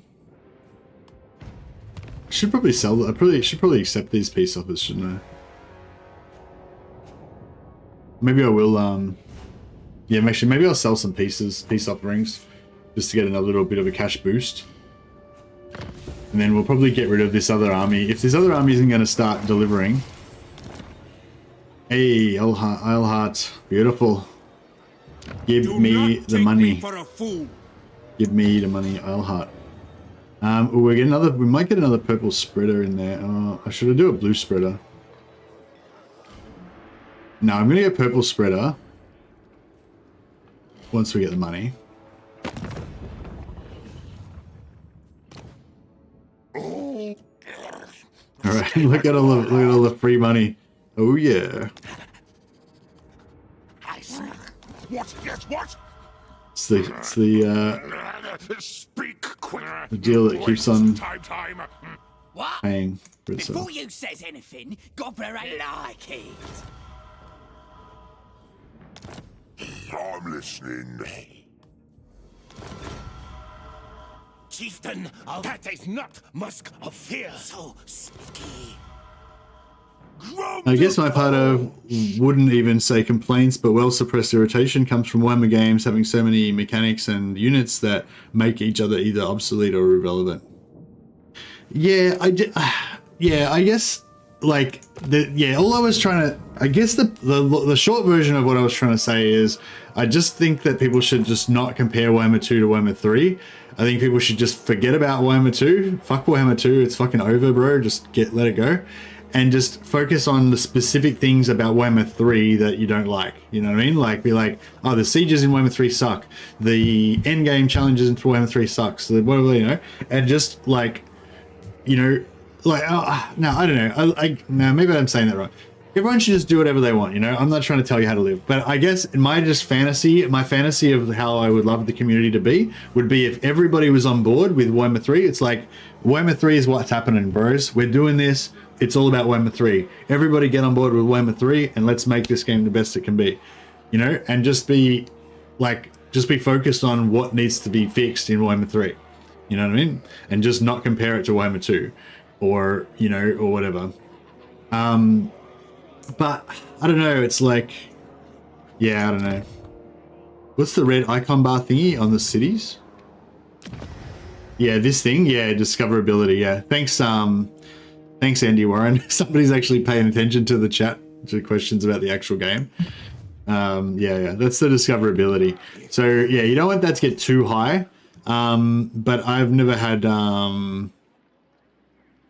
yeah, I know. That's the thing. Like, that's the thing about this whole, like, even like, without even commenting on whether I think the price is appropriate or whatever, like, just the whole, it's just a bummer. Like, I don't know, like that's what I said. Like, my fantasy is that all the communities working together, we're all concentrating on what we want changed, what we want to improve, what we're looking forward to, you know, how we're going to get from where we are now to Warhammer 3 being like the best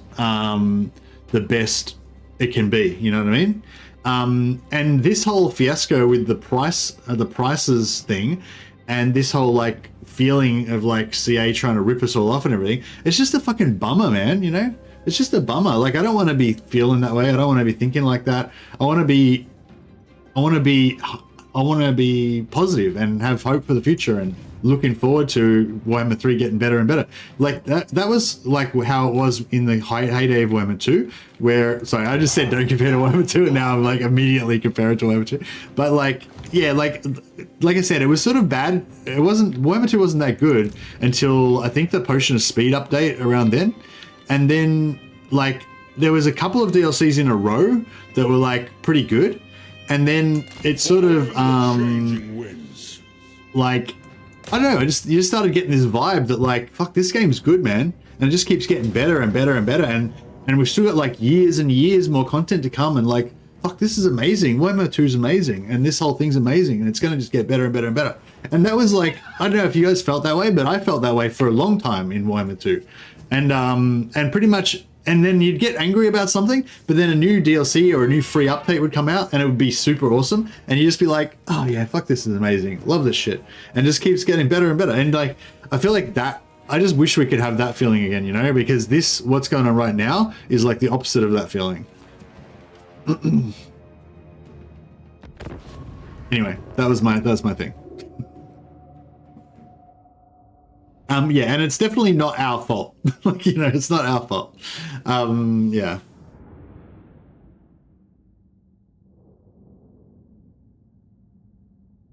But, you know, it's, even though it's not our fault, like, you know, you can only control your own way that you can only control your own way that you react to stuff. Larian and Ghost Ship. Oh, what does Ghost Ship make? What's Ghost Ship do? Yeah, Larian have done such a good job, man. Like, I'm just so proud of those guys, you know, like, not, I don't know if that's the right word, but yeah, proud for them or whatever, you know what I mean? Like, I just think, yeah, it's just such a great, just a great job. They just did a great job, you know, and yeah, they're getting so much love from everybody, and like, imagine how good it feels to be a developer that works at Larian after having released Baldur's Gate 3, you know, like, and imagine how shit it feels to work at Creative Assembly, like, because like the dudes who are working at, like the devs that are working on Warhammer 2, like I guarantee that they're working hard, you know, they're probably doing long hours. They probably a lot of those dudes do extra work they don't even get paid for because they're passionate about it, you know what I mean? Because they love Warhammer and shit, you know, and they just, and whenever they read stuff online, you know, they would just be getting shit on. Everyone hates them, you know, and like, there's not really any difference between them and the guys at Larian, you know what I mean? Not the actual developers, the guys that are actually working on the stuff, you know what I mean? And like, yeah, like, I don't know, I feel like it's just, yeah, it's just like, it's a bit of a, it sort of sucks, you know what I mean? Like, it sucks if you work at CA right now, if you're in part of the DLC team working on Warhammer 2, and I mean Warhammer 3, and everybody's just hating on Warhammer 3 and on CA and everything, compared to like Larian, where, you know what I mean? Like, it's just like, in terms of the work those actual devs are actually doing, like, there's not really any difference probably, you know, but their experience of life is radically different. And I feel like, yeah, that's a bit sad. But yeah, I feel, yeah, I do feel really like proud and happy of the guys at Larian for the success that they had, and that just, you know, it's cool when people like do good stuff and they get rewarded, and yeah, you know what I mean? It's like, it's just good. It's like, it's good when things are good, I guess is what I'm trying to say. Whereas I think at CA, it's like, yeah, they're doing great stuff, but they aren't getting rewarded because the devs, I mean, are doing great stuff, but they aren't getting rewarded because of, you know, other political shit that they don't have any control over.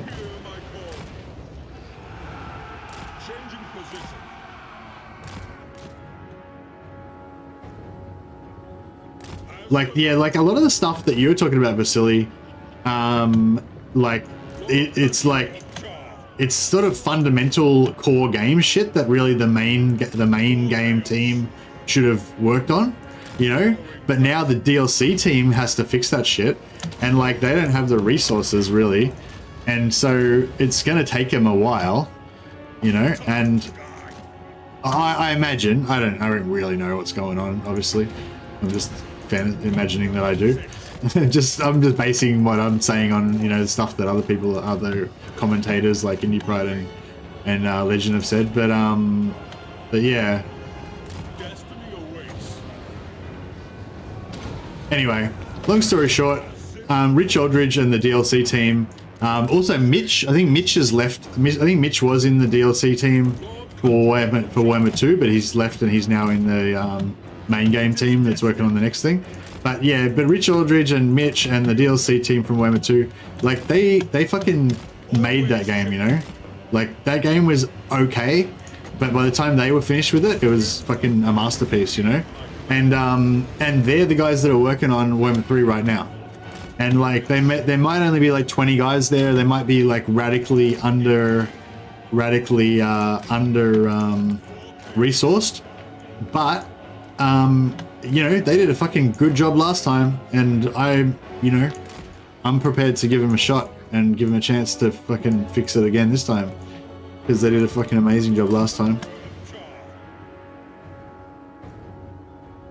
Yeah, that's it. Give them the budget that they need for sure.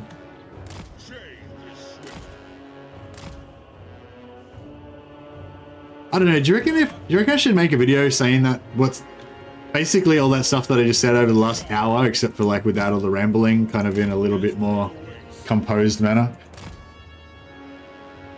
I feel like every now and again I get this random urge to just fucking fanboy out over a creative assembly, you know?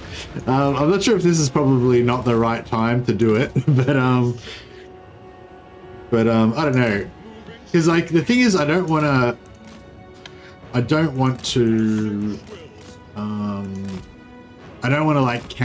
contradict any of the stuff that other people have been saying about the value of the DLC.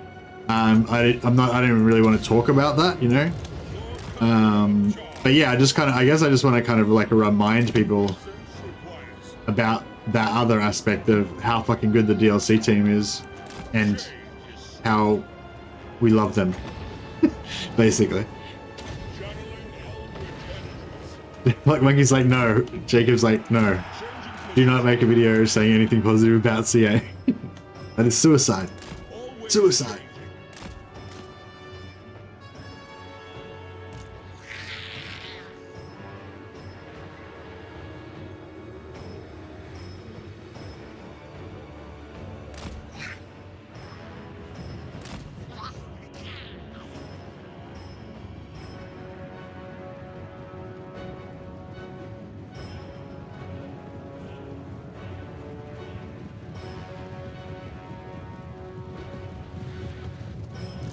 Yeah, it's just, I think like, I don't know, I just like to really like that. I'd like to get that narrative out there, you know what I mean?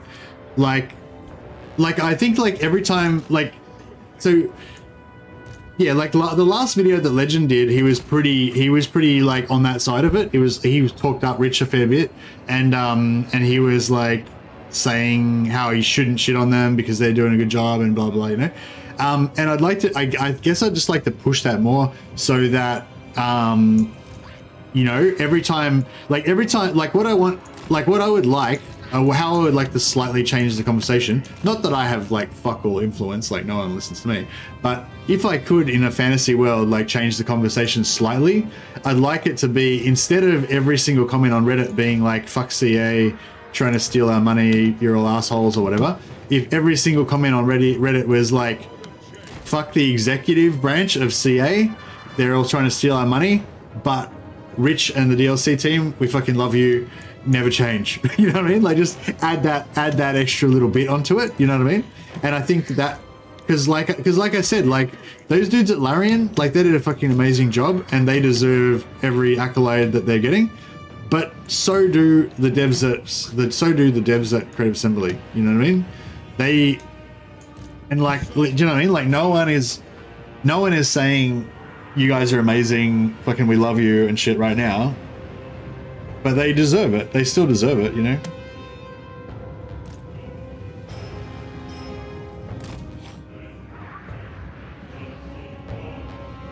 CA shill. Yeah, but I'd only be getting called a CA shill by the people that don't know me. And like, who gives a fuck about people that don't know you, you know? Like, you can't really be judged by people that don't know you, you know? That's why having old friends is so important, because they're the only ones that really know you. They're the only ones that can really tell you whether you've done good or not.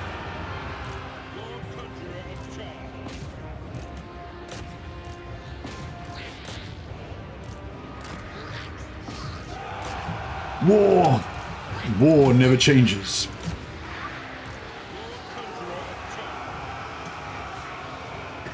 Clock Monkey's still upset about getting rid of Skelly's phone. They didn't get rid of it, Clock Monkey. They didn't get rid of it. It's still there.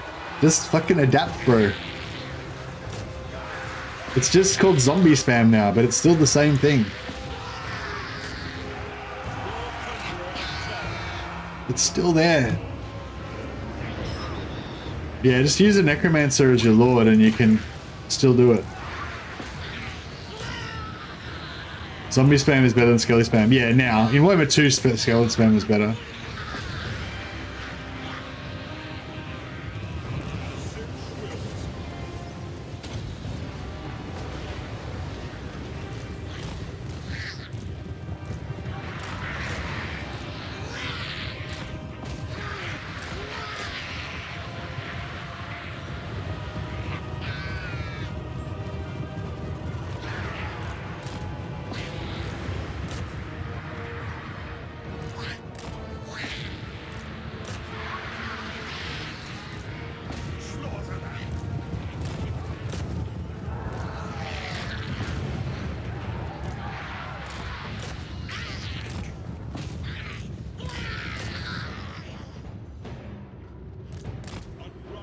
This guy's just fighting. Just Leonard Stroham. He doesn't give a shit. He's gonna keep fighting to the end.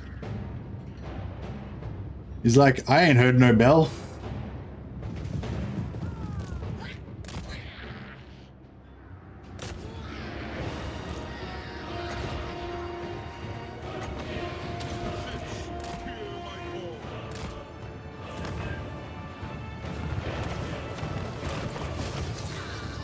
There we go. I think that sorted him out.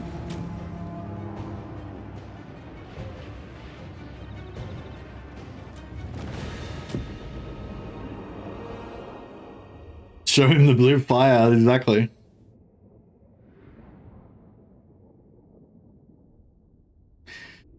Haters gonna hate. Yeah, exactly.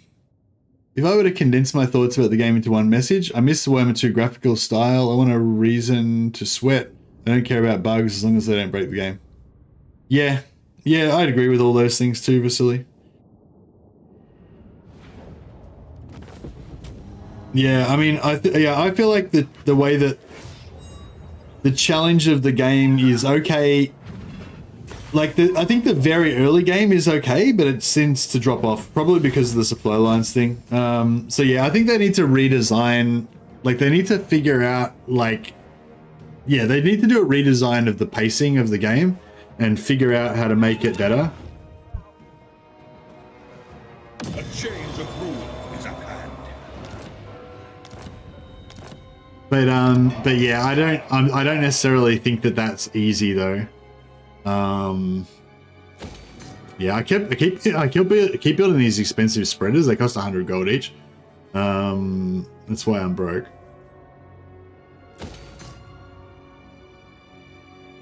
Mm.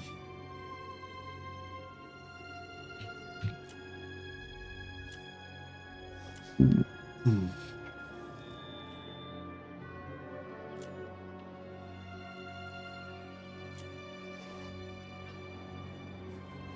Isleheart needs a spreader. And we may as well put a supplies in there too. Oh, and actually we can put a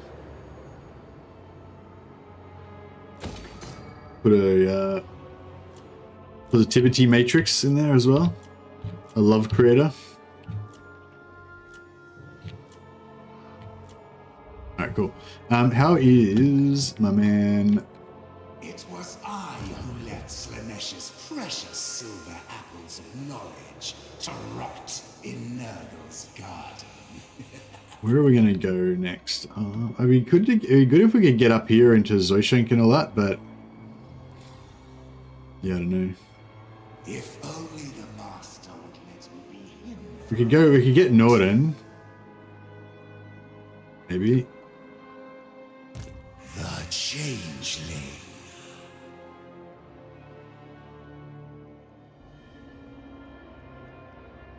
I am outside the plan, but part of the plan. Only the master understands.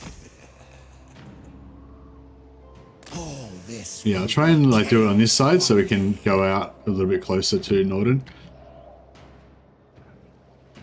I know it's probably a bad idea. Remember when I locked Korn out of his throne room? Oh, yeah, that'll do. For the scheme. Oh.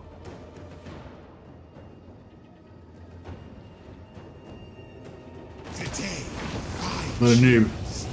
I didn't realize that I'd already put a fucking. Oh my god. Pandemonium is my. I've already put one under there. You fool. I'll be with you. Moment. Alright, well that was a bad idea. Oh, great. Right, let's do that. Yeah, that was a bad idea. Whoops.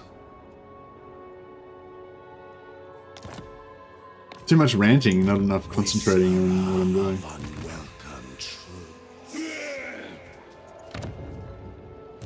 Magic of change. Alright, yeah, we can try and sneak in and snap up Swartsafen and Port Oberstyre. And then it'll help us get that spread. If we can get that spread into Drakenhof pretty soon, before it builds up too much. And Iron Castle Templehof, they're both making good money. For the great conspirator. A precious reward. Your punishment. I might get the teleport stance now. Means to my schemes. Always scheming. Alright, we've got the spells now as well. With these gifts, we sow change.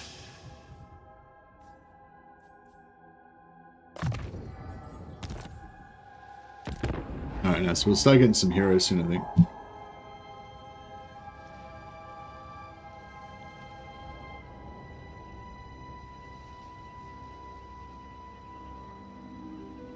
So serious. Relax. I have no reason to hold back. Warhammer 2 Confederation. Yeah, I think, yeah, Warhammer 2 Confederation. I'll see you, Jacob. Have a good one, buddy. I appreciate it. Yeah, thanks for that. And I appreciate it. I try to, you know, try to do good. I try to do good and as much as I can and try to not do bad as much as I can. But mostly I just do not much of anything. I guess, you know, what's that, the Hippocratic Oath? First, do no harm. That's my mainly thing. I try to just do nothing if I can avoid doing anything bad.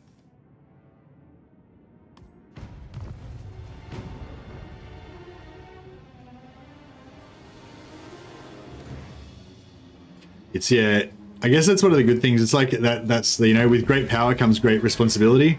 But the other side of that is that if you don't have any power, then you don't have as much for responsibility. So it's good. It's good in that way. All right, I really want some of these Kislev places. So I think I'm gonna, yeah, I'm gonna move in here. And I'm going to try to get Zoishenk and Footstragov, I think. And then that should be enough to spread through everything else pretty much. Hopefully. Actually, we don't need to be in... Probably don't need to be in ambush stance. Oh, it was the Trickster cult established? Yeah, see how, like, there was literally no spreads until, like, turn 13. And then, you know, since then I've had like a spread almost every turn. It's, yeah, it's weird.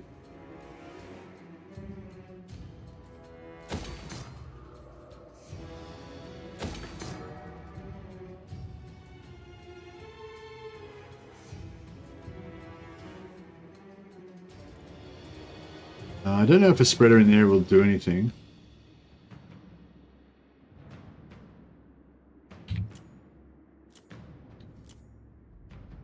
Yeah, see what I mean? These spreaders aren't spreading through the mountains yet. Not yet anyway, but I feel like with, yeah, I don't know. I guess it's not, it's still only 2 to 4% on each one, so it's really not that big of a deal, but oh, actually, yeah, I want to get some heroes. I'll quickly there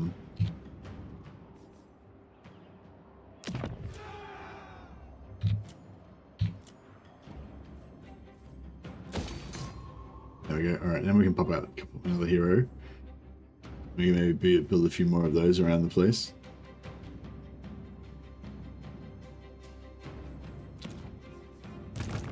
I serve the wind. Ah! They're fucking onto me.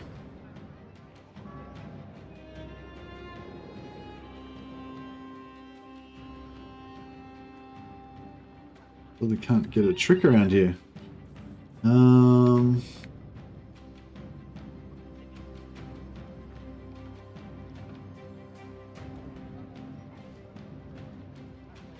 Pursuing the path of change. Ah! Onto me. Directed by fate. At least we've got vision. At least we've got stealth again now. We can recruit more troops if we want, but I don't know if that's going to be a good idea.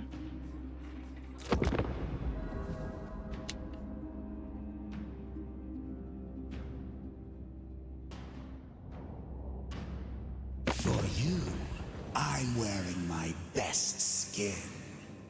Well, someone's. Yeah, I think like those bugs like Nakai not being able to recruit Coxygoers, I never experienced it because I fucking hate Nakai. I never played Nakai anyway. But I was thinking about playing Nakai. It was ironic actually that I was thinking about actually trying out Nakai, unaware that Nakai was at the time bugged and basically totally unplayable. So yeah, I'm glad that they're fixing that. Yeah, I believe it's already fixed in this DLC.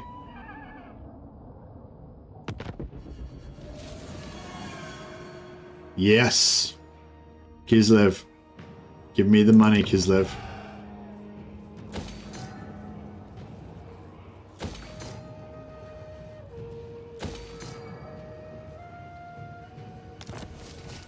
Templehof, yes. Also, give me the money. I don't have enough money to get the money. Norska. Fear the pirate queen! The Sea Father tasks me to destroy. A done deal.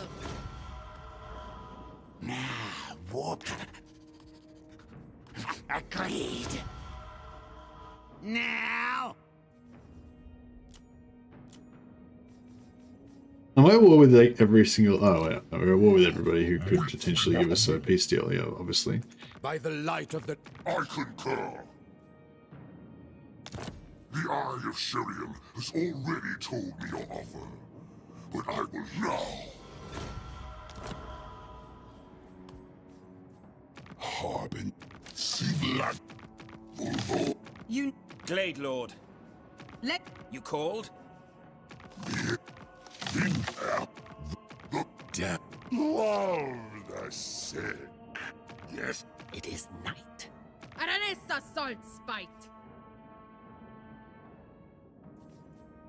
You speak, Aranessa listens.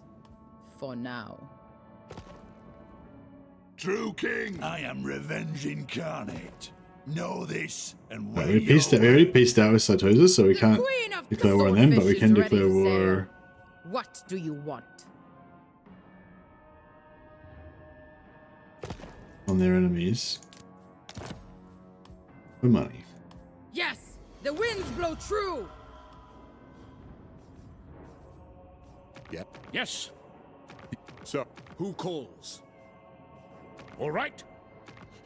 Master Lord, the May ritual. Yes. Speak. War unceasing. No, that'll do. We only need a little bit of money.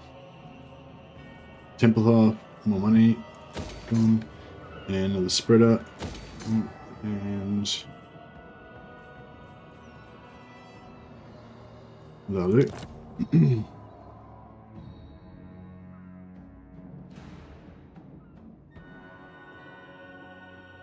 The patch notes are going to get a lot of scrutiny.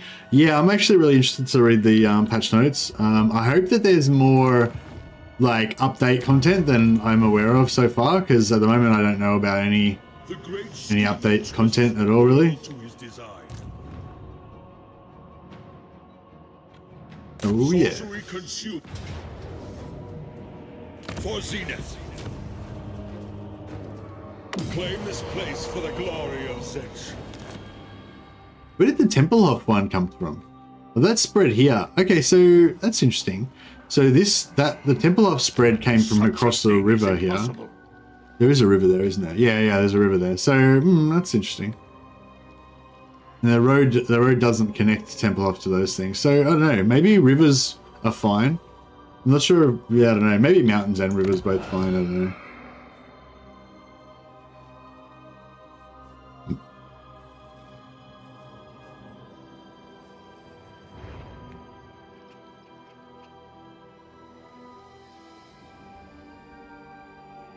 Yeah, I don't think we need a spreader in Fort Overstar. We can really just leave it as it is. Chaos incarnate.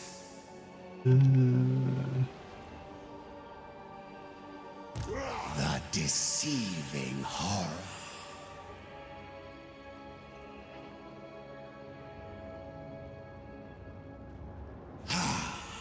All this white uniformity, unchanging. Oh yeah, we can sell this war to heretic.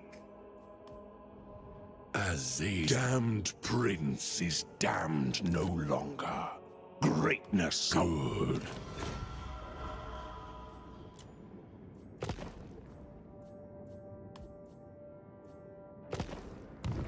What do you think the changeling smells like? I don't know. Like, I don't know. I was sort of thinking maybe, I don't know, like burning reality. Yeah, I was sort of thinking like electricity, kind of like, you know, when you put your tongue on a battery. Like ozone. Yeah, ozone. Yeah, that's probably what he smells like. Smells like a weird, like, chemical sort of, like, not a chemically, like a sort of, yeah, like a smell, like a gas type smell. Like the smell of lightning in the air. Let us bring them change. Armpits, I guess? No, I feel like armpits is more of a corn thing. Spread here. Do we want spread? Yeah, we want spread. Big spread. I am change. All right. Now we're getting somewhere. I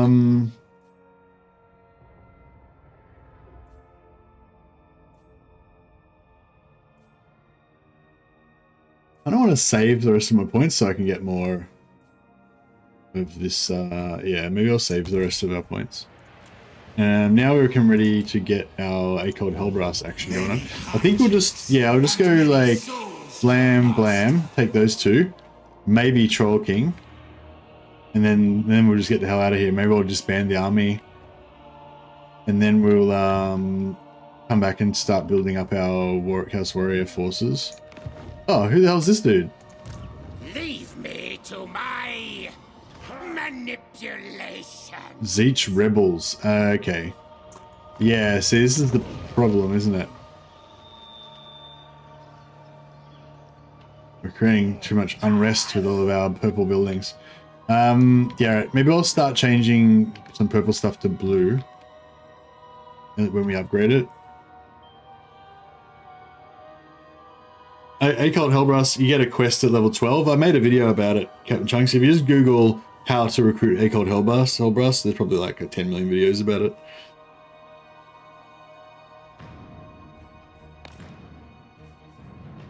Do you reckon that Zinch will be pleased.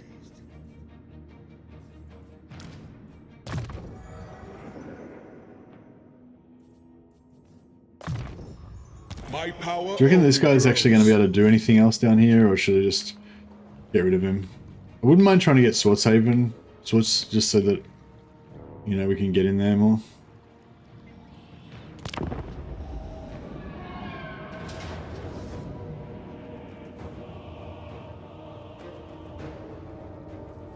My cantrips and capers will have them cursed.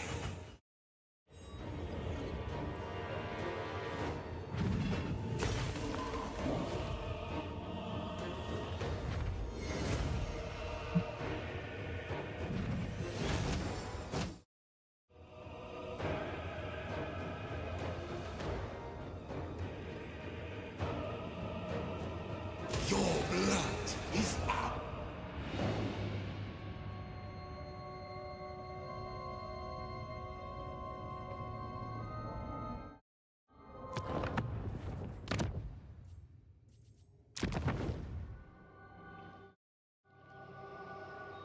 You choose to conspire with the deceivers.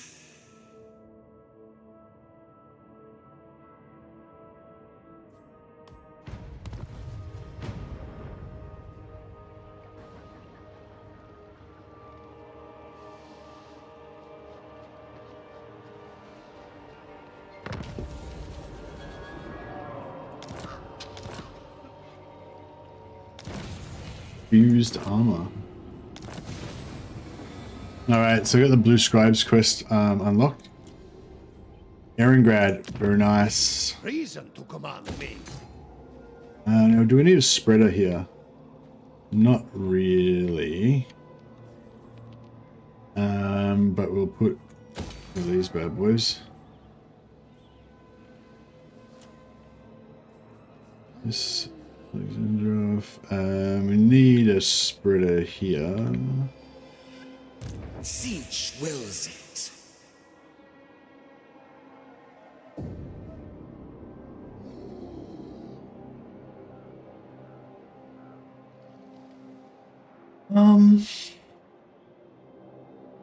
Yeah, we could go out there more, but I kind of feel like we could also just go back now and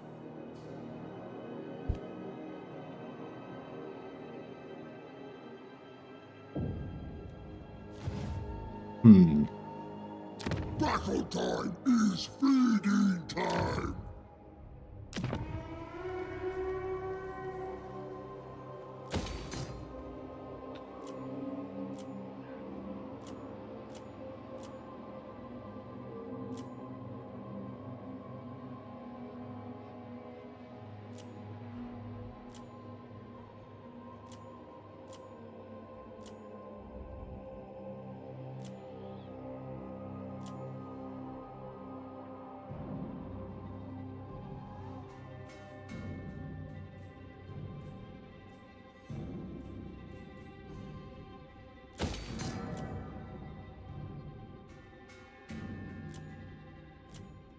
okay.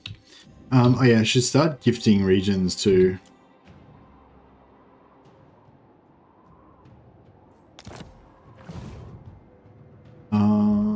Yes, this army down here. Magic of change. I feel like he's potentially not really going to do Harnessing the wind. much more. Moving on.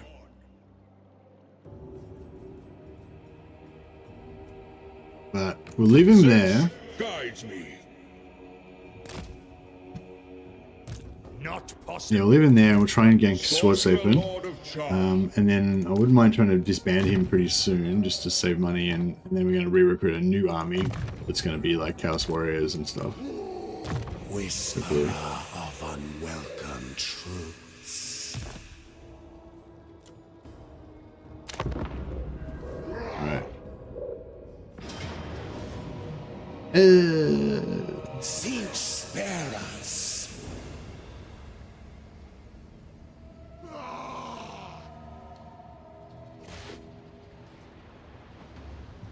Statecraft is the folly of the doomed.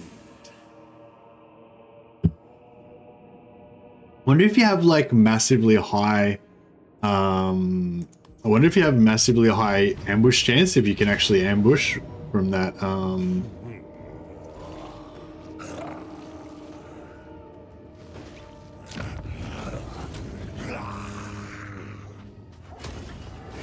yeah, I wonder if you have massively high ambush chance, if you can actually successfully ambush when you're in sort of stealth mode. It seems like I've never had a successful ambush, it just always says ambush fails. So I assume it's no 0% chance, but yeah, I'm not sure. Who shall I be? Well, Zoishank's there and undefended.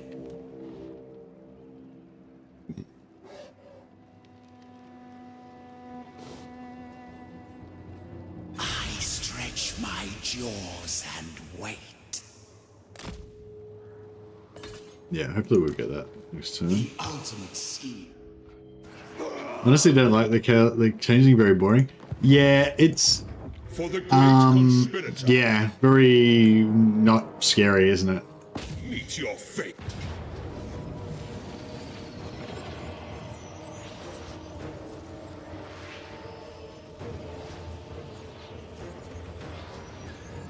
Destined for victory. This land belongs to Zenith.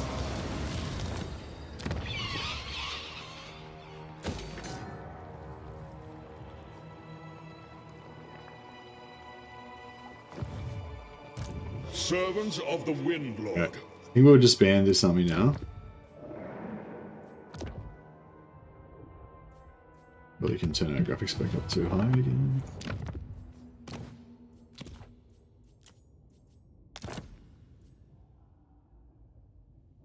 Yeah, in battles, I kind of like the medium graphics so that everything like runs a lot smoother and stuff. And I don't really notice that at all, like when I'm zoomed out. But yeah, when smaller battles and in campaign, I definitely like the high resolution so everything doesn't look Lord Conjurer. disgusting. All right, I think our work is done here now from spreading cults. Now I guess we can just work more on focus more on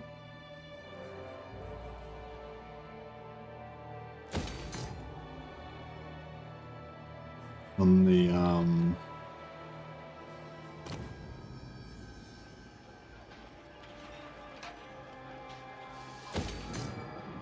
focus more on the like enhancing the Empire's play experience. Alright, is Empire at war with... No, Empire's not at war with Kemlar. Stick. Alright, I'm gonna steal Marienburg and give it to Empire. That should help him a lot, right? Oh, Empire just confederated they just confederated Talabek land as well. So we need to convert some of that stuff over to be more like symbiotic or whatever.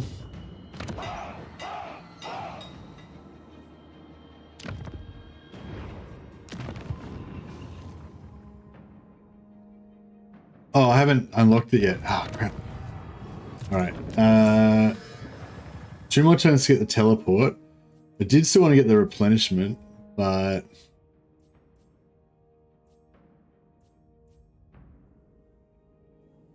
Transfer settlement only costs... Oh no, it's only costs 25 to research it. Yeah.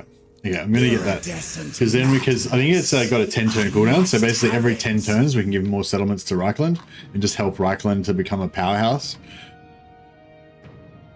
That's my plan. And Reichland makes decent money on their settlements as well, so we should be able to hopefully just, you know, get rich. Grunberg still hasn't got a spread on it.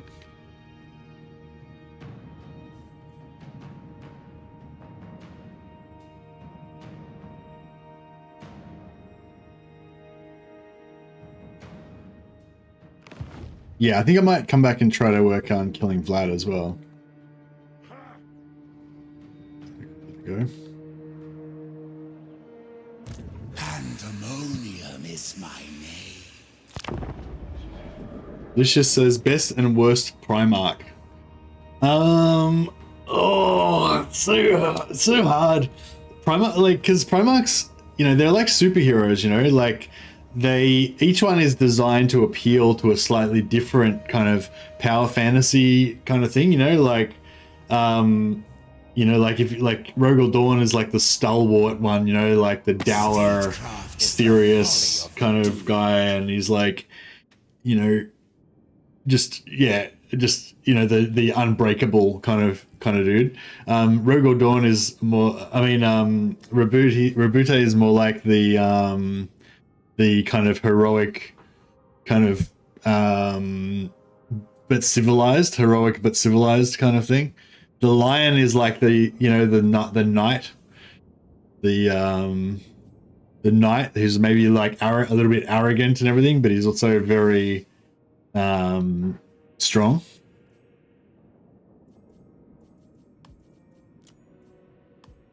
I think Sanguinius is like the Sanguinus? Is it Sanguinus or Sanguinius? I can't remember. Sanguinus is like Jesus or something. Like he's like, Sanguinus is like the beloved, the angel. But at the same time he's sort of like a mutant, you know, so it's sort of like a bit weird. But that's sort of cool as well.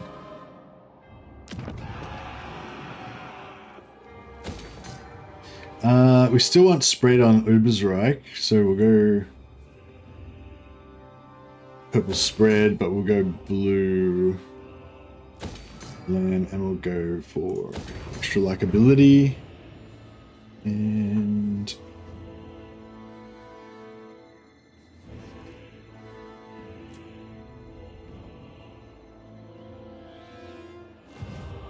cults are taking over the world now. The collars of Khorne's flesh hounds melted down so nicely to make his brass diorama of defeats.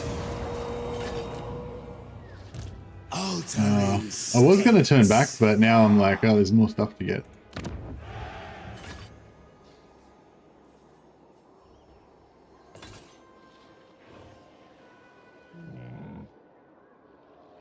Castle Alexandrov is raised, so it's not really doing anything.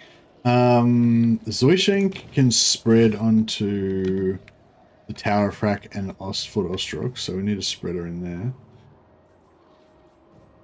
Just go back to our diplomacy bank to see who wants to give us some free money. Grom the Paul! You got Grom's way! Grom knows the score! You cock! Doctor on call! Well, the Fagendites nearly want to be our vassal. Any Empire factions that want to be... No, no one wants to be our vassal.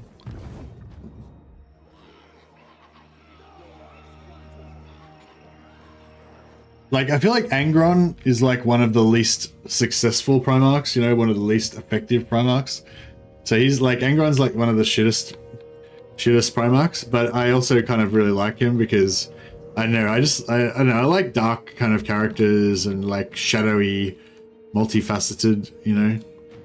I like the fact that Angron kind of got screwed over as well, and he just, I don't know, he's all about like rage and honor and stuff, and yeah, I don't know, but he kind of, I don't know, like he was enslaved and forced to be a gladiator and nails were hammered into his head and everything, you know, like you can kind of understand why he'd be a bit angry. Yeah, the Emperor, yeah, exactly. Angron got really screwed over, you know, and I just love that tragedy, you know, like, I don't know, cool.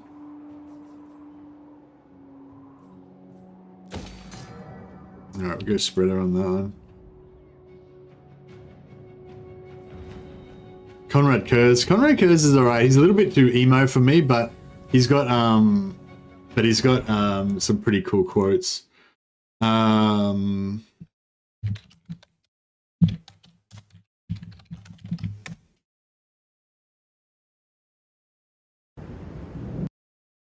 This is a little video I made back in my earlier days.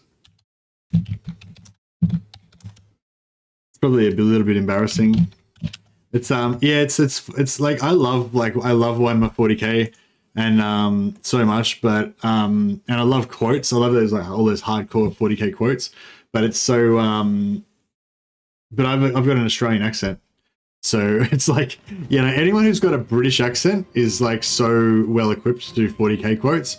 But if you've, or even an American accent, like even like a mild American accent. But yeah, when you've got an Australian accent, it's really hard. You've basically got to, like, voice acting is very hard. You've got to like control your mouth so you don't make lots of spitty noises and weird noises and stuff.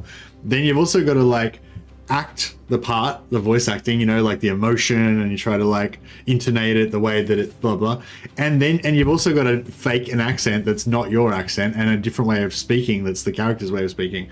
Yeah, it's really fucking hard. But anyway, that was my effort at voice acting. If anyone's interested, so it's a little 40-second long video. Feedback is appreciated. I'd like to do more of them, but it's sort of weird because they don't really fit in with my channel.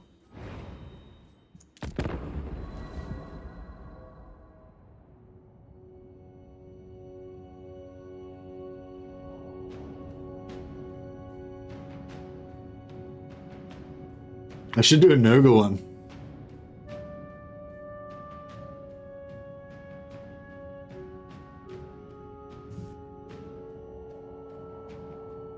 Oh, the Sigismund versus Abaddon quote is one of the best ones ever as well.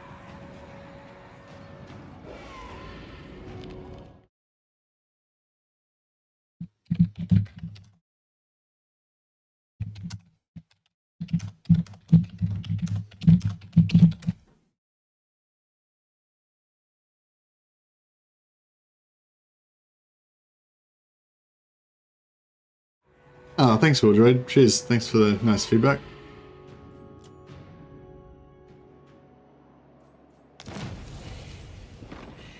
Hey, we got a changing of the ways. Now we can start transferring settlements like a boss.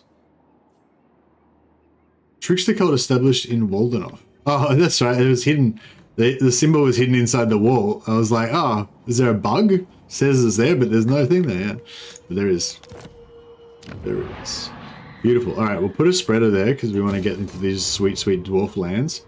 We'll also go for a blue money.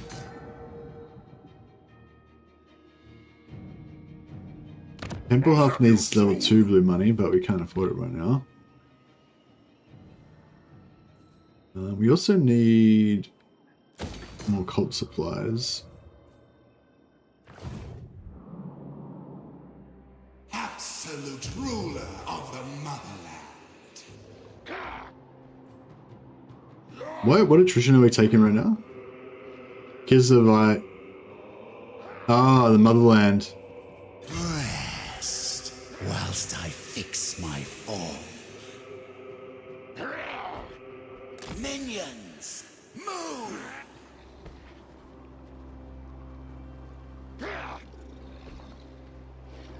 I'll take everything you love. Yeah, it's hard with the Australian accent, yeah. Gotta like, I'll do it. But yeah, there's another one that I was thinking about doing,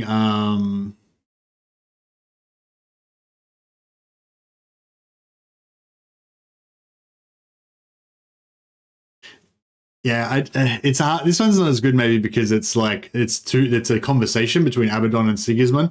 But for anyone who doesn't know the story, Abaddon was the captain of the first company of he was like the first captain of Horus's Legion. So Abaddon was like he was basically the most badass dude in Horus's Legion, and he's just like a brutal giant of a marine.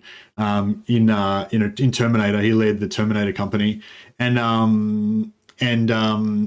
yeah, he was just basically like, he was like the right-hand man of Horus, and now Abaddon leads the Black Legion, yeah, anyway, there's this, basically Abaddon and Abaddon and Sigismund. Sigismund was like the first captain of the Imperial Fists, so they're kind of like the two sides they're like the mirror image of each other, I guess. And then Sigismund, I think Sigismund ended up being the first captain of the Black Templars, first chapter master. Anyway, basically they have this epic duel, and they both just like chop each other up, and like they both take like wounds that would kill an old man 100 times over, and like, you know, and at the end, like Abaddon is impaled by Sigismund's sword. So the like Sigismund's black sword is like through Abaddon. And he's still alive, even though his heart and lungs and shit are all fucked up and whatever. Sigismund is like chopped to pieces, like his guts are open, he's got limbs ripped off, and like he's just mangled, and he's about to die.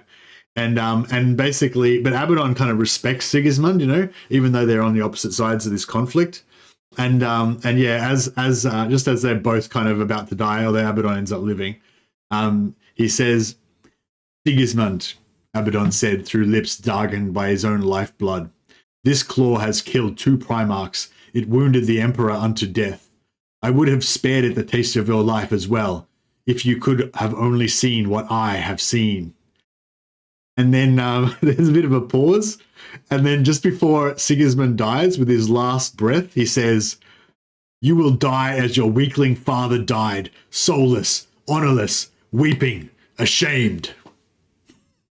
And that is one of the best quotes in all of Warhammer 40k. It's just like, fuck you, Abaddon.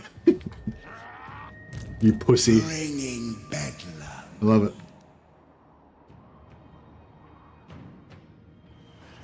"I hope I give you the shits, you wimp." That's like that's the 40k equivalent of that quote. Never. Never.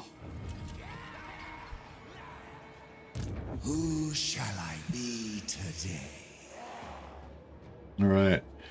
I don't know if there's much more money left in the diplomacy bank, unless we want to start selling non-aggression packs to random factions, but I don't really want to do that.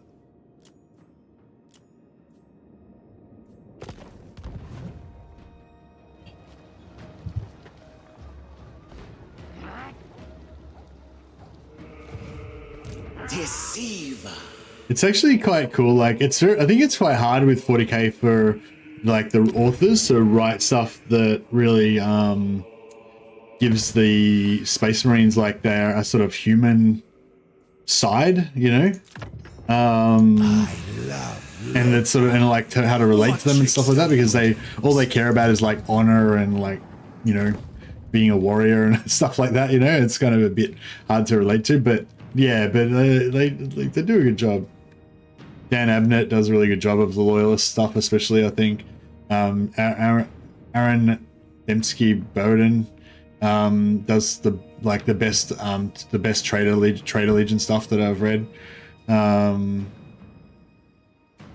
Yeah, his Soul Hunter and the Night Lord stuff is so good.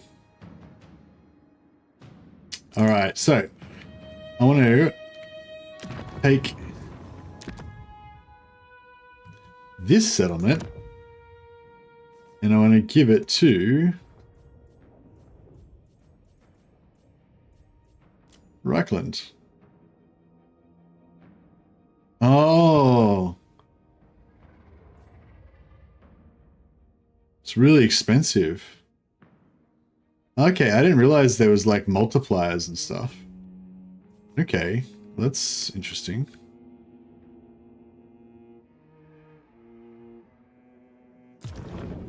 So, is it like, if I get a faction that I'm not at war with, is it if I'm at war with them, is that what makes it?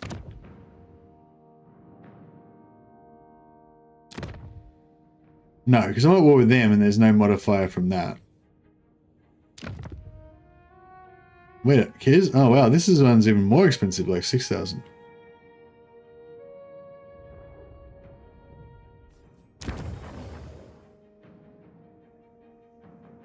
How come I can't transfer this one?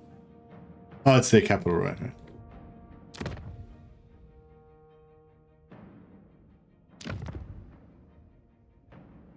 Okay, this one's really cheap.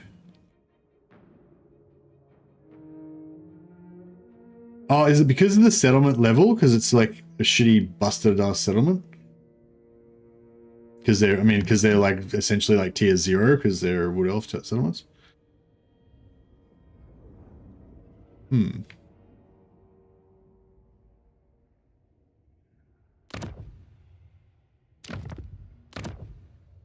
Yeah, all the wood elf ones are worth fuck all.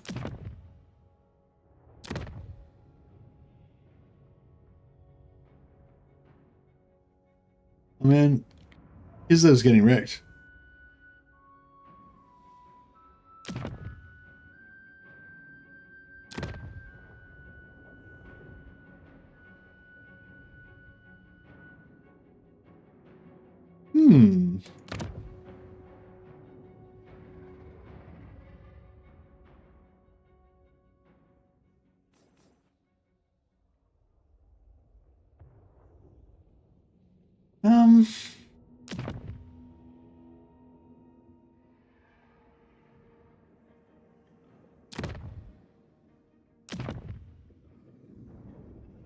So what would help them? Settlement level and the buildings built in it. Freshly colonized settlements are free to transfer. Ah, okay, that's cool.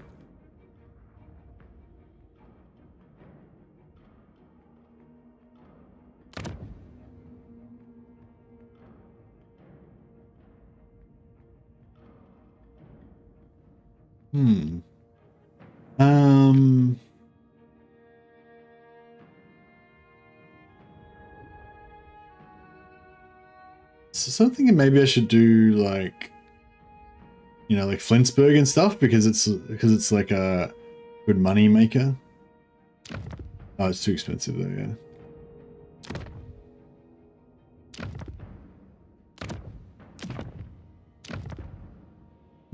So if we could get like a capital that's been busted up recently.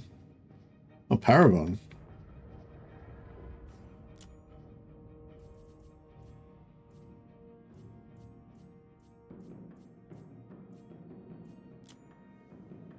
I don't really want to spread them out more, because if I spread them out more, they'll be at war with more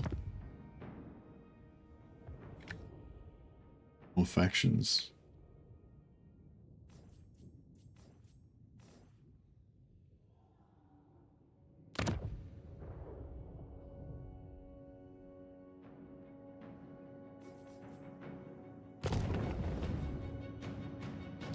Yeah, I'll give him Talabheim, because Talabheim's a capital, so even though it's busted at the moment,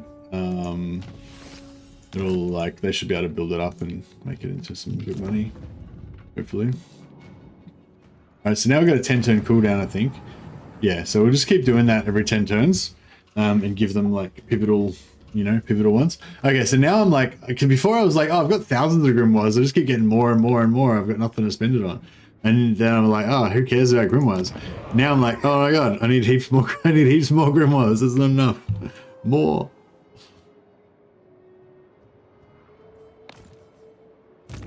Makes sense now. Oh yeah, is our hero capacity ready to go yet? 4,000. All right, we can hit that next turn. If I don't buy any heroes.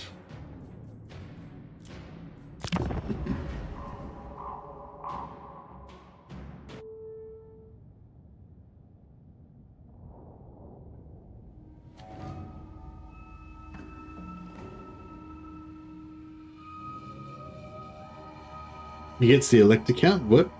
I have a clean conscience. Unused after all. Yeah, so we should be pretty easy to steal stuff off the Warriors of Chaos and the Norskins, because they have crappy buildings. The Warriors of Chaos just have outposts and stuff.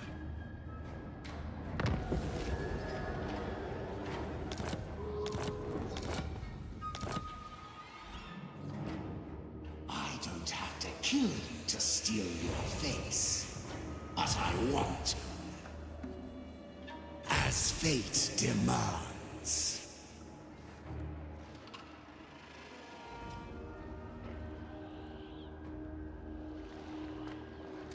You can establish cults under ruins, can't you?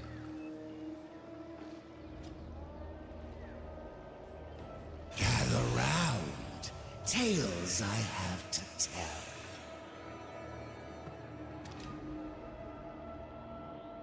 Faster, faster! Time is fleeting. Pandemonium is my name. Right, so yeah, so I'm gonna build that up so we can get a quest going.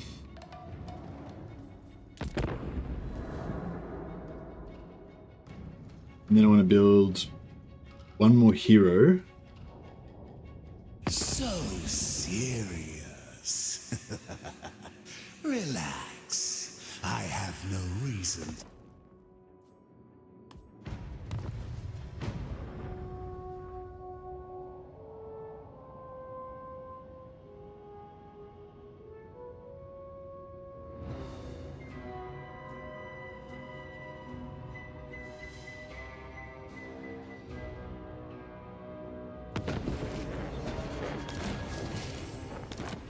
Nice, teleport stance is fixed.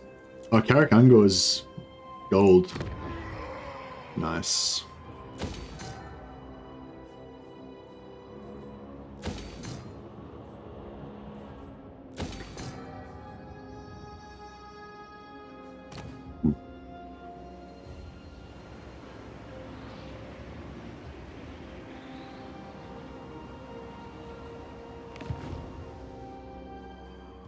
Just like snow, when change comes, it blankets all.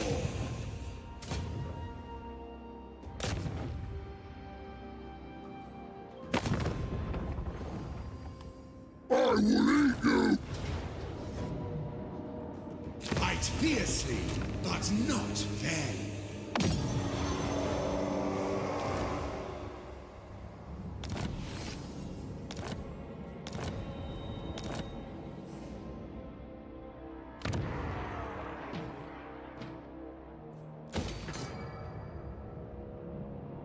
Alright, I'm not sure how much more I want to go up here. Chaos incarnate.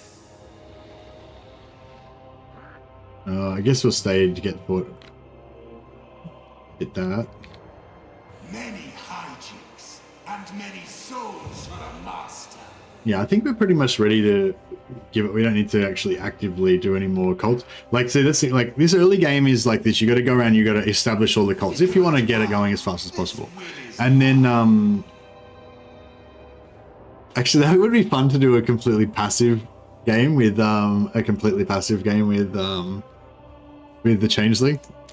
It'd be pretty boring, but it'd be fun. I mean, it'd be interesting to see how it works out.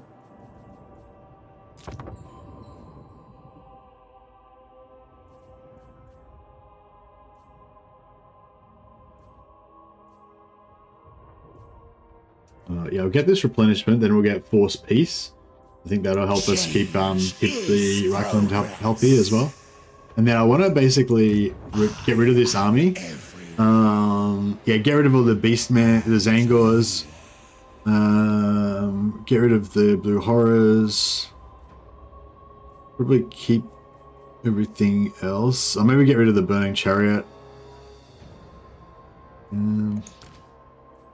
And then rebuild with all the Chaos Warriors.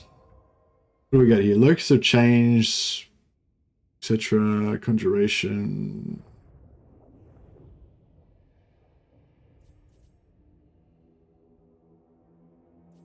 Summon. Alright.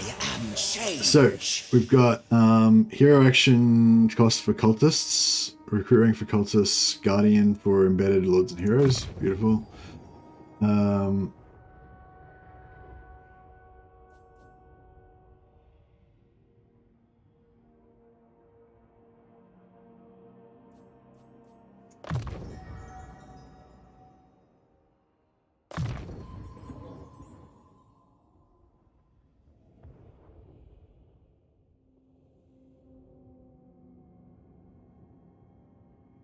Cool.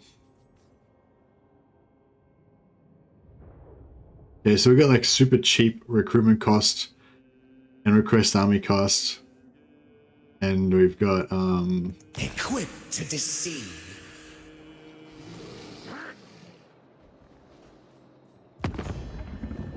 Now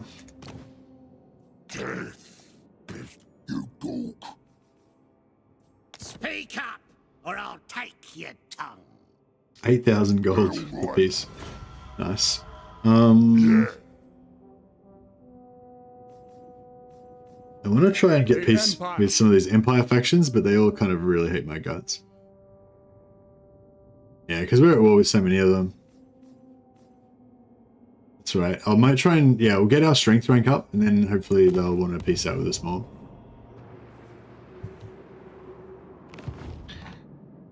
And we'll build up our money buildings. What a spreader there.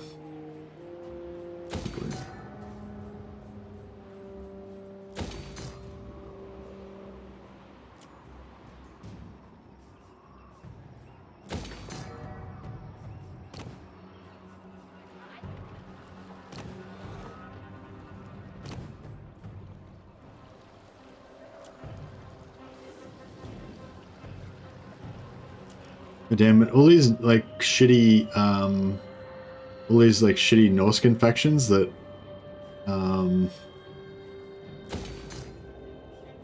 yeah, basically suck and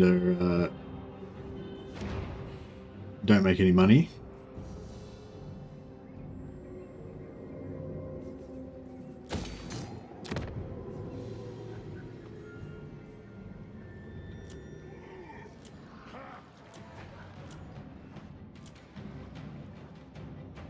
Irongrad doesn't really need a spreader. I could do with another gold upgrade though.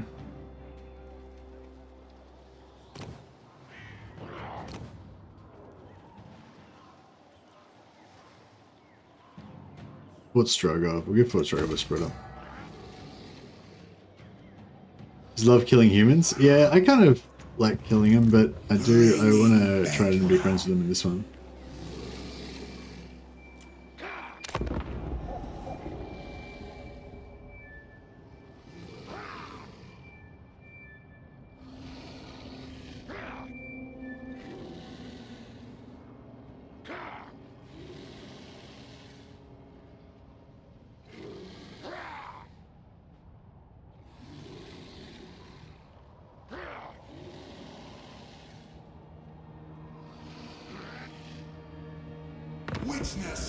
The fruits of manipulation ripen so nicely.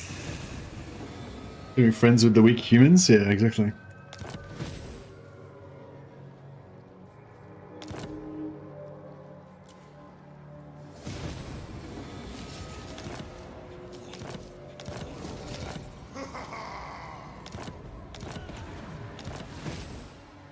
We're gonna get the end game's turn 40 to 45, turn 45 to 55, I think. So yeah, we might have to deal with that soon. So my challenge is to try to build up the empire before the end game happens, so that they don't get killed by all the end game factions. And I need to have some strong armies to help defend them. Need to try to defend their core regions. This actually is gonna be a bit.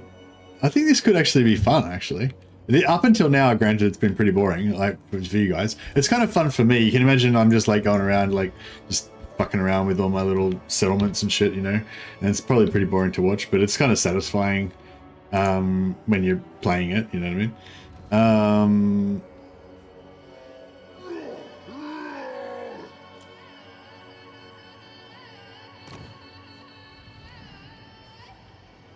So Erengrad's making heaps of cash. Yeah, this is why I want these Kislev settlements, but they need to be owned by Kislev, not by bloody, yeah. I need to take these Kislev settlements back and give them back to Kislev. Like Prague would have been making me heaps of money if they hadn't taken it out. Yeah, I think we're gonna go for some in a shadow army. Yeah, that's right. I'm gonna basically hang out with Karl Franz and be his like bodyguard and stuff. His shadow bodyguard. How's our diplomacy going? Basically, I've got like +2 public, like I've got +2 relations going with Reichland. Yeah, positive. Slowly. So see that recent events involving Reichland? Basically, that goes up by like 2 per turn. So in another like 100 turns, basically, we'll be friends. But yeah, we can start raiding his enemies and stuff, and yeah, should be cool. No.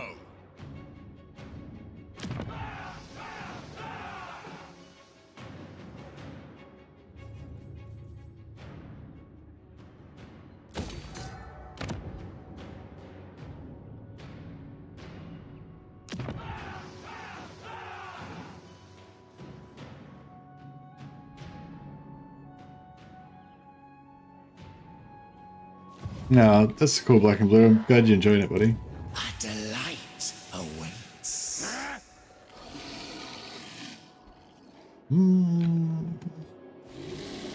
There's always more to conquer, though, you know? Like, I'm trying to... Take time to plan our japes. We should move.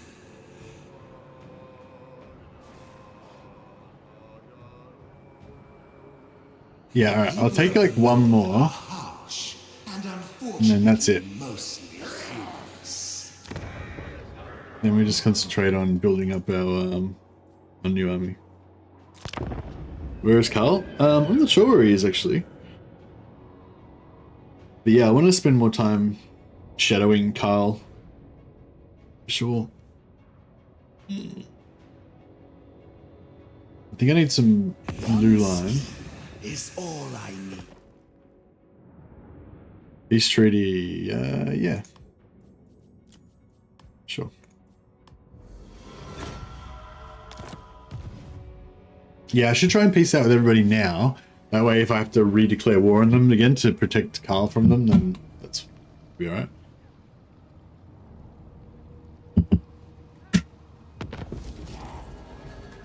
Sword of Cain claimed. Marienburg destroyed.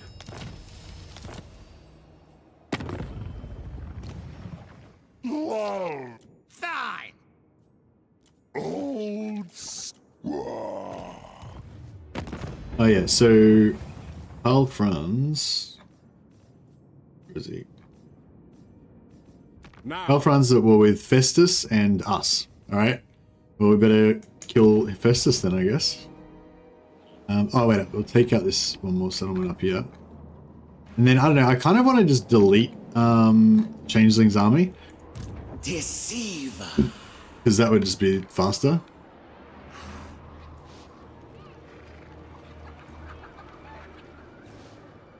Always scheming. Let's play some tricks. Just hard because it's like always, like there's always more, you know, there's always more stuff to, oh, in 2 more turns I could get Satrakan, in 2 more turns I could get, you know. But no, I think I'm bored with this. I'm sick of like going around just fucking making cults now. So I think what I might, these flamers are nice though. How do I get more flamers? Flamers come from tier 3 bonfire building. It's going to take us a while to get more flamers. Yeah, I don't really want to lose them, but I can't really walk him back unless we're going to go, you know, through all this crap. I guess I could... Who shall I be today? I guess I could take a couple more units of regiments of renown and just come through and rip and wreck all of this shit. This win is mine. Yeah, maybe we'll do that. Maybe we'll just actually go, we'll come out of the shadows and we'll go to war with oh, but the thing is we can't occupy the settlements and give them back to Kislev. Yeah, that's the annoying thing. Is there any way to reduce, can you reduce the cooldown on transfer settlement, or is 10 turns like a hard cap? Cease.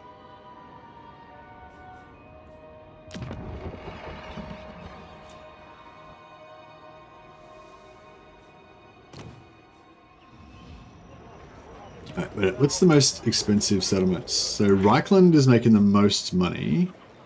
Runberg could be giving us more. Western World Edge Mountains is certainly giving us a decent whack.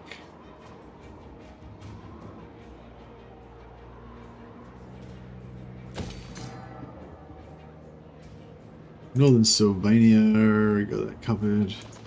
River Links, yep, we're working on that. Now the Povo places.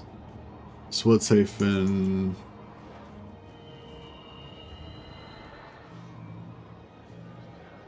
$90, yeah, that's not very good.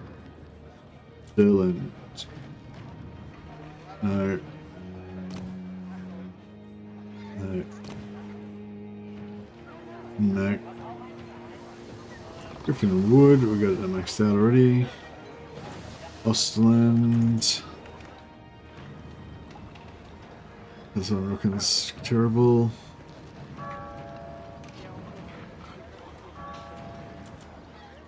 Hillebeck Land. Timber Badge.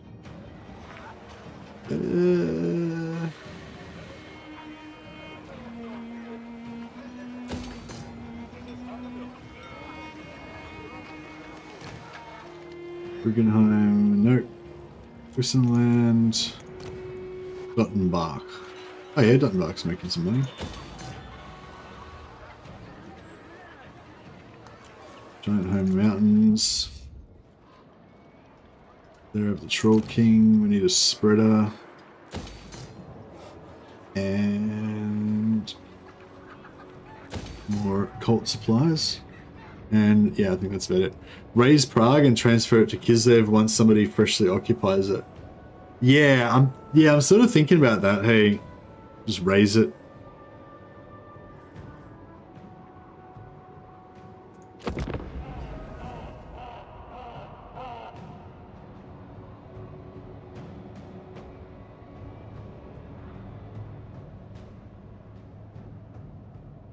want to build the building that builds cultists as well.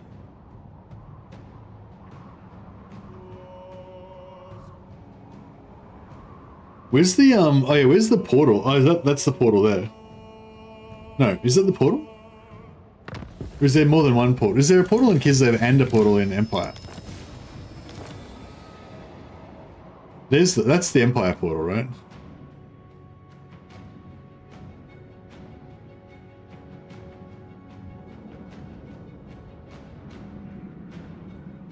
Look at all the cults everywhere. There's Trickster Rift in Midland, there's Trickster Rift in Kislev. So there's pretty good variety, good coverage. Trickster Rift, Empire, Kislev. Yeah, there's only Empire and Kislev. Okay, that's cool. Yeah, well, I was sort of thinking maybe we want to set up our like recruitment buildings nearby to the. Actually, we don't have any cults going on over here.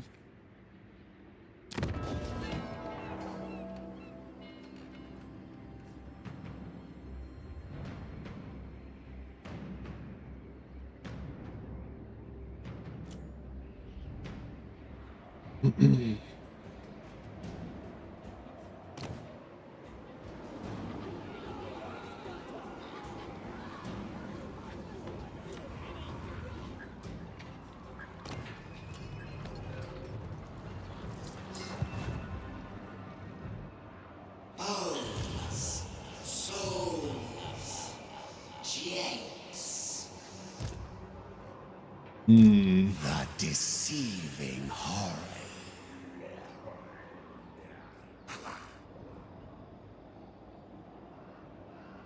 The collars of Korn's flesh hounds melted down so nicely to make his brass diorama. Alright, yeah, it's hard to like find places worthy to actually build up.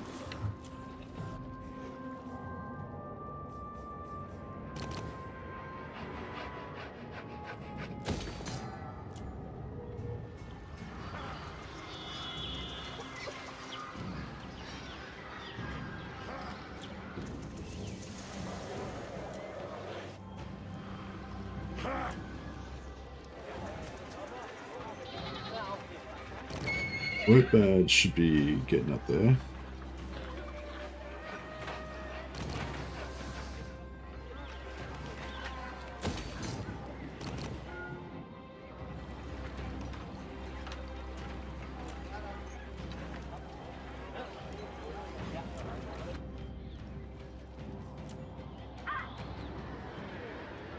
Yeah, Arengrad's doing nicely.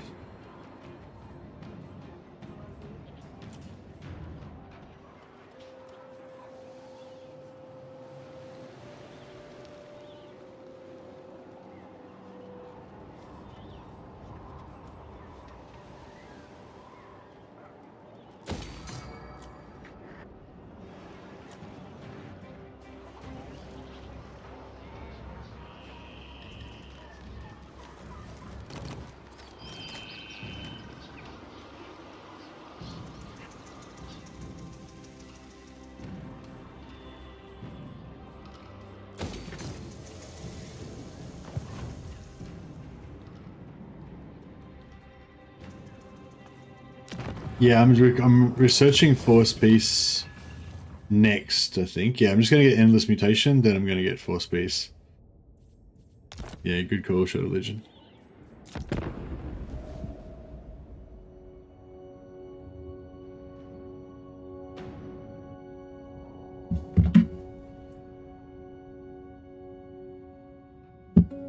Yeah, I think I've sort of gone as far as I can go with the passive route. Now I need to get in there and start like taking out some of the shit factions that I don't want to take everything over, like the Wood Elves.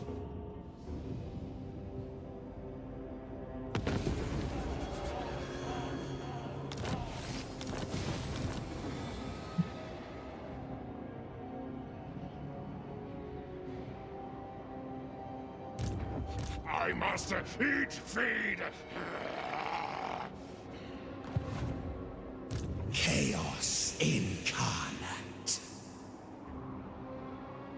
How come I can't? Oh, that's an actual ruin? Oh, right. Because it's an actual ruin, I can't do anything with it.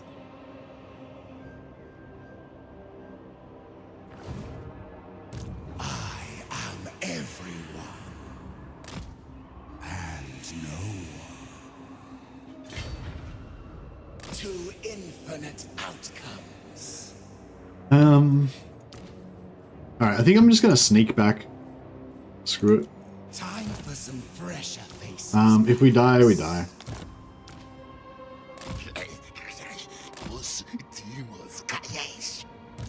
Bringing bedlam. Do we want to keep the cockatrice? I believe the cockatrice is okay, but it's not that needed. It does have terror. And it's got a -10 melee attack hex, which is pretty good. The burning chariots of Zecha I really don't like that much. They're flimsy and just, yeah, I don't know. But I don't know. Maybe it's good unit. Just you gotta.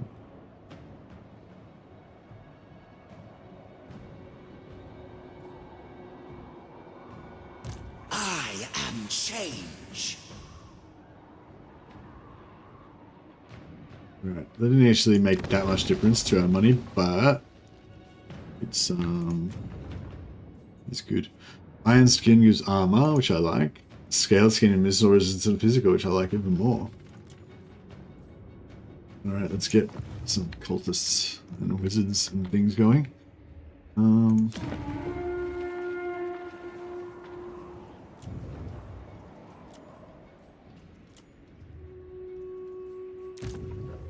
serve the Raven.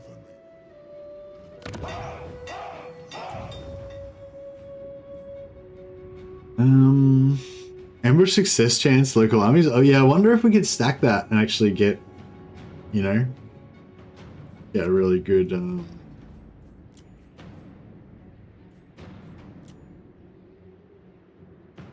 Oh, see, ambush success in local owned region. Like we don't. There's never can't ever own a region.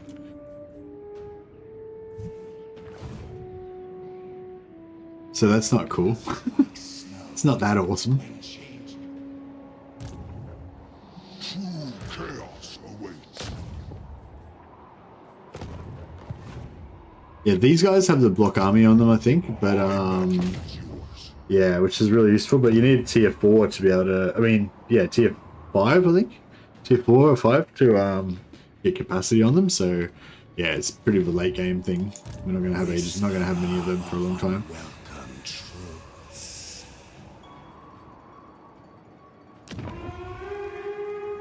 Yeah, so these guys are going to be like battle heroes. Wrong, sorry. Yeah, these guys are going to be battle heroes. So cunning gives them poison in melee, which is okay. Strategy is not a battle hero thing. Weapon master. I guess the poison, even though the cunning part doesn't work, just having the poison attacks is cool. I guess they don't have a secondary like they don't have an attack special damage type that's going to get wiped out by the poison or vice versa.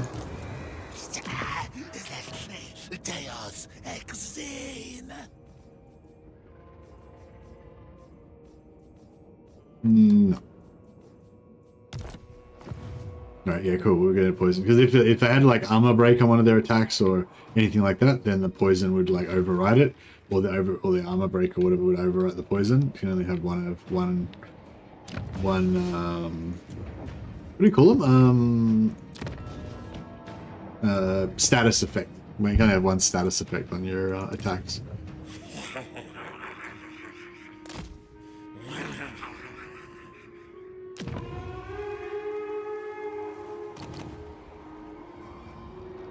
Hey, these guys got control by K-Fanning.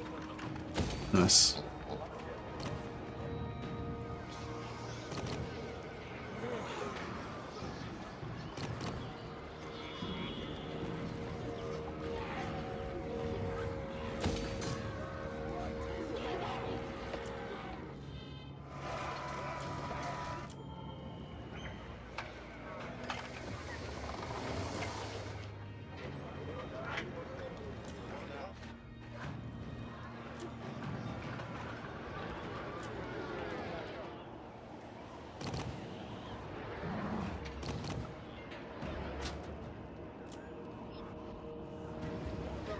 That's good.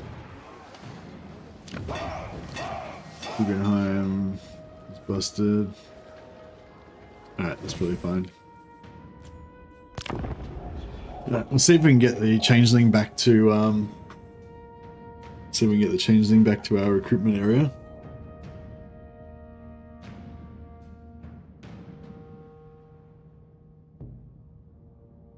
Is there a point to having in-game crisis set as early as possible? I've not been able to muster enough interest to campaign to remain playing for even 50 turns. I don't know. Yeah, you put it on early so that you get to experience it. So if you're only planning on playing for 50 turns and you set the endgame for return 100, you may as well just not even bother putting it on. It's yeah, it's basically like how I think of it usually is like I think when do I think this campaign's going to get boring? And whenever I think the campaign's going to get boring, I try to estimate it, you know, and then I set the end game for then. So for this campaign, I was like, oh, it's probably going to take me about 40 turns to like establish all my cults and everything, and then I'm going to want to try to help the Empire to survive. But if there's no challenge and the Empire's thriving anyway, then what's the point, you know? So I thought, yeah, so then it'd be good to have the end game happen around turn 45, and then, you know, then I can have a challenge, you know. But but I actually probably should have made it later, because I realized that I'm not going to have I'm not going to be able to ally with the Empire in time. So basically, the endgame factions are going to spawn. They're all going to be at war with me. They're not going to be able to find me, and so they're just going to do fuck all. Whereas if I was in a military alliance or a defensive alliance with the Empire, which I was going to try to be, then, you know, I would have to struggle to try to protect them from the endgame factions. That was how I imagined it anyway. But yeah, I don't think it's going to play out that way.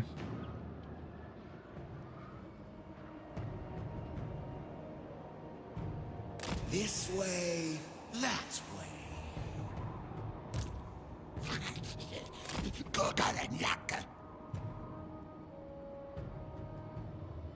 Changeling's part of Zeech faction. Oh, Tower of Crack. Nice. You need a boon. More money.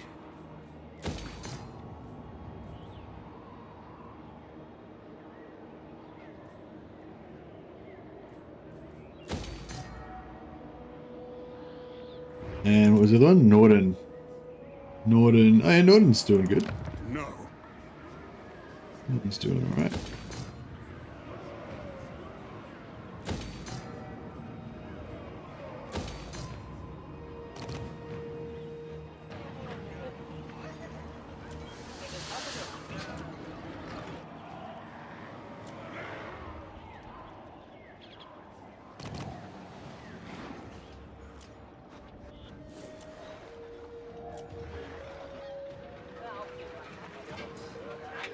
Oh, I disbanded the army because I disbanded all the stuff that I didn't want. I just kept the good units, or the the units that I don't currently have the capacity to recruit more of.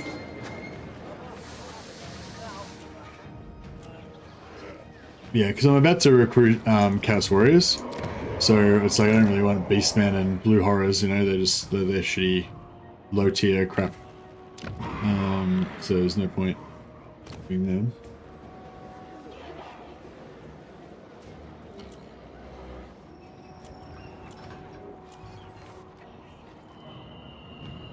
But yeah, we'll try and get some more.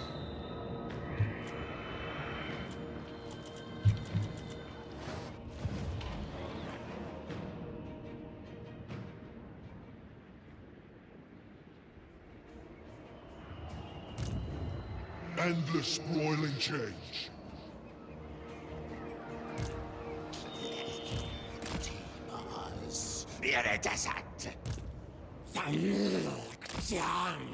Alright, so we need sort of like a training faction to beat up on. I don't know if we should beat up on Dryka. I sort of want to farm someone. Who can we farm? Probably up North. Actually, Northscale back up there probably would have been good. Yeah, actually, yeah, we'll go to war with Northscale. We'll try and like kill all this stuff, and then that should like weaken them enough that somebody else can move in and supplant them, hopefully.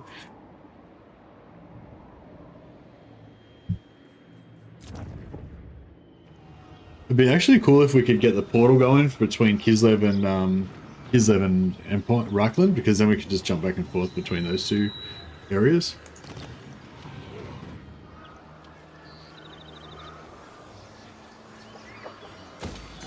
Yeah, actually, we might just build the. I might just build the basic money building in a few of these places, because that way, when if it eventually gets taken over by a civilized place, then we can just convert it into the. We can convert it into the blue version, like higher tier. So yeah, so you just build like purple money everywhere at the start when everything's getting raised and stuff, and then once it stabilizes, then you can convert the level 1 parasitic to level 2 symbiotic and get more money and stuff. You know? I am chosen.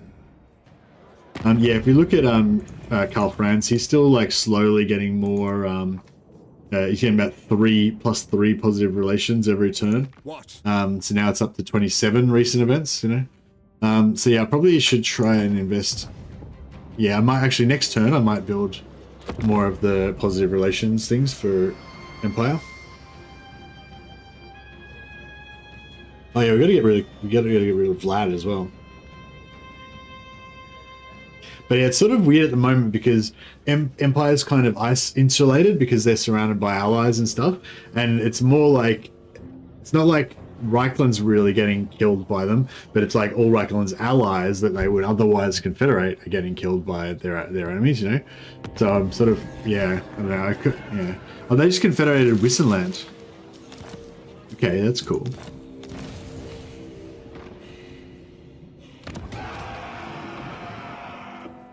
And and we got Wissenberg via spread. Beautiful. Yeah, so if we do Wissenberg.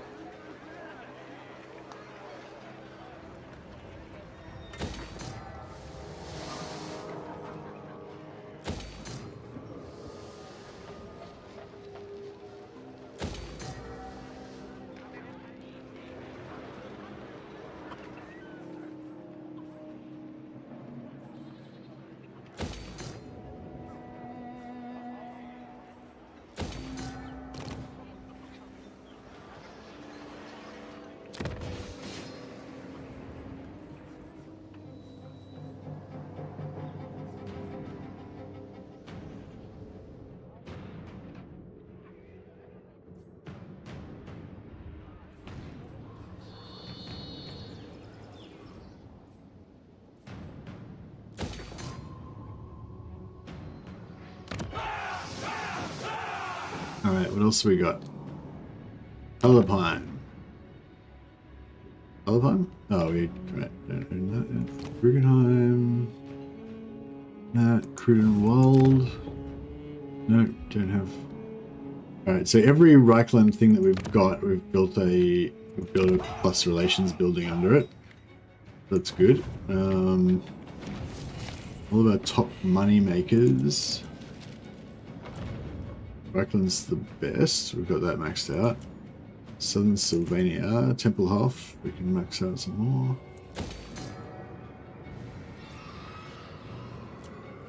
Alright, that's done for this turn. Scheme executed.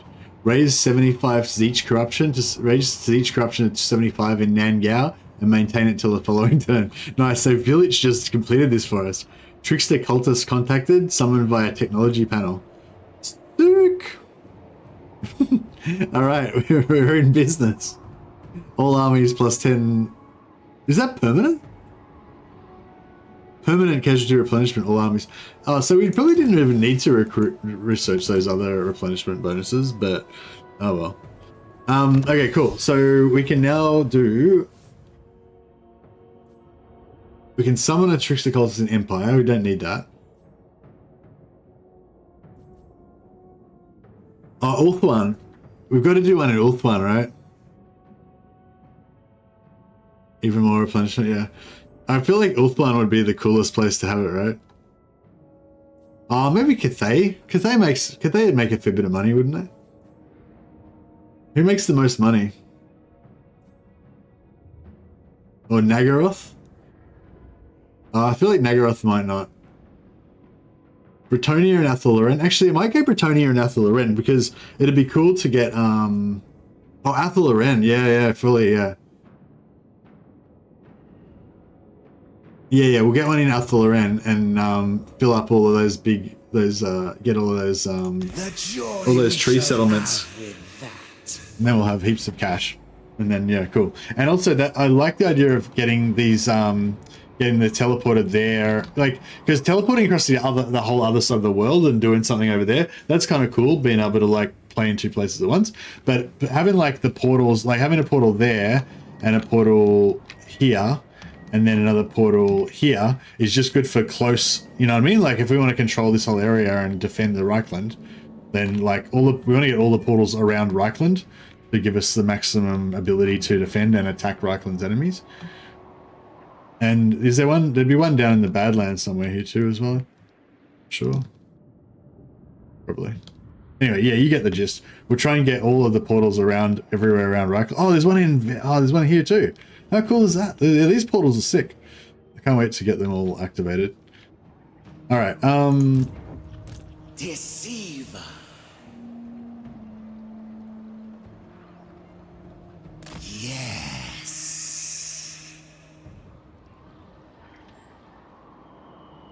Some rules, even I can't break.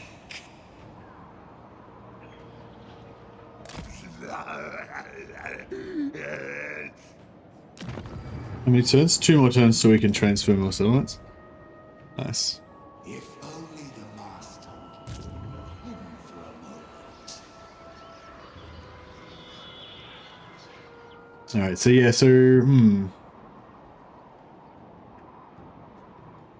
yeah, we'll summon an army here.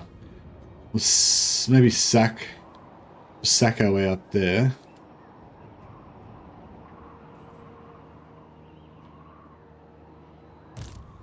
I serve the Raven.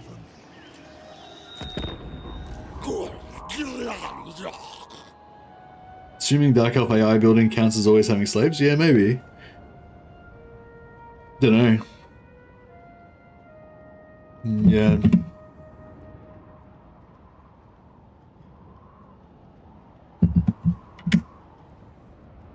There's no way to like steal their slaves or anything that you could to get an idea of how many they've got or anything, so yeah.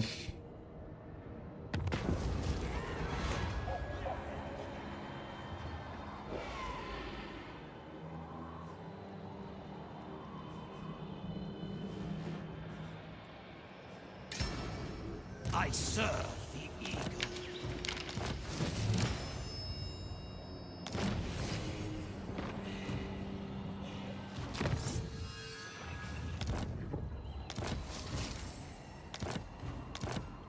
Alright, where's our cultist? Oh, there's Ulthuan. Oh, here he is. He's gay. So these are trickster cultists, yeah? Cool. Okay, awesome. So 1700, 1400, 1400, 1600. Alright, I guess we'll go for this one. You better not get assassinated by some stupid wood elf hero before he gets there. That would really suck.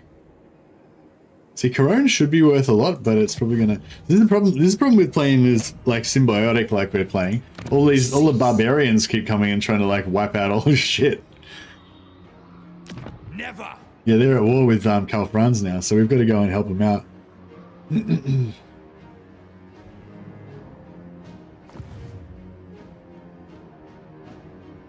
thousand faces of Zinch laugh at you.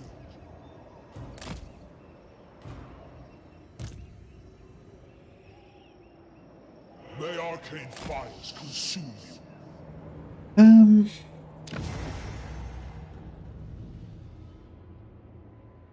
So if we want to go Empire way, we go this way.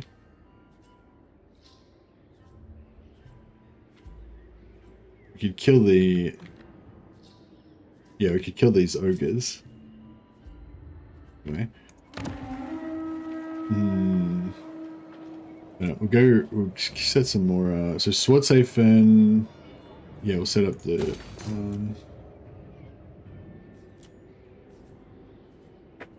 needling.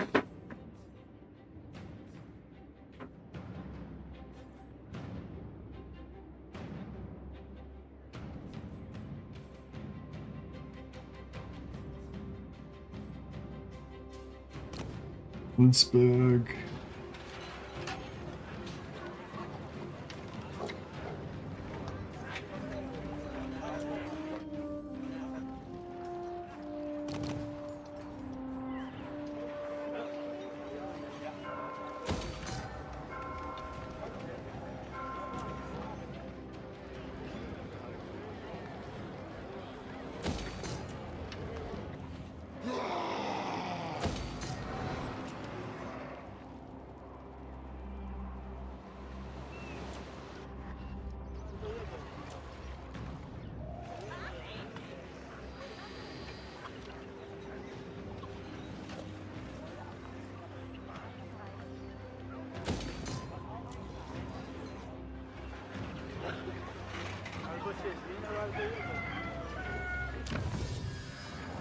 Right. What do we want? Force piece. Yeah.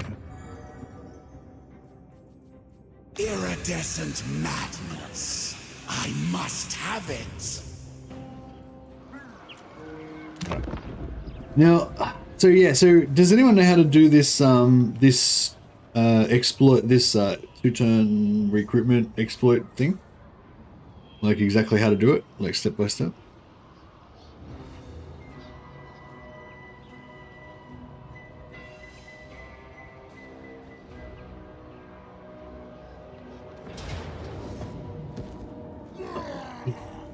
Another time.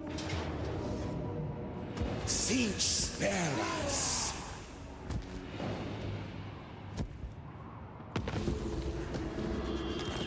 I wonder if we can use it to surf. So basically I was here and he was like there, right? So he moved here and then I ambushed. And then I declined, so I retreated back. And because he was moving this way, as soon as he hit me again, I ambushed again and pushed back again. So I wonder if you could like actually kind of surf your way on people. Like if you know where they're going to go, you get in front of them. And then, you know, as they go through, they like push you twice, you know? This said, what Legend did, queued a two-turn unit, then queued everyone he wanted to recruit, then waited. So he queued up, so he queued like a two-turn unit via global recruitment, do you mean? Or just like a normal, like would it work like global recruitment or? And then he just did, it has to be local. All local. Oh, but I don't have any two-turn recruitment in local. I'd have to do global to get two-turn.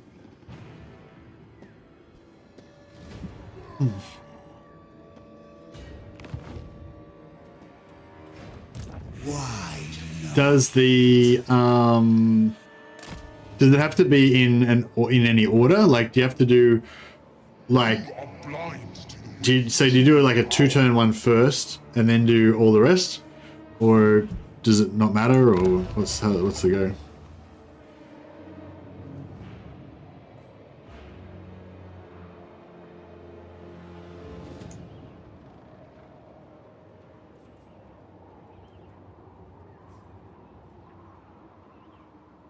Two-turn first. Actually, interesting. Yeah, I don't have any two-turn recruitment units, so I don't know if I can really do that one, but...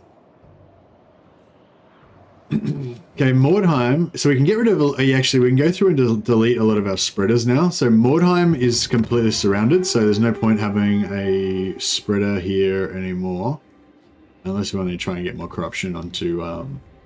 Drakenhof.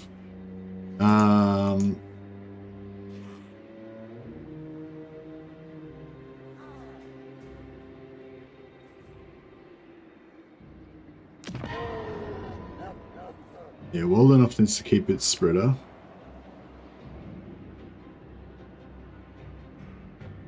But yeah, Mordheim, we don't need a spreader anymore, right? It's completely surrounded. Yeah. And Eshin... where is this? Eshin is also completely surrounded. We don't need to spread it there. Naganoff. No, actually, we got, yeah, no fortune. Yeah. Yep, Naganoff is completely surrounded, so don't need to spread it there. Our economy should get a lot better now. Swordsafen, still need to spread it there. Griffinwood, we still need the spreader to go to Kappelbergen. Yep. Still need to spread it there.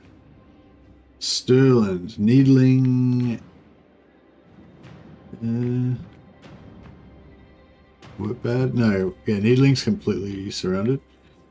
Get rid of the spreader. Wortbad still needs to spread. Flensburg. Good spread, still spread to Nuln. Moot is trying to spread to Averheim and Grenstad, so that's fine. Also on Rauken. Still trying to spread to Wolfenburg.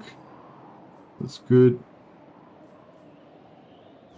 Norden is trying to spread to Salzamund.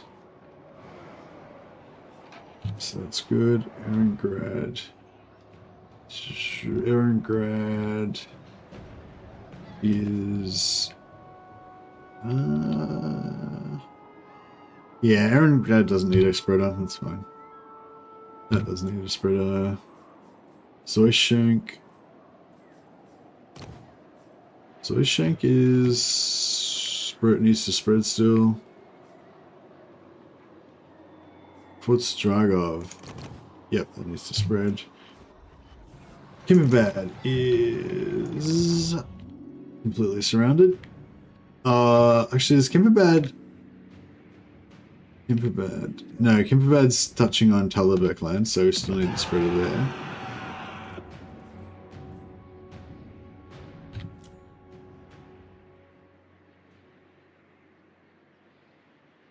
Grimhold.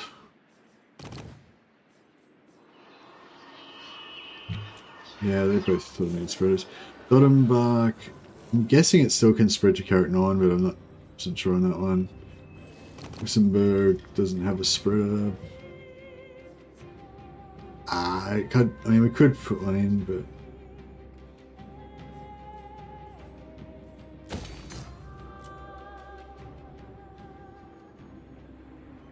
Alha, yeah.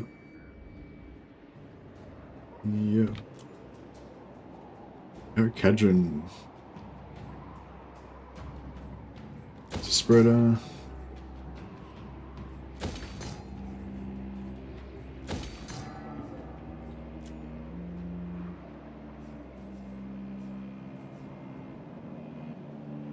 But Jakova does not need a spreader anymore. Zavastra. Zavastra is... That's not broken. No, Zavastra does not need a spreader anymore. Igorov.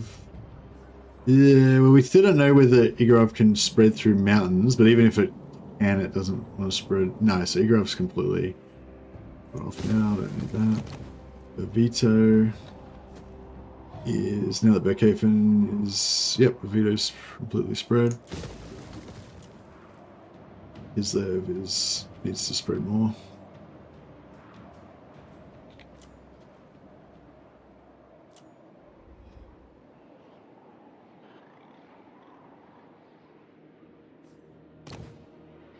Doesn't need a spreader. Alright, I think our work here is done. Money wise.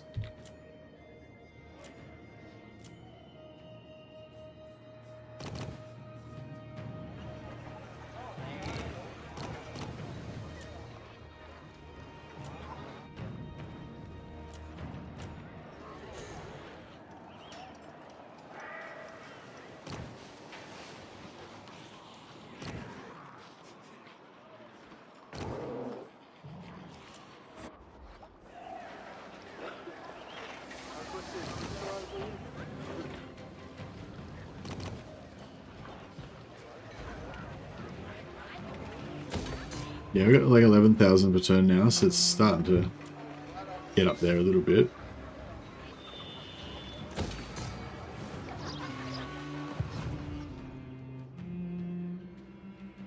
Alright, next time we should be doing significantly better. Bringing bedlam.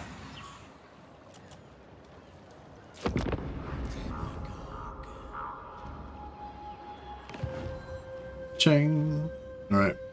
We've got a new cult. Oh, maybe I should have I probably should have I should have put it in Vol's Anvil so that we'd have more chance to spread to the other settlements. But that's right. Paravon's next door as well. Got Paradon and 2 other capitals.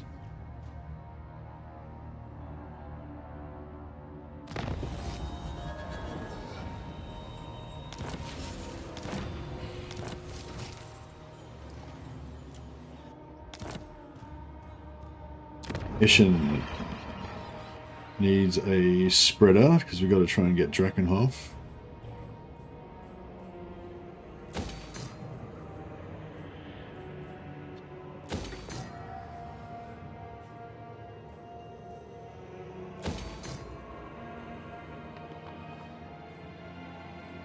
Ubizrak, been working on that one for a while.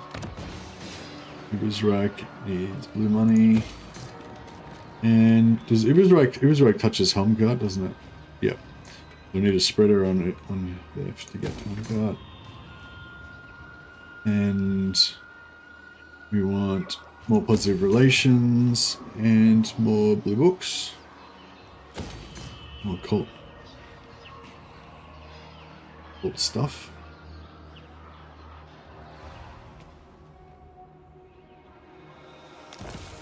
Helleheim. 3 spreads this turn. Nice.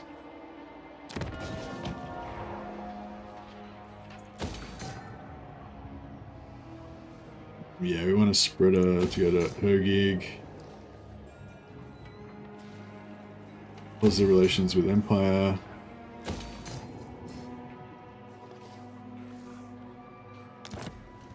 Nice. Oh, look at the money. So much money. 2.5k per turn. It's really good. Books. Spreader.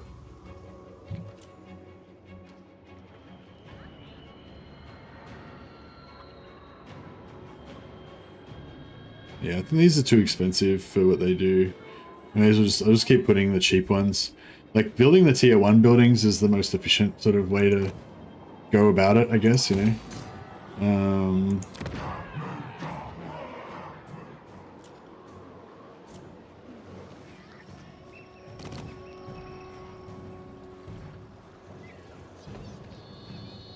We are the cult of painted skin.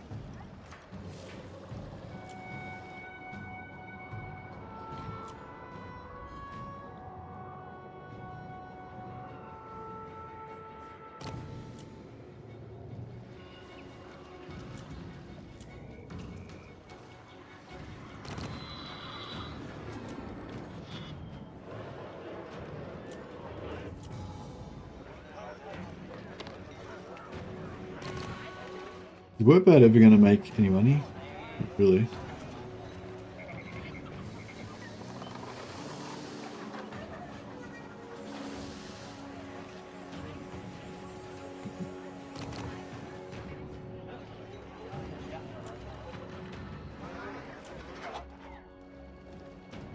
Alright, cool. I think every... Man, yeah, we need to deal with this shit.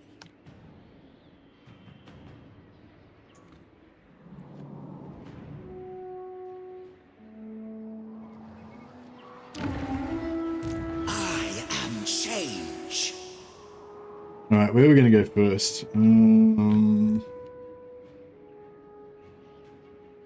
Maybe just go for this ogre camp, I guess.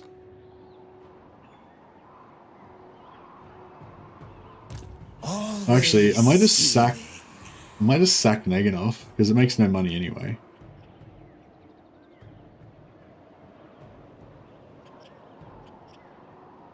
What's the garrison look like? Naganov, it's nothing.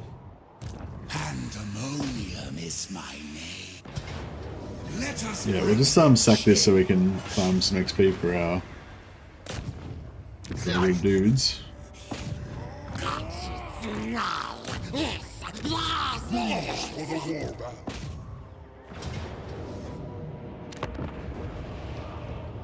And then we'll see if we can steal some money from global recruitment, from diplomacy. And then, yeah, I don't know if I should... Maybe I should just not bother with it this turn and just wait till next turn, because... Yeah, like, I'd probably be better off waiting for, like, until it save up a bit of money, yeah? Yeah, maybe I'll wait 2 or 3 turns and just, save up money. That might be the way to go. Shit, I've got a pretty shit army, I just realized. Out of nowhere. Ask not what the trickster cult can do for you. Ask what you can do for the trickster cult. For we are true chaos.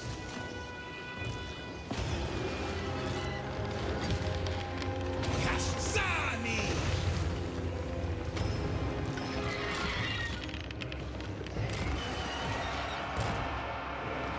Changeling!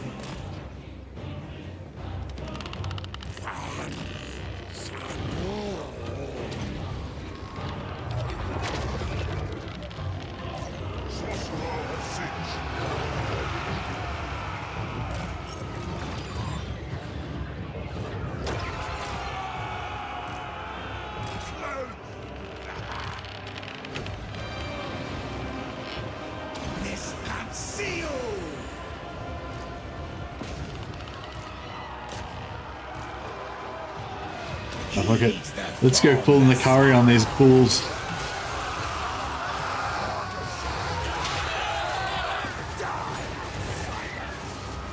Yeah, we've been playing for like 5 hours, and this is like the first time you guys actually get to see me actually can transform. So yeah, apologies for the people who have been waiting like the whole time to see me transform. But yeah.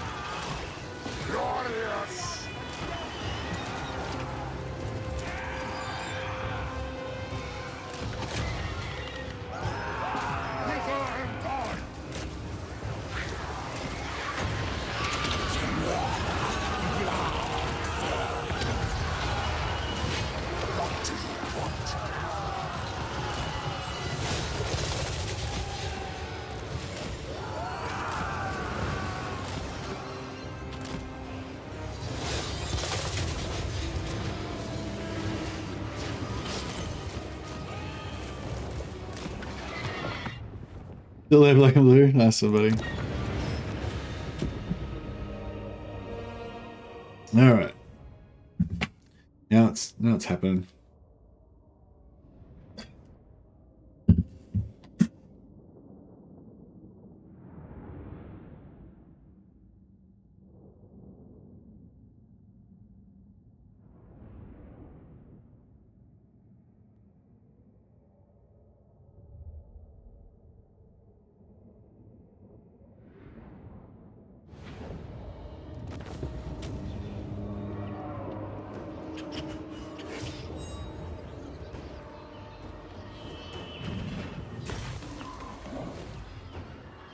On third cup of coffee? Yeah, I'm on my third cup of coffee as well.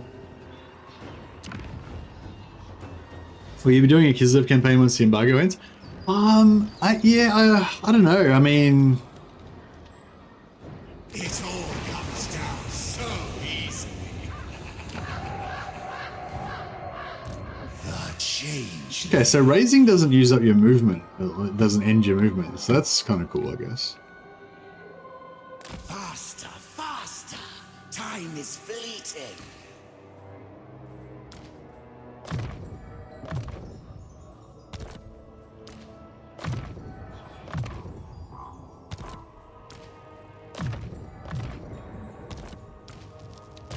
The deceiving horror.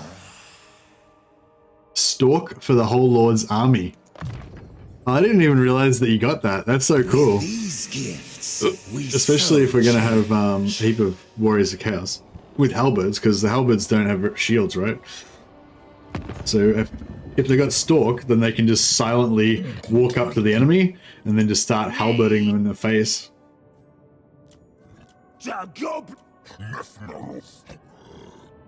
Alright. I feel like we need to declare some more wars.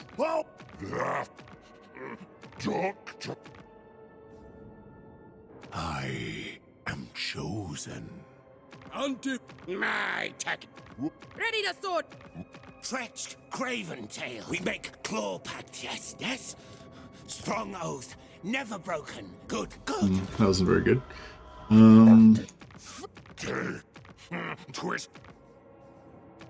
They can... To what? Luke, father's here.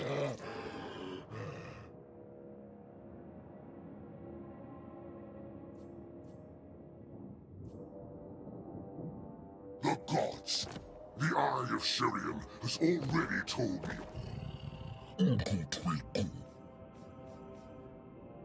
I concur. Nag. Cross me, and I'll retch all over you.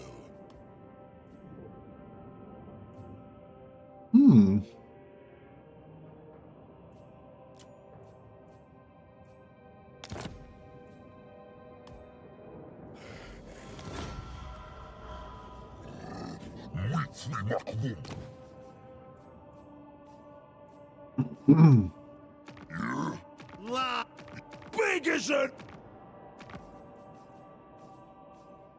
Marauders all! World walk. Oh, and the boss. Tinker. All right, the Empire. So, if there's any other... Azazel. Any other people that want wars declared on them? The Tree Hammers, I'm probably going to declare war on. Who would be richer? Probably the Golden Order. Interesting. The Bright Order are seeking targets for their initiates to practice on. And here you are. In charge. Sigma's whip. Deliver your missive and then get from my presence. As you say, sir. Alright, just a little bit of extra cash. I don't think it's going to be enough to be able to do anything too crazy.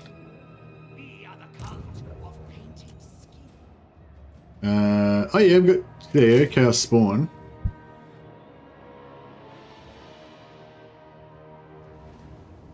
Yeah, no, I don't have enough money.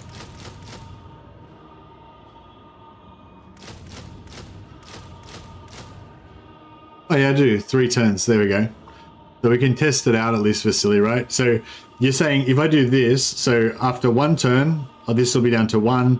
These 3 guys will be recruited. These guys will be down to 1 turn. This guy will be down to 2 turns, right? And then after 2 turns, all these guys will complete as you would expect. And then this 3rd guy will also complete as well. Is that pretty much the gist of it, Vasily?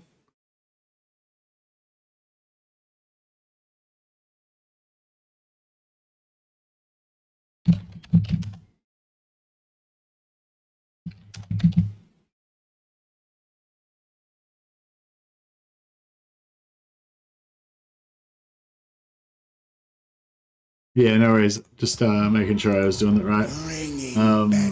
Yeah, we'll see if it works. I don't actually want this unit of Chaos Spawn though. But that's alright. I mean, they can be our mascot or some shit. That's fine. Do you reckon it would stuff it up if I added more units like next turn? It shouldn't make a difference if I add more units to it, should it?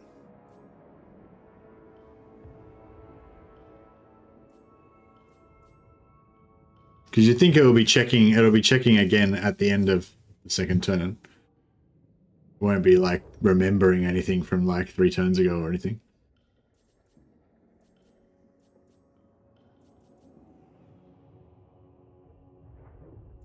The 3rd turn one.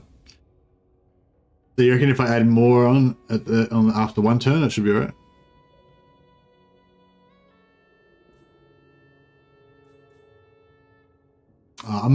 What I'll do is I'll back it up at the end of the turn. And then we'll, yeah. See what happens. I don't really... Force Rebellion could be good.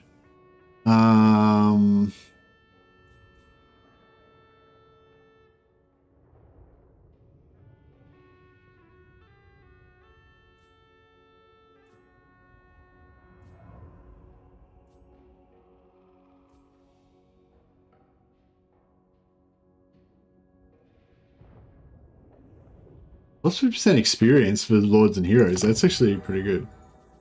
Iridescent madness. I must have it. Now, where's that cultist? Didn't we get a cultist? Oh, there he is. Fuck. I just forgot about him. Left him there. Walk, never run. Oh, should I force peace with Gemmler maybe? I don't know. Kufran's already lost a bit of space, a bit of stuff to Kemmler. And I suspect he's going to lose more.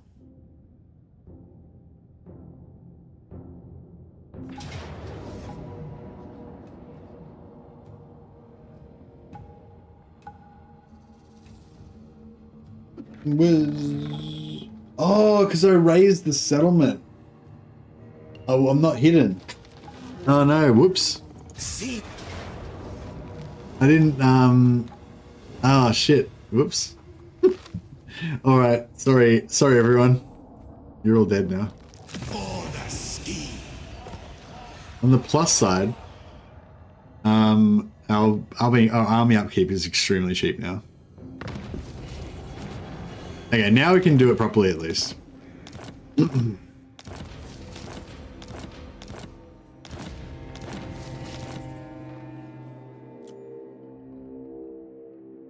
I share the forest's thoughts.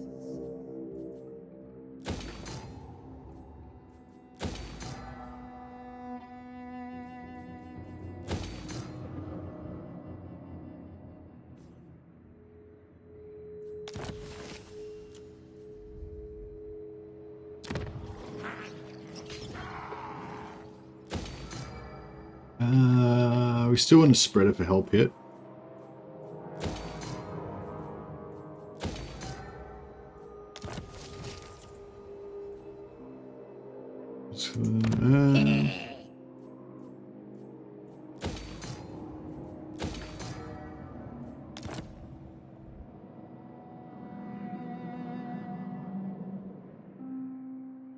Changeling not get upgraded Lords of Change? I don't know. I'm not sure. The Changeling has all these tech things that gives Lord of Change extra shit.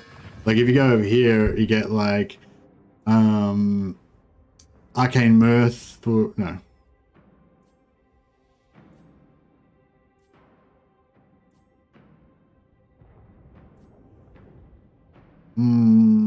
Oh, here we go, yeah.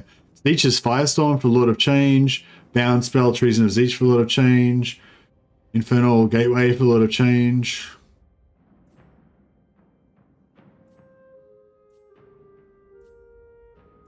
Yeah, those three things. It's still pretty cool. Man, I could have deleted that army like 4 turns ago. Since if I was going to just get them killed anyway. Oh yeah, so that's an issue, like, yeah, right, so these raised settlements don't give us stealth. I forgot about that.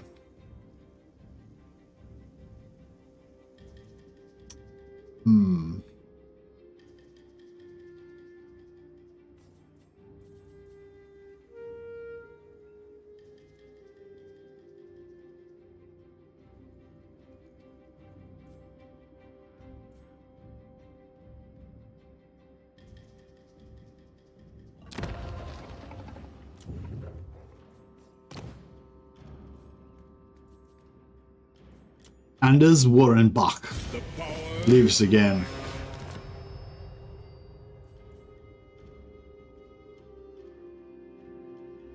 Bow before the magic of Zeech.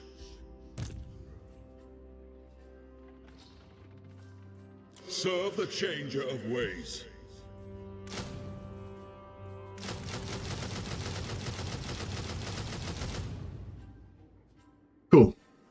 All right, this should be a good test.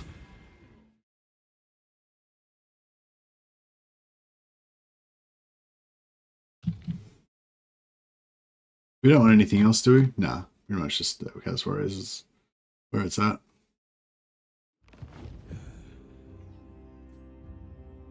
I will summon your deepest fear. New lands, new rewards. It's interesting. So we need, so we need a second army. Yeah, we need to be constantly recruiting second armies because we need to maintain our movement on the main army so we can move them into stealth area when we raise with a secondary army. So that was good. Do some hero hammer. Yeah, we don't really have any good heroes, unfortunately. But yeah, I will try and get some more capacity for sorcerers.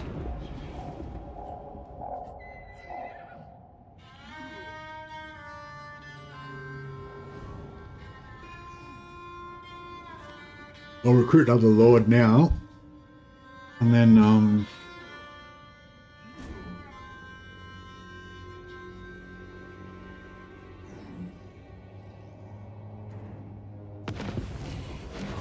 sorcerers and cultists could make decent doomstacks. Oh really? How would you use them? They wouldn't be tanky to. Oh, here we go. So we've got 5 turns till the end is nigh.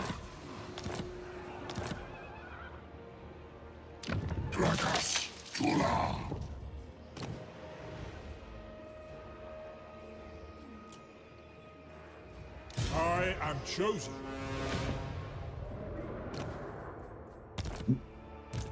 For the great conspirator. For the great conspirator. Change is coming. Alright, so 1 turn this is going to get recruited, and if the bug works, then all this stuff's going to get recruited at the same time. So we shall see.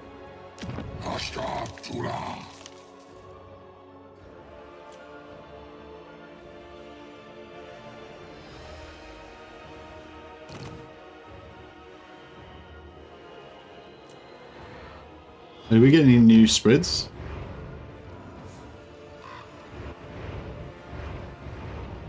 No spreads that time. Crazy. All will succumb to change.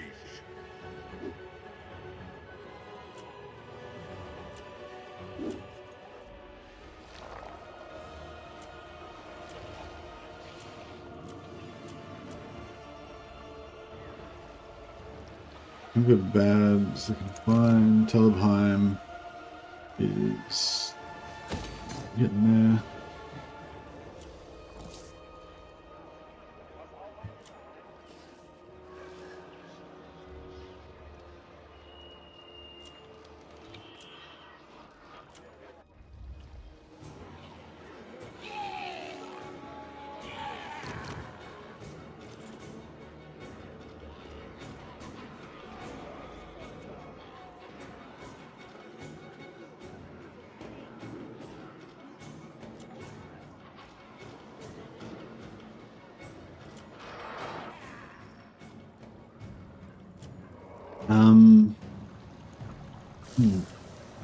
Trolls.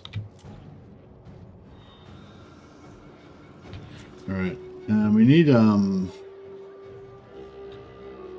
those wood elves. Sorcerers, yeah. I can only get it's tier 5 or tier 4 or 5, I think, to upgrade capacity for sorcerers. So it's like pretty hectic. I might actually upgrade this to 8% just so that we can, because the faster we get these other ones, the better.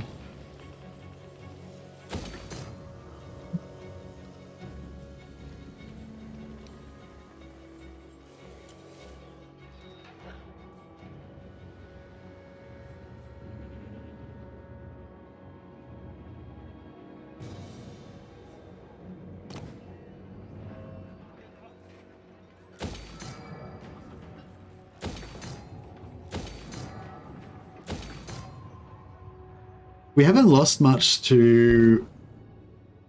Yeah, we haven't lost much Reichland hasn't lost much to the vampires yet, so I might force peace with them so that they don't lose any more before we're ready. Oh, what's the cooldown? Because yeah, I was gonna say I should maybe wait and use this on the endgame scenarios, right? I'll test it out on these guys first.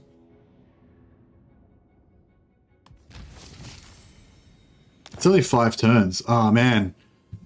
This is yeah. The income scale's pretty hard. Yeah, that's right. That's the thing, like you get to the point where you're making like 20,000 a turn and you're like, oh yeah, I can afford a couple of armies now. And then it's like, nah, I can just not bother building any armies. Doesn't really make any difference. You know what I mean? Like you don't really need to worry about it. And just like, you're like, oh, I'll just wait until I'm ready to do the quest battle. And then I'll just raise the army that I need for the quest battle. And then I can just disband it again after that. Or yeah. It's like, yeah, like you say, you don't need it for defense. So, you know.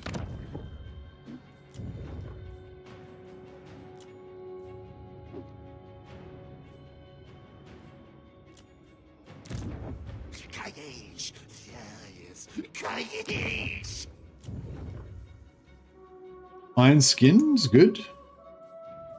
Yeah, we'll go iron skin. Sorcerer of Singe. Need a bit more money. Playing the map instead of the battles. Yeah, it's just like it's kind of like playing SimCity or something, you know, like just a sandbox. Kind of like just a sandbox experience where you don't really have to worry about any enemies or anything. The Goblin King! Yeah, it's pretty good. We declare war on them now? Yeah, cool. We've been peaced long enough with them that we can declare war on them. Fatter than How's Champion of the Lady. Harbinger. I am the blood of Sheep. The King. All worlds! The forest calls!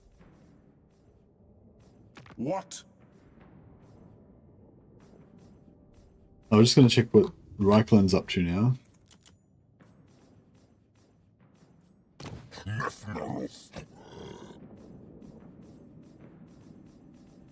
The nation calls. Plus 139 positive relations now. It's just going to keep going up and up, right? Yeah, no, yeah, I get what you're saying. So yeah, I agree. Yeah, so I think we've built. I think every empire settlement has the relations bonus building in it. Crystal Valley. I know Crystal Valley doesn't. So they confederated that now. Oh, no, have to wait till next time. But that's all right. All right, so let's see if this bug's going to work.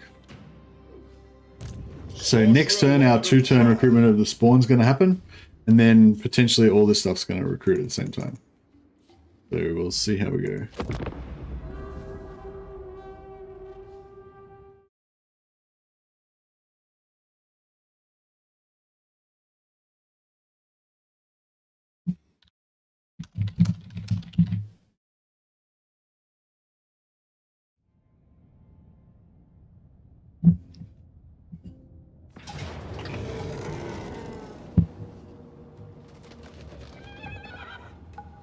Oh, I hope they're not going to destroy my,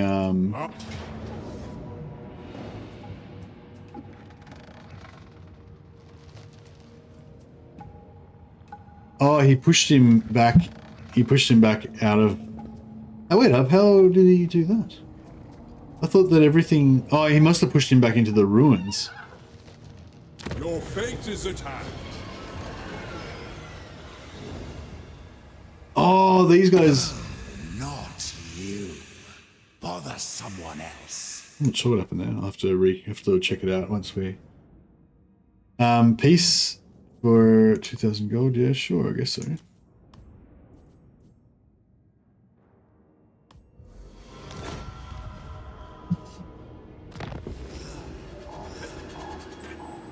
So much for our secondary lord. I was just about to put all my heroes in there as well.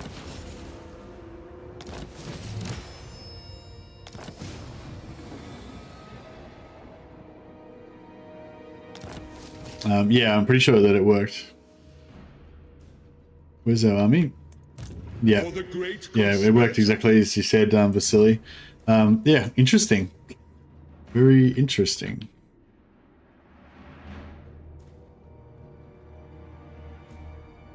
So, yeah, see, it's sort of a problem because, like, I can't take out this army in this settlement unless I raise it, and if I raise it, then I will be visible to my enemies, right? So, yeah, it's not good. So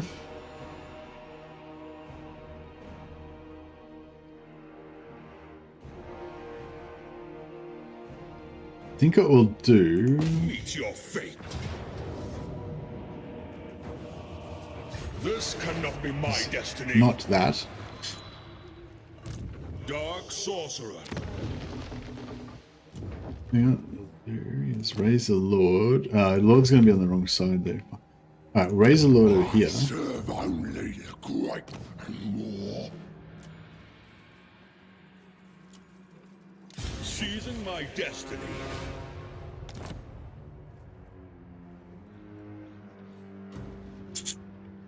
Zinch bestows the glorious burden of knowledge. None may direct my recipes.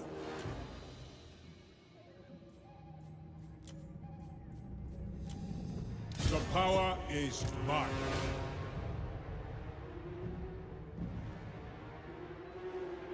They impinge on your servant, oh more.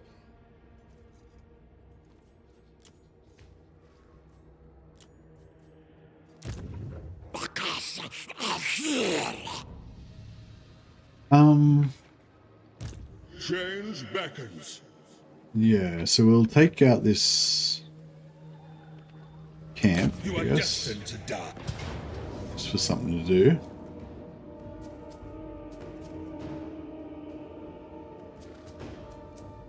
In Zinch's name.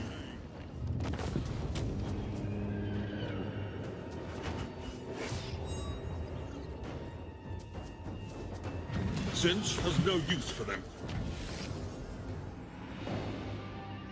No double science badges, that's correct. I serve the Raven. Okay,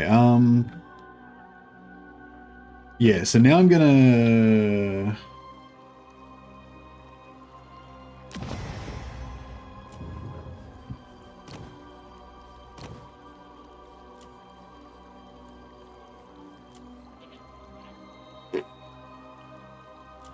All these traits are shit. That's Seizing right. my destiny. Alright, wait, put this guy here. Serve the Wind Lord.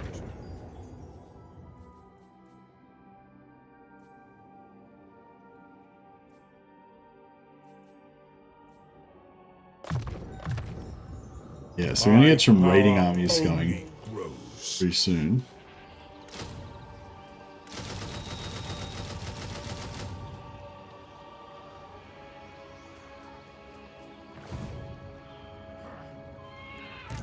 Lord Conjurer.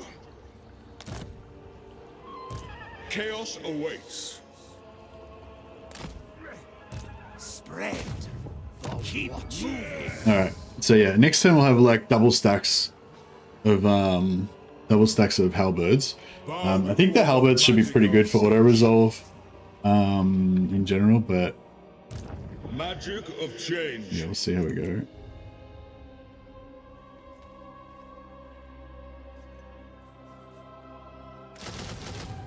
No, I don't have any money. Yeah. It's alright. Wait a bit. Exercise.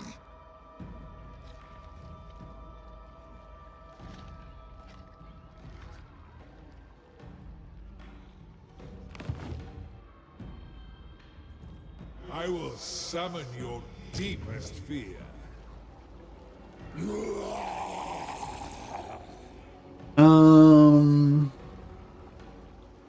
Yeah, maybe not.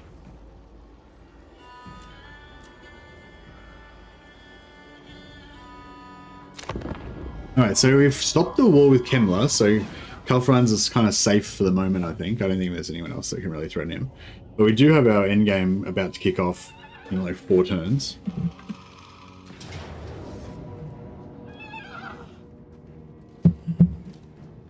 What the hell's going on? Oh.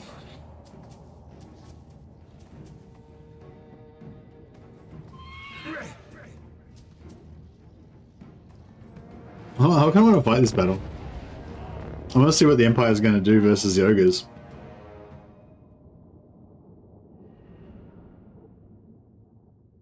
Just like a big heap of ogre bulls and like crappy low tier Empire. And one Zeech wizard. See, this is how we roll. The Empire's secret resource is the sorcerers of Zeech that show up to the battles to help them out against their enemies. This is just a little bit of a like a prequel of how it's all going to play out. We're Balthazar Gelt's best buddy. Is the ogres preparing for battle.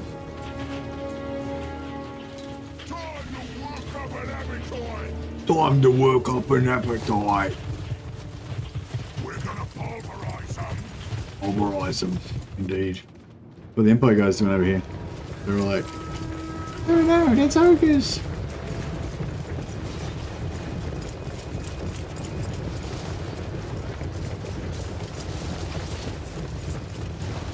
You could do a no recruitment campaign, I'm pretty sure, but you would have no heroes. And it would be a little bit boring. Oh, does anyone know, does all of, do all of villages, I mean, if you confederate Kairos, do all of Kairos' armies get deleted? Or just his settlements? Who is it that told me about that? No army campaign. Yeah, that's right, you can just do a no army campaign. Just settlement. Oh, so you still get his armies. Okay, that'd be cool. Can he confederate any Zeech faction or only Kairos?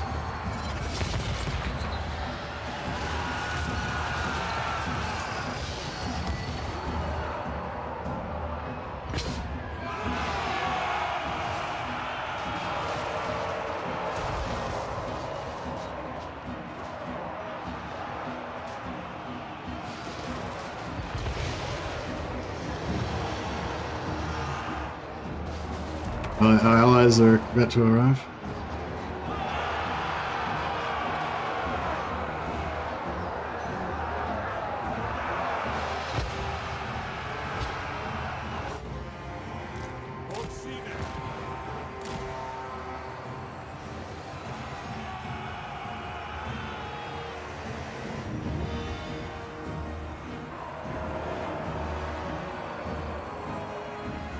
Yeah, I don't really care about that shit, Vasily. Like, I think that, like, I mean, I think that, like, the whole concept of, like, who's the strongest faction and stuff is, like, a really popular topic for conversation.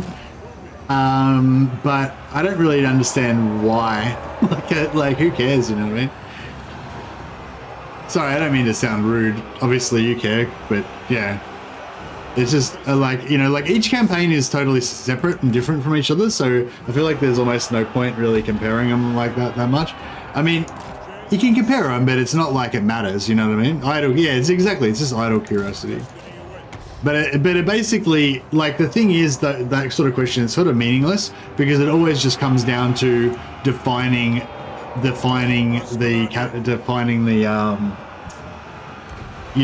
what you mean by most powerful, you know, like.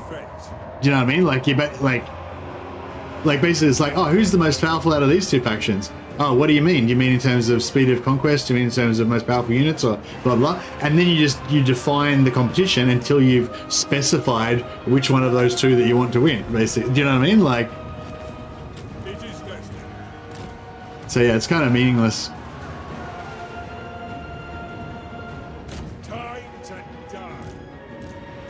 It's like, oh, which one of these factions out of the Changeling and Scarbrand is the most like Scarbrand? Like, the one Scarbrand is. You know, it's almost like that. Dark Arcanist. Always changing. But yeah, no, I think like the Sorcerer Lord of Zeech.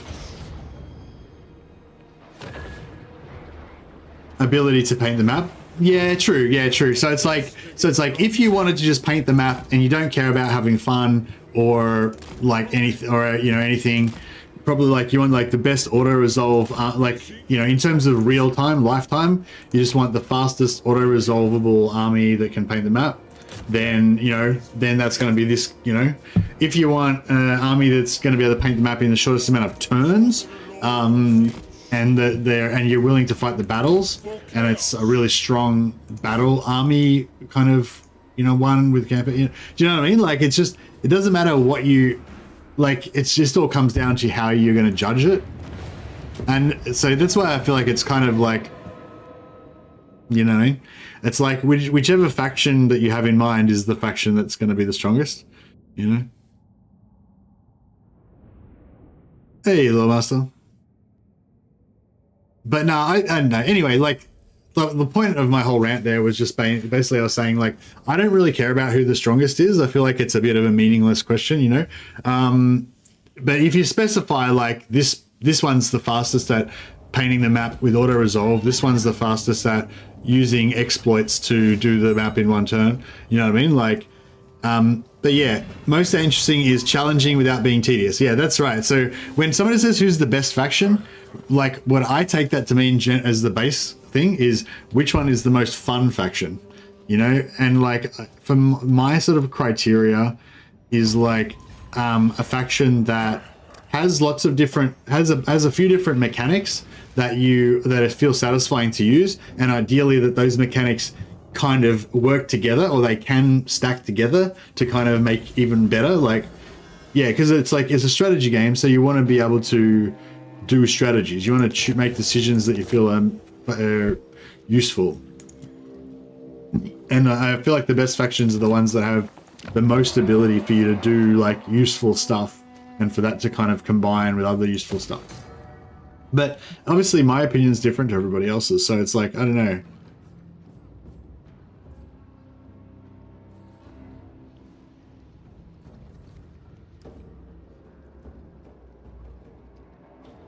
Yeah, it's just that such a, yeah, because like, yeah, or if you're like saying like which one's the easiest to just no brain the faction and just win, like that's another thing. But I would say that's one of the shit. If you've got a faction that you can just no brain win, then that's one of the shittest factions, the most badly designed factions in the game.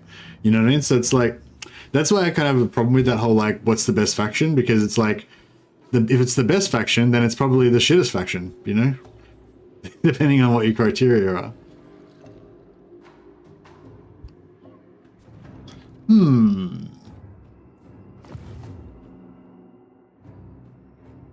I think we want to put some recruitment down near...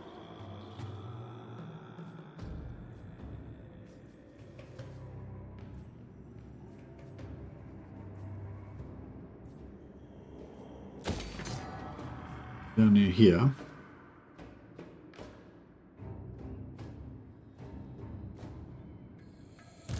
Magic of change. Okay, so that guy's about to do his thing. Next turn, it's about to kick off. I wouldn't be surprised. Actually, how many heroes? We've got 1, 2, 3, 4. We should have 4 heroes. We've got 1 in there, so we need 3 slots. So we kind of want 2 more here. So I reckon it'll still work the same. But we'll just put 2 more in there and see if it still works. True chaos awaits. Pursuing the path of change. A plan moves.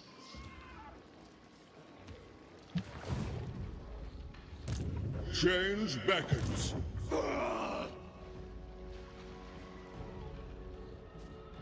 So Needling... Oh, the army's moved out of there now. Fuck, I just realized.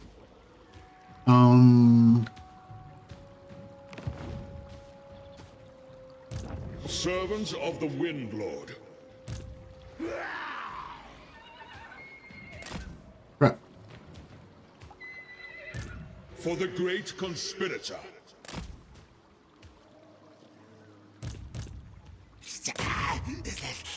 Deus exene. My magic. Got 1, 2, 3. Deus iridescent.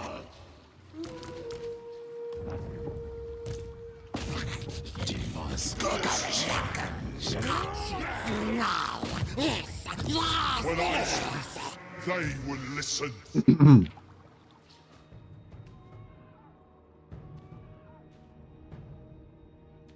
The raven soars, changing all under its wing. No brain to win isn't quite right because your claw is incredibly broken, but if you walk rattling guns in melee, you lose hard. Yeah. But what I'm saying is, like, if there's nothing, like, if you're playing a campaign and there's no decisions that need to be made, then you end up just getting bored. Like, that's sort of the problem. It's not too bad, but there's a little bit of that problem with Warriors of Chaos at the moment, because once you realize that all you do is completely recruit marauders and trolls at the start, upgrade your trolls into armored trolls, and then as soon as you have access to aspiring champions, just recruit all the aspiring champions that you can, replace all your marauders with aspiring champions until you've got a stack of half aspiring champions and half trolls, and then you just keep making more and more armies of those. They're all unstoppable until you get to the point where you got so many aspiring champions that you just start getting rid of the trolls, and then you know what I mean. And like that's all you have to do in every Chaos Warriors campaign. So it's sort of, and once you kind of realize that, it's like, you know, and there's a whole bunch of other stuff that you could do. Like the Chaos Warriors have got heaps of other things you could do, but none of them are as good as doing that. None of them are as easy or so as no-brainers just doing that. And so once you kind of realize that, it kind of makes the Warriors Chaos campaign a little bit shit. And yeah, and like, yeah, and I feel like that's a bit like the problem with the Changeling as well. It's like, you could do a whole bunch of stuff, but you don't need to bother with any of that shit. You know? All right, let's get the four-man Doomstack going. Lord Conjurer.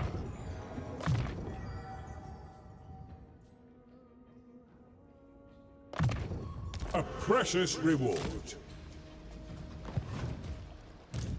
I really hope these guys don't get discovered.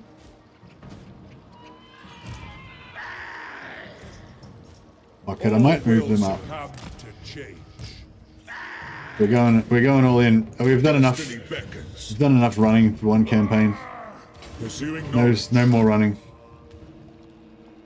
If they want to come through here, then they're going to get wrecked. Perpetual flux is the very heart of chaos. Okay, so we're got another 6,000. Is Whitbird making money yet? No, not really. Still not really making money. Grenstadt needs a spreader. Have we got a spreader here? Building a little spreader. It's trying to spread. Swordsofen's spreading. I obey only the great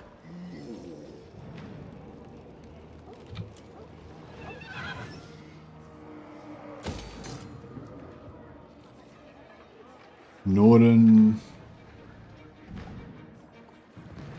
Oh, fuck. Wolfric's coming to wreck everything as well. I refuse.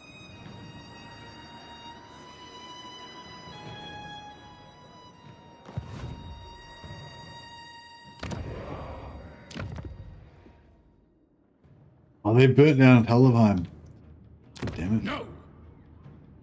Kappelberg.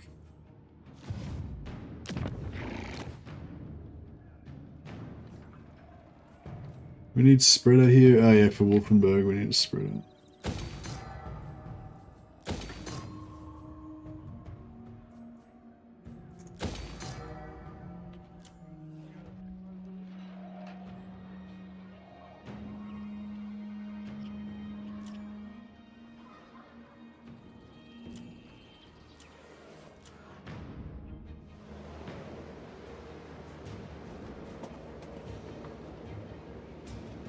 Reziak, guys. Yep, money there. Alright, we're broke. Alright, cool. Late game is just mammoth spam. Early game you have a lot. Early game you have to make a lot of careful decisions to make the right portion. Also cannot attract blah, blah, blah. Late game is just mammoth spam. Yeah, well, that I'd say that's not necessarily bad, Sam, because I think like if you want to design the campaign really well, that's sort of how you want it to be. Like you want it so that early game you have to be really careful, and then you get to unlock the more powerful stuff, and then by the end game you've got you've got mammoth spam or whatever, and that, because by the end game you're starting to zoom out and you're looking at the macro thing of like moving multiple armies into different theaters of war and shit, and you just want a good easy smash everything. You don't want to have to think about every micro little battle in the late game, and so yeah, so that's kind of a good way to go. We have the early game be more precise, the late game you get some sort of doom stack that you can just smash out, you know, like you need some sort of auto resolve doom stack for late game. And yeah, but with the Warriors of Chaos I feel like it's a bit too easy to do that, like it happens too early maybe or something. I don't know what it is about it, but yeah, I feel like it's not quite balanced. But I really like the Warriors of Chaos, so can't complain. The Warriors of Chaos are really good, Sam. You'll really enjoy them. I'd highly recommend it. If you liked Norska, like Norska's shit compared to the Warriors of Chaos. Like Warriors of Chaos is like just a massively heaps better version of Norska. Like their campaign mechanics are very different, but they have the similar sort of aesthetic, you know, of like heavy metal Vikings, you know.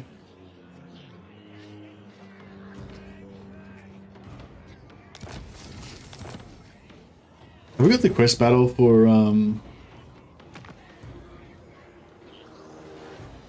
yeah, we've got the quest battle ready to go. I will summon your deepest fear. Magic of Chaos. Oh yeah, nice. It worked again. That's perfect. All right, so we've got 3 armies cruising around up here.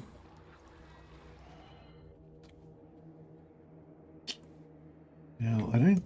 Unachievable. So yeah, so he's not at war with anybody anymore. But yeah, we've got all this shit going on.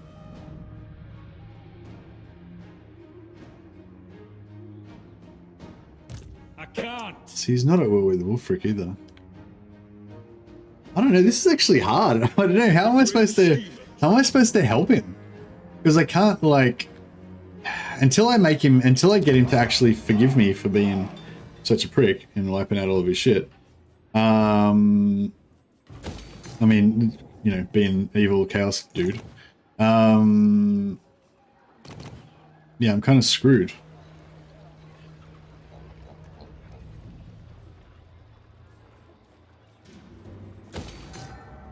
Because, like, yeah, once I've got him as an ally, then I can kind of help him in battles and stuff.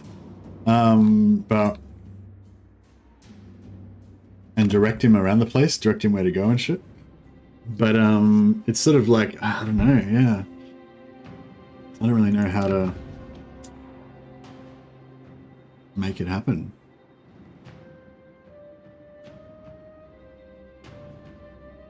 Not likely.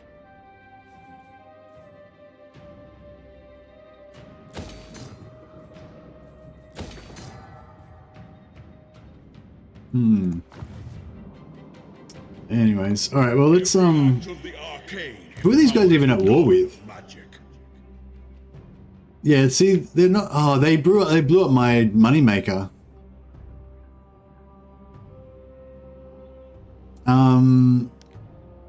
Yeah, they're not even at war with anybody. Oh man, Norska's just destroyed the empire.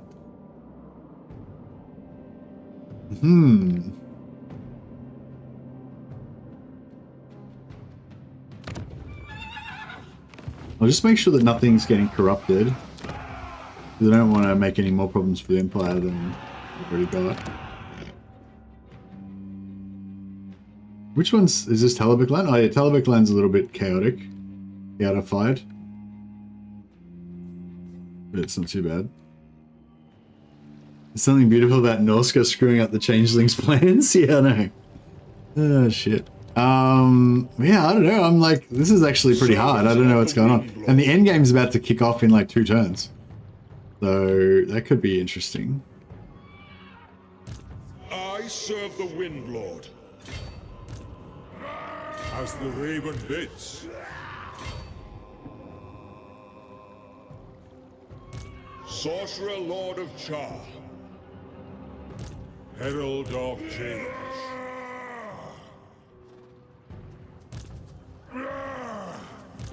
Lord Conjurer. Change beckons. Magic of change.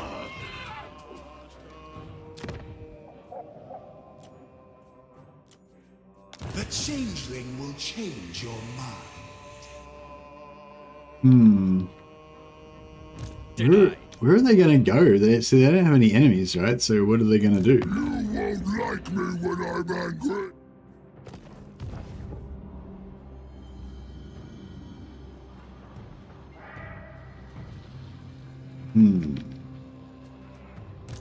The Changeling.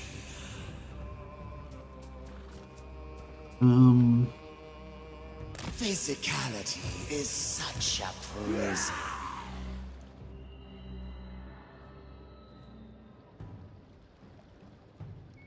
Begone, or I'll take your hands.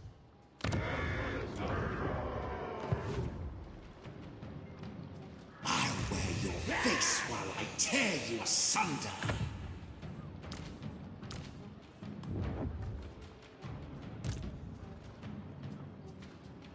I foresee your every failure. A change of scenery. Searching for answers. Yeah, I don't know. He's just going to retreat, so it's like, I'm not really sure On. what the point of this is, but, you know, whatever. After deception comes death. But see, the thing is, like, he doesn't even know that I'm here. Like, he still can't see me. He can never see me. So, it's like, I don't even know. Agent of change. A change of scenery. To infinite outcomes. Moving on. And we can't even lure him, like, back. Like, I can't even do ambush luring or anything because, Fate beckon us all. yeah, I probably should have just fought him with one army so he didn't run away. It would have been sensible. Yeah, I might need to get lightning strike so that I can, you know, take out multiple armies while they're reinforcing each other so they won't run. Hit settlements and reinforcing. Yeah, we could do the settlement, but yeah, so the good thing is he doesn't know where we are, so he's going to go in force march like a noob. Servants of the Wind Lord.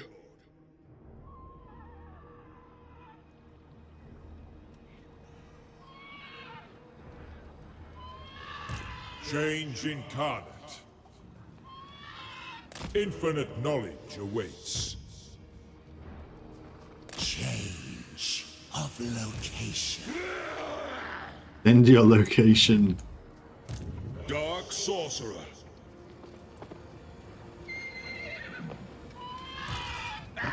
This is no walls, right? Fate.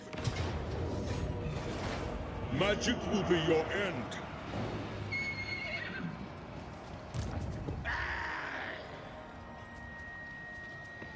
You are destined to die. Sorcery consume you. Medium.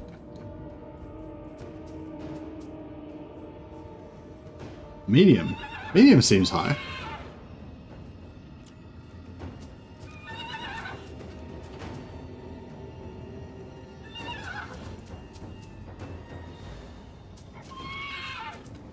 Let's give it a fight and see how this works out. Let's see what this medium casualties situation looks like in the real world.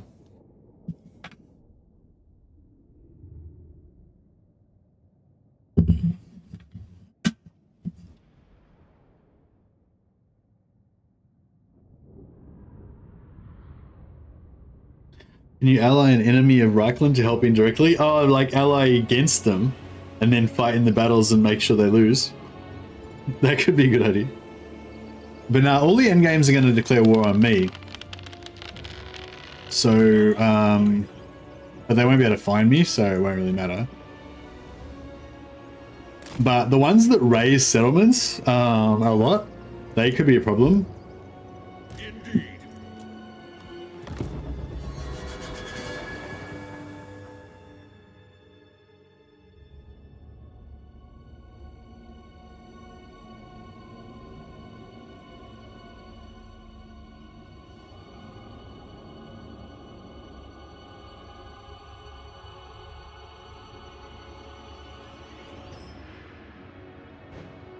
Hey, what is Thorg doing there? I don't know, he's been a pain in my butt. He's been a pain in my balls.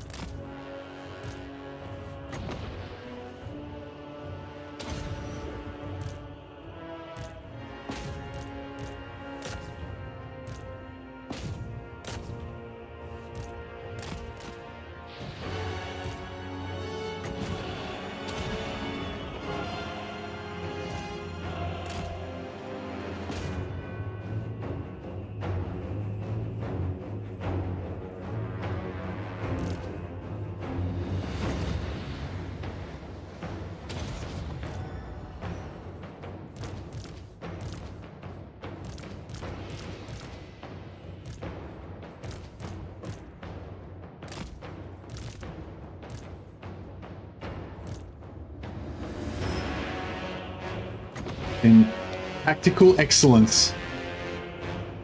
This is what it looks like, guys. You may not like it, but this is what peak performance looks like.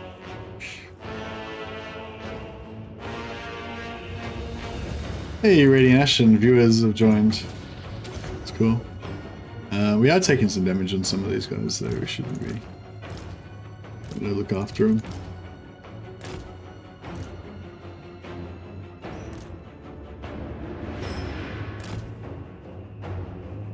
I need some like good spells to use on blobs, since we're going to be like 4 times speed blob battling now with our doom stack of halberds. What's a good spell that I can drop on my own troops like this?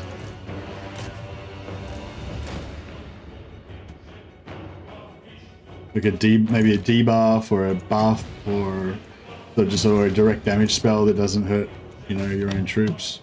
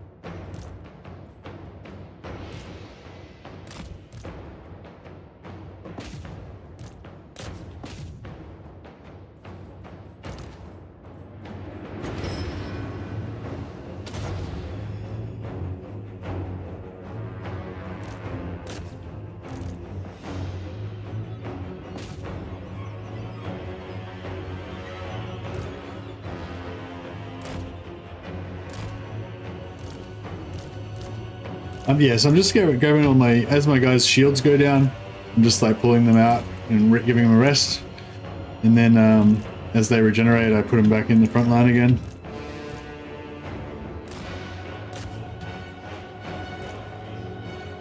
Basically.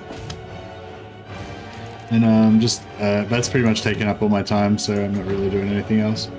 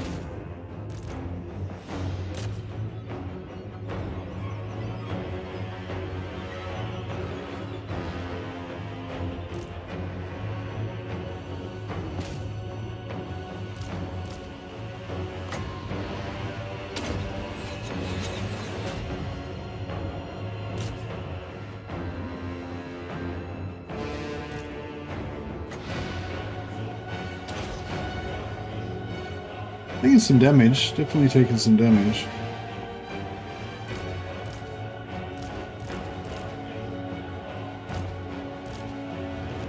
Destined to win. There we go. See if this looks like medium damage or not. And 200 casualties. Okay, that's yeah, that's pretty significant. Lost about 5 dudes out of each squad on average.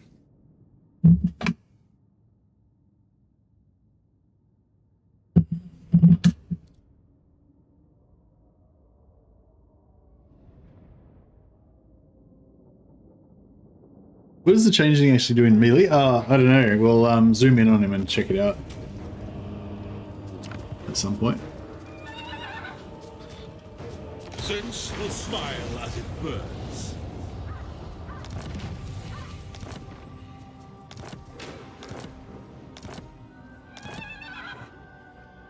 Right. Then, yeah, so that guy's over there. It's actually cool that he retreated back out into a non-raised settlement. Servants of the Wind Lord.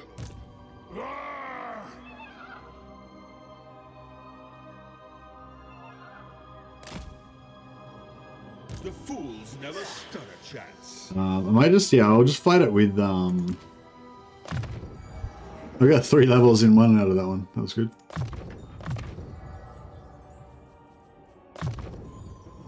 So, yeah, Searing Doom is pretty good for shooting around the edges, I guess. Plague of Rust. Oh, they're armor piercing anyway, so it's not that big of a deal.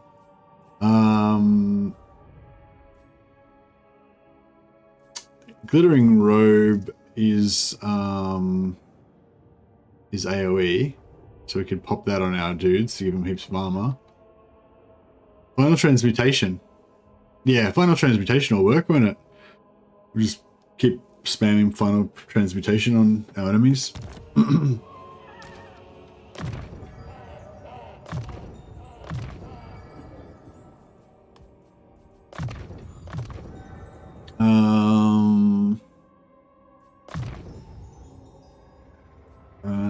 What else we got? Firestorm. No, we don't want to do that anywhere near our guys. Gateway. Gateway is pretty good. It's stationary, but yeah. I think I think Law of Metal is probably going to be the best thing, and just do Final Transmutation on top of our own guys. It's probably going to be the way to go. Oh, and we can drop some Flaming Swords on our stack as well.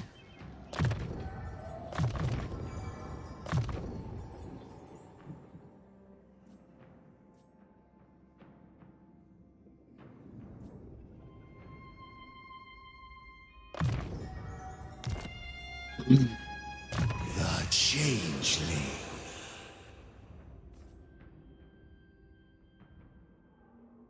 500 barrier for Forsaken, Chaos Spawn, and Mutalith Vortex Beasts in Lord's army. So I guess we should just have Mutalith Vortex Beasts. A whole stack of them is probably the way to go. I suppose Chaos Spawn. We're going to Chaos Spawn army with plus 500 barrier would be good. How much barrier do they normally have? Magic of change. 687. So they probably have like 800 barrier normally. They're 1400 barrier. That seems pretty good. Fuck, maybe I should make in a spawn army for him. Oh, I don't know. Spawn aren't very good. I kind of want to take it anyway though. Once we get the Mutalith Beasts, they'll probably be pretty strong. Minus 20 armor for local enemies? That's crazy. Mortal foibles, immortal strength. With this, I will sow change. To aid the cause of chaos.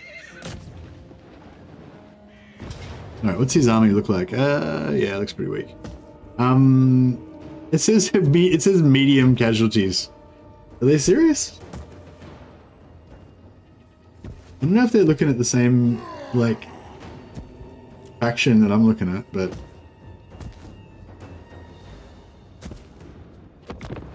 Alright, let's see how we go. Let's see if Throg's gonna do enough to warrant that medium casualties.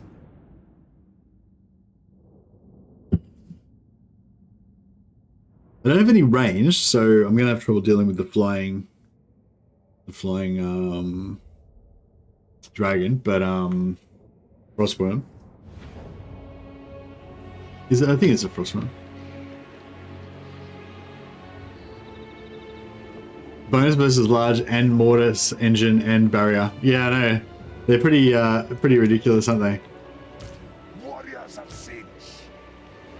Oh yeah, our guys have got Stalk and Vanguard. They're Stalk Vanguard Chaos Warriors. Not just those average stinky Chaos Warriors that you're used to seeing.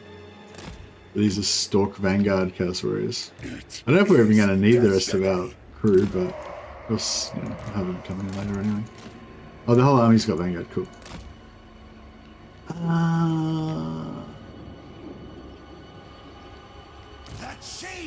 Alright, I'll do group attack with these guys. I will perplex. Eat their souls.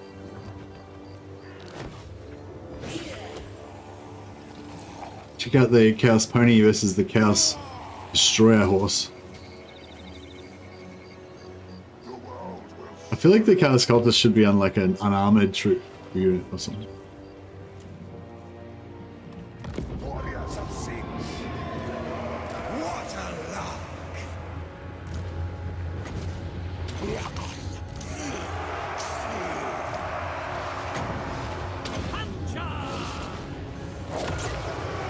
The Changeling. Black bodies are Mars. Let there be butchery! We are his pawns. Sent by darkness. Move. I am you. Whoa. Nispapsio.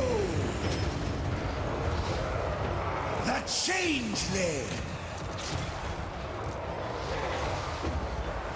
Don't make me go on the curry on your asses. I will Nakari you if you force me to.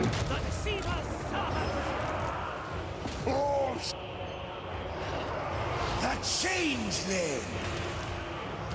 On your word. Mutation is a gift. Oh, a delight. Who's that in there? Is that Throg? Or is that just some random? Oh, yeah, it's just some random. Just getting smashed a little bit. Destined to win. Yeah, we probably should have shut down those archers a little bit more. Retreat. Layer of games. They will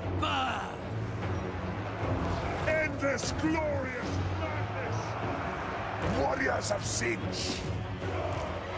Unstoppable fate. Oh man, this guy's got wrecked by a Throg. Yeah, we need to get those extra spell supports in there.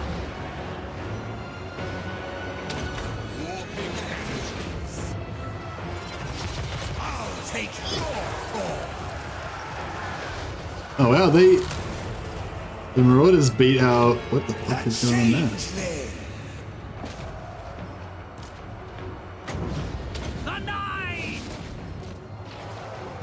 Agents of change!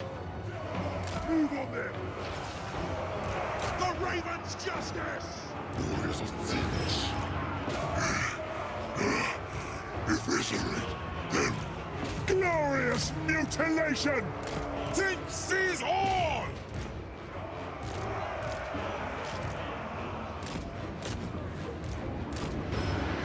Obliterate these pawns! Ah! Fuck, it came back again.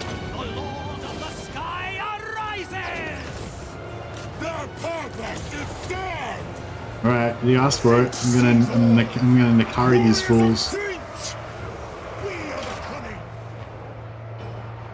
Embrace the forbidden. Annihilate them. Yeah, I guess. Yeah, I don't know. I didn't think that was going to be as strong as it was.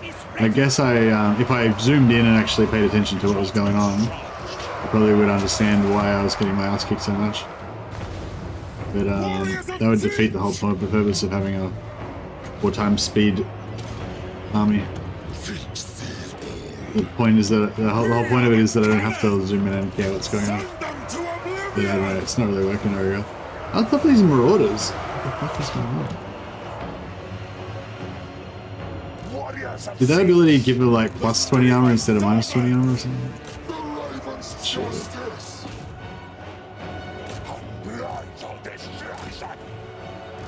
Warriors of Sinch, eradicate me. Stride. Move with guile. We bring madness. Destined to win. Kill them all. Sword. Well, I guess that makes sense. Although, I mean, I guess if I'd have just waited for my reinforcements and had twice as many troops, that would have gone a lot easier. But I wanted to see how strong this army was. Yeah, I guess, yeah, medium casualties is about accurate.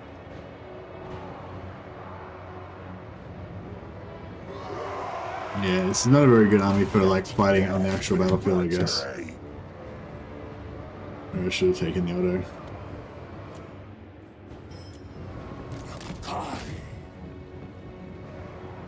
Mutation is a gift. But, you know, got it done. That's the main thing.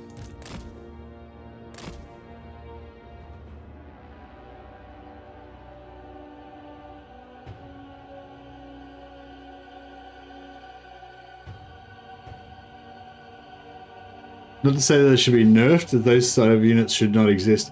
Yeah, or maybe, I don't know, if they're gonna make them super powerful, like, I think there should be a sort of class of unit that's limited, that is meant to be like a just, you know, ultimate Death Star type unit, that's not really meant to be counterable or whatever, and but they should be a limit of like 1 per army or something, kind of like the Dread Saurian for the Lizard Men.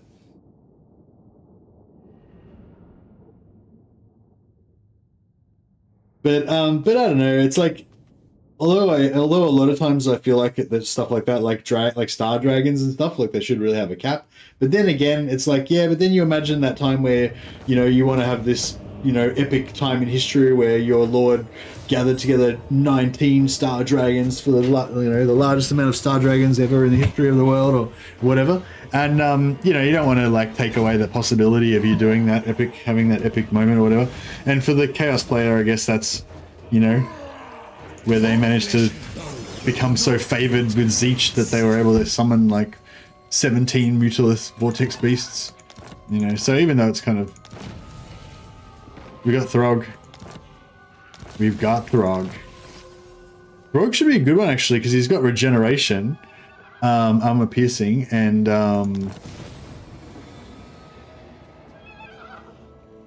Kemperbad. Move any character to Kemperbad. Alright. Done. Seizing my destiny.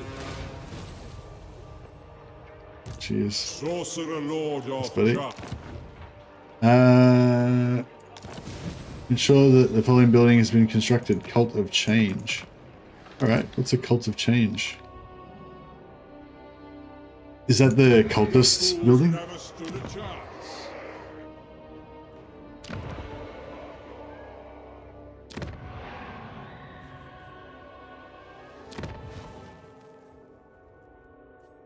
Cult of Change. Ah, okay, cool. Yeah, just got a few more turns to get that ready.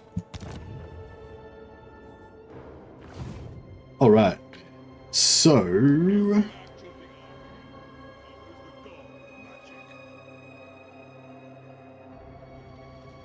Servant of the Wind Lord.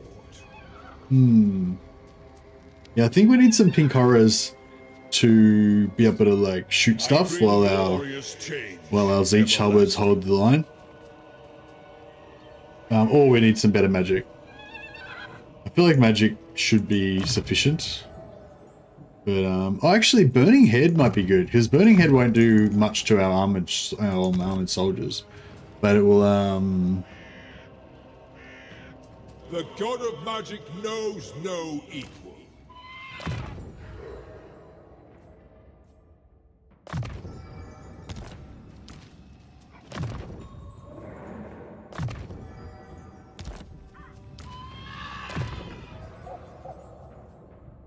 barrier points plus 20%. Replenish barrier points for hero's army. Viable. Okay, so yeah, so this is the barrier replenishment rate plus 15%. It's sort of like a bit of a trap because you think, oh, 15% more barrier replenishment, that's amazing. But the barrier doesn't replenish until you've been out of combat for like 30 seconds or more.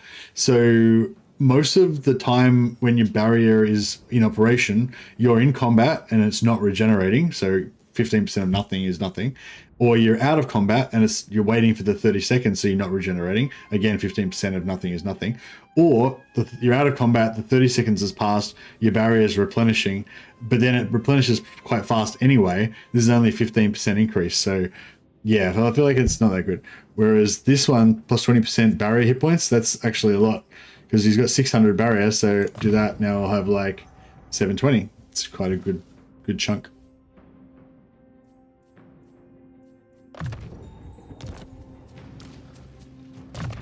Changeling. So, do I want spawn with lots of barrier? I don't know that I do. Out of those, I think Mutal Vortex Beasts are probably the strongest. But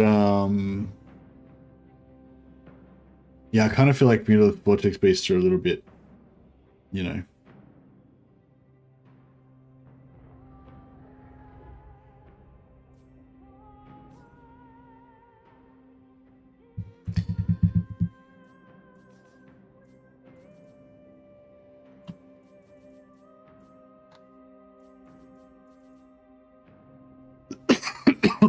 He doesn't have much. He doesn't have any boosts to actually spellcasting, does he? So I just give him a hero and have the hero cast the spells for him.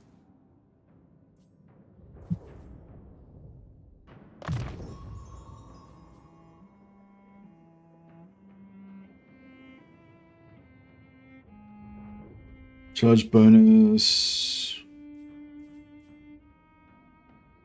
Armor 12, missile resistance. Armor and missile resistance is pretty nice. With these gifts, we so change. Deceiver. Infinite knowledge awaits. Pursuing knowledge. Guided by fate. We are more than mortal. Magic of change. I am change. All right. Servants of the Wind Lord. No. All right, we'll just recruit a new lord. Oh, we can't. Recruit a new lord. Yeah.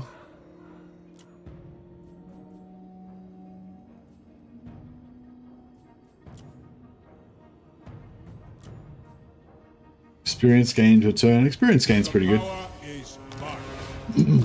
mean, it's not. I mean, I'm not excited about it, but it's better than nothing. Might just hit blue line with this guy. Try and get some raiders happening. To aid the cause of chaos. Yeah, I wonder what the cheapest army for raiding would be, like or the best army. Because with the raiding, you normally need a 20 stack. I think like having higher tier units is better, but not proportionally. Like I think the most efficient like ratio of like raiding money versus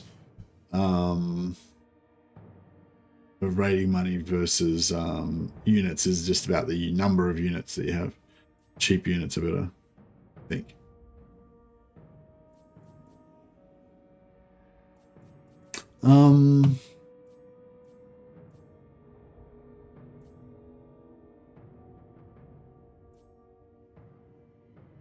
Yeah, we'll get extra reserves. I love Loci. What trickster wouldn't? Yeah, who's cheaper? Yeah, maybe Marauders. Maybe Blue Horrors. I don't know. They're both cheap. Chaos awaits. This guy can probably have a rest for a bit. Sorcerer Lord of Char. We need him.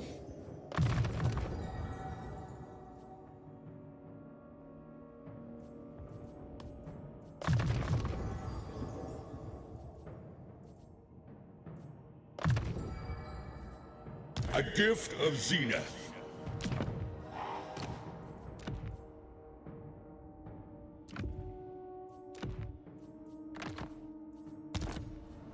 For the great conspirator. All right. I serve the Wind Lord. He's gonna just chill there. We already. Okay, Finn. Bow before the magic screw this area.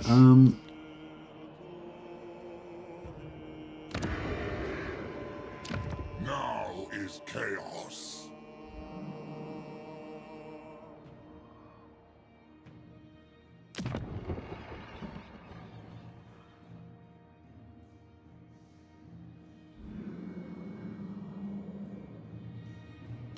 Never. Alright, that's fine. Dark sorcerer. Oh, did that guy just spawn with... I think that guy just spawned with Horse March left. It's pretty cool.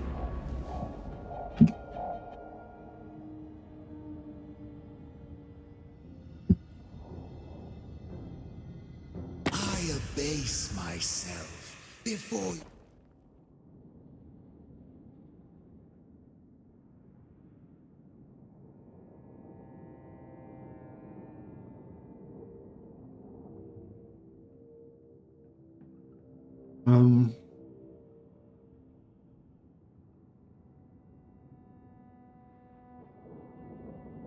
Non-aggression pact. No.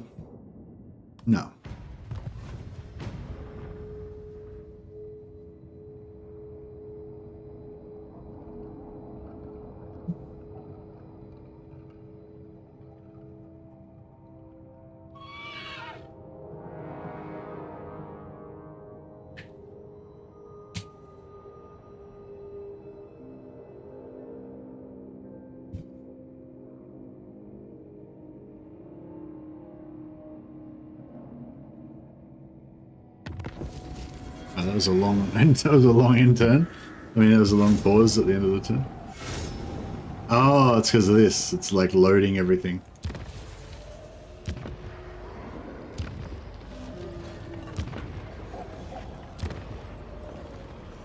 Oh yeah.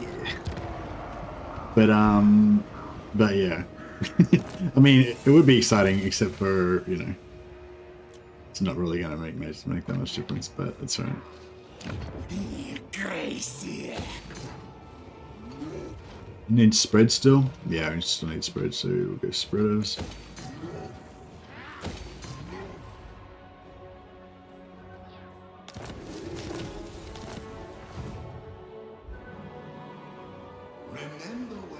Oh, teleport. They took it back. Fucking good on you, Empire. Fucking get in there, son. Good boys. Kappelberg.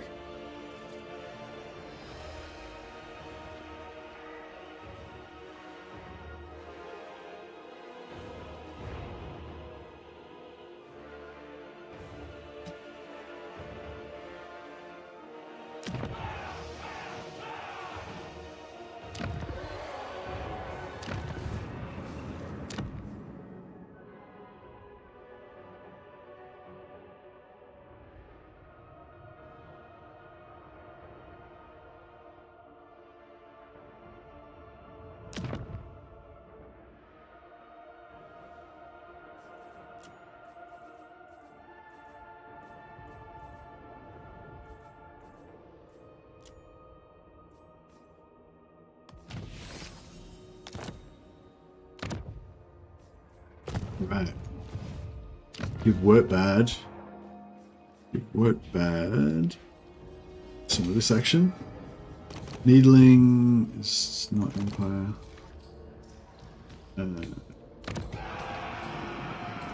Appleberg is not Empire either.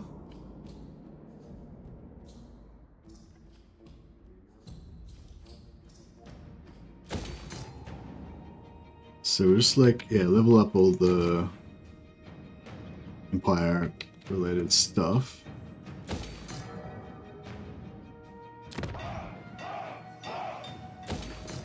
Yeah, I'm just going to put all these up to 2.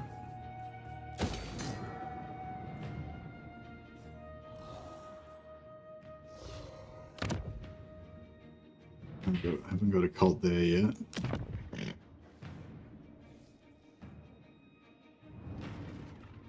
Any more Empire spots? Oh yeah, actually up here. Where is it?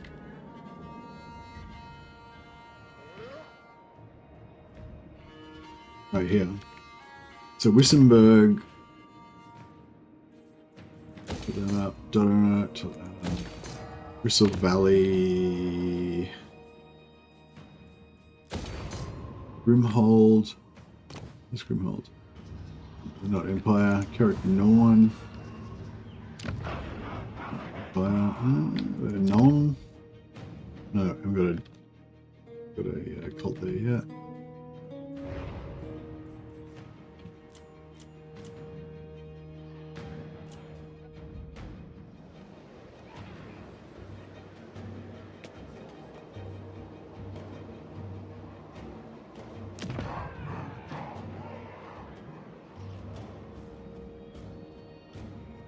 Get out me head!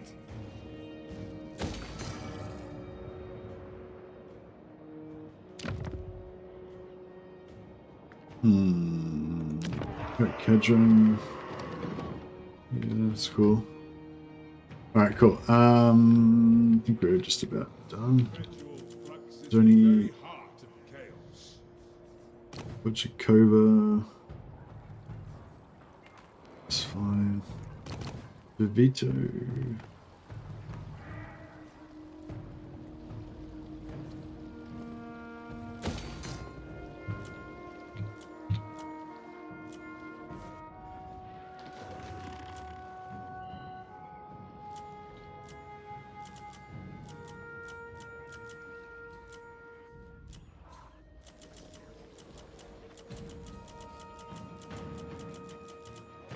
No. Cool. So how are we going? I will hear your petition, 50 but plus 53 we're up to now. War with all those factions. Version, past wars with blah, blah, military actions against Wargrave of Woe.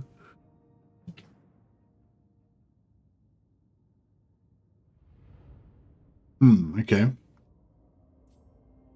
Oh yeah, how's our forest area going on? How could I?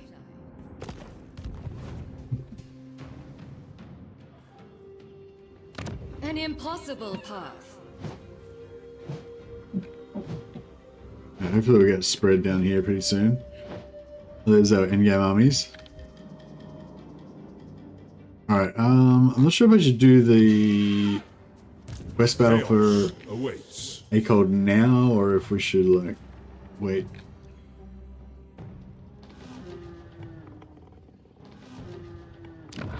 Oh, they took it back over. Okay, interesting.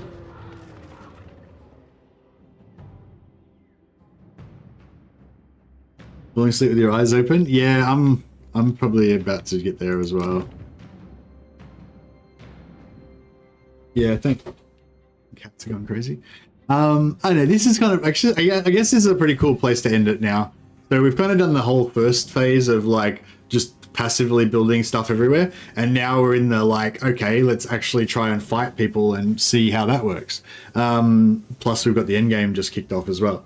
So yeah, yeah, this is probably a fun spot to leave it. I might be continuing this tomorrow, or I might be doing Kislev. I'm not sure yet. If you want to message me on Discord or whatever, if you got any ideas or anything about campaigns I could do, or about stuff you want to find out about Kislev or whatever, just message me on Discord. DMs are open, or you can just at me in any of the channels of my Discord, like there's the Kislev Science channel or general chat or whatever. But anyway, thanks heaps for hanging out, guys. Much appreciated. Special thanks to Andy Warren for the super chat. Cheers, buddy. And I will chuck a host to somebody.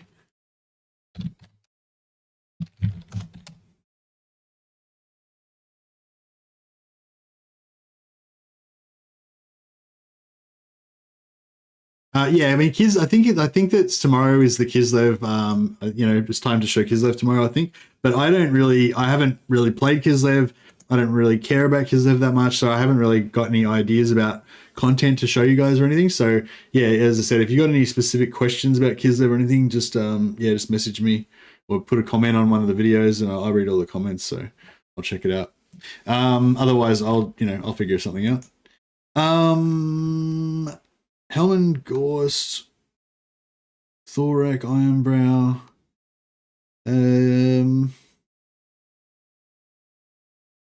Festus.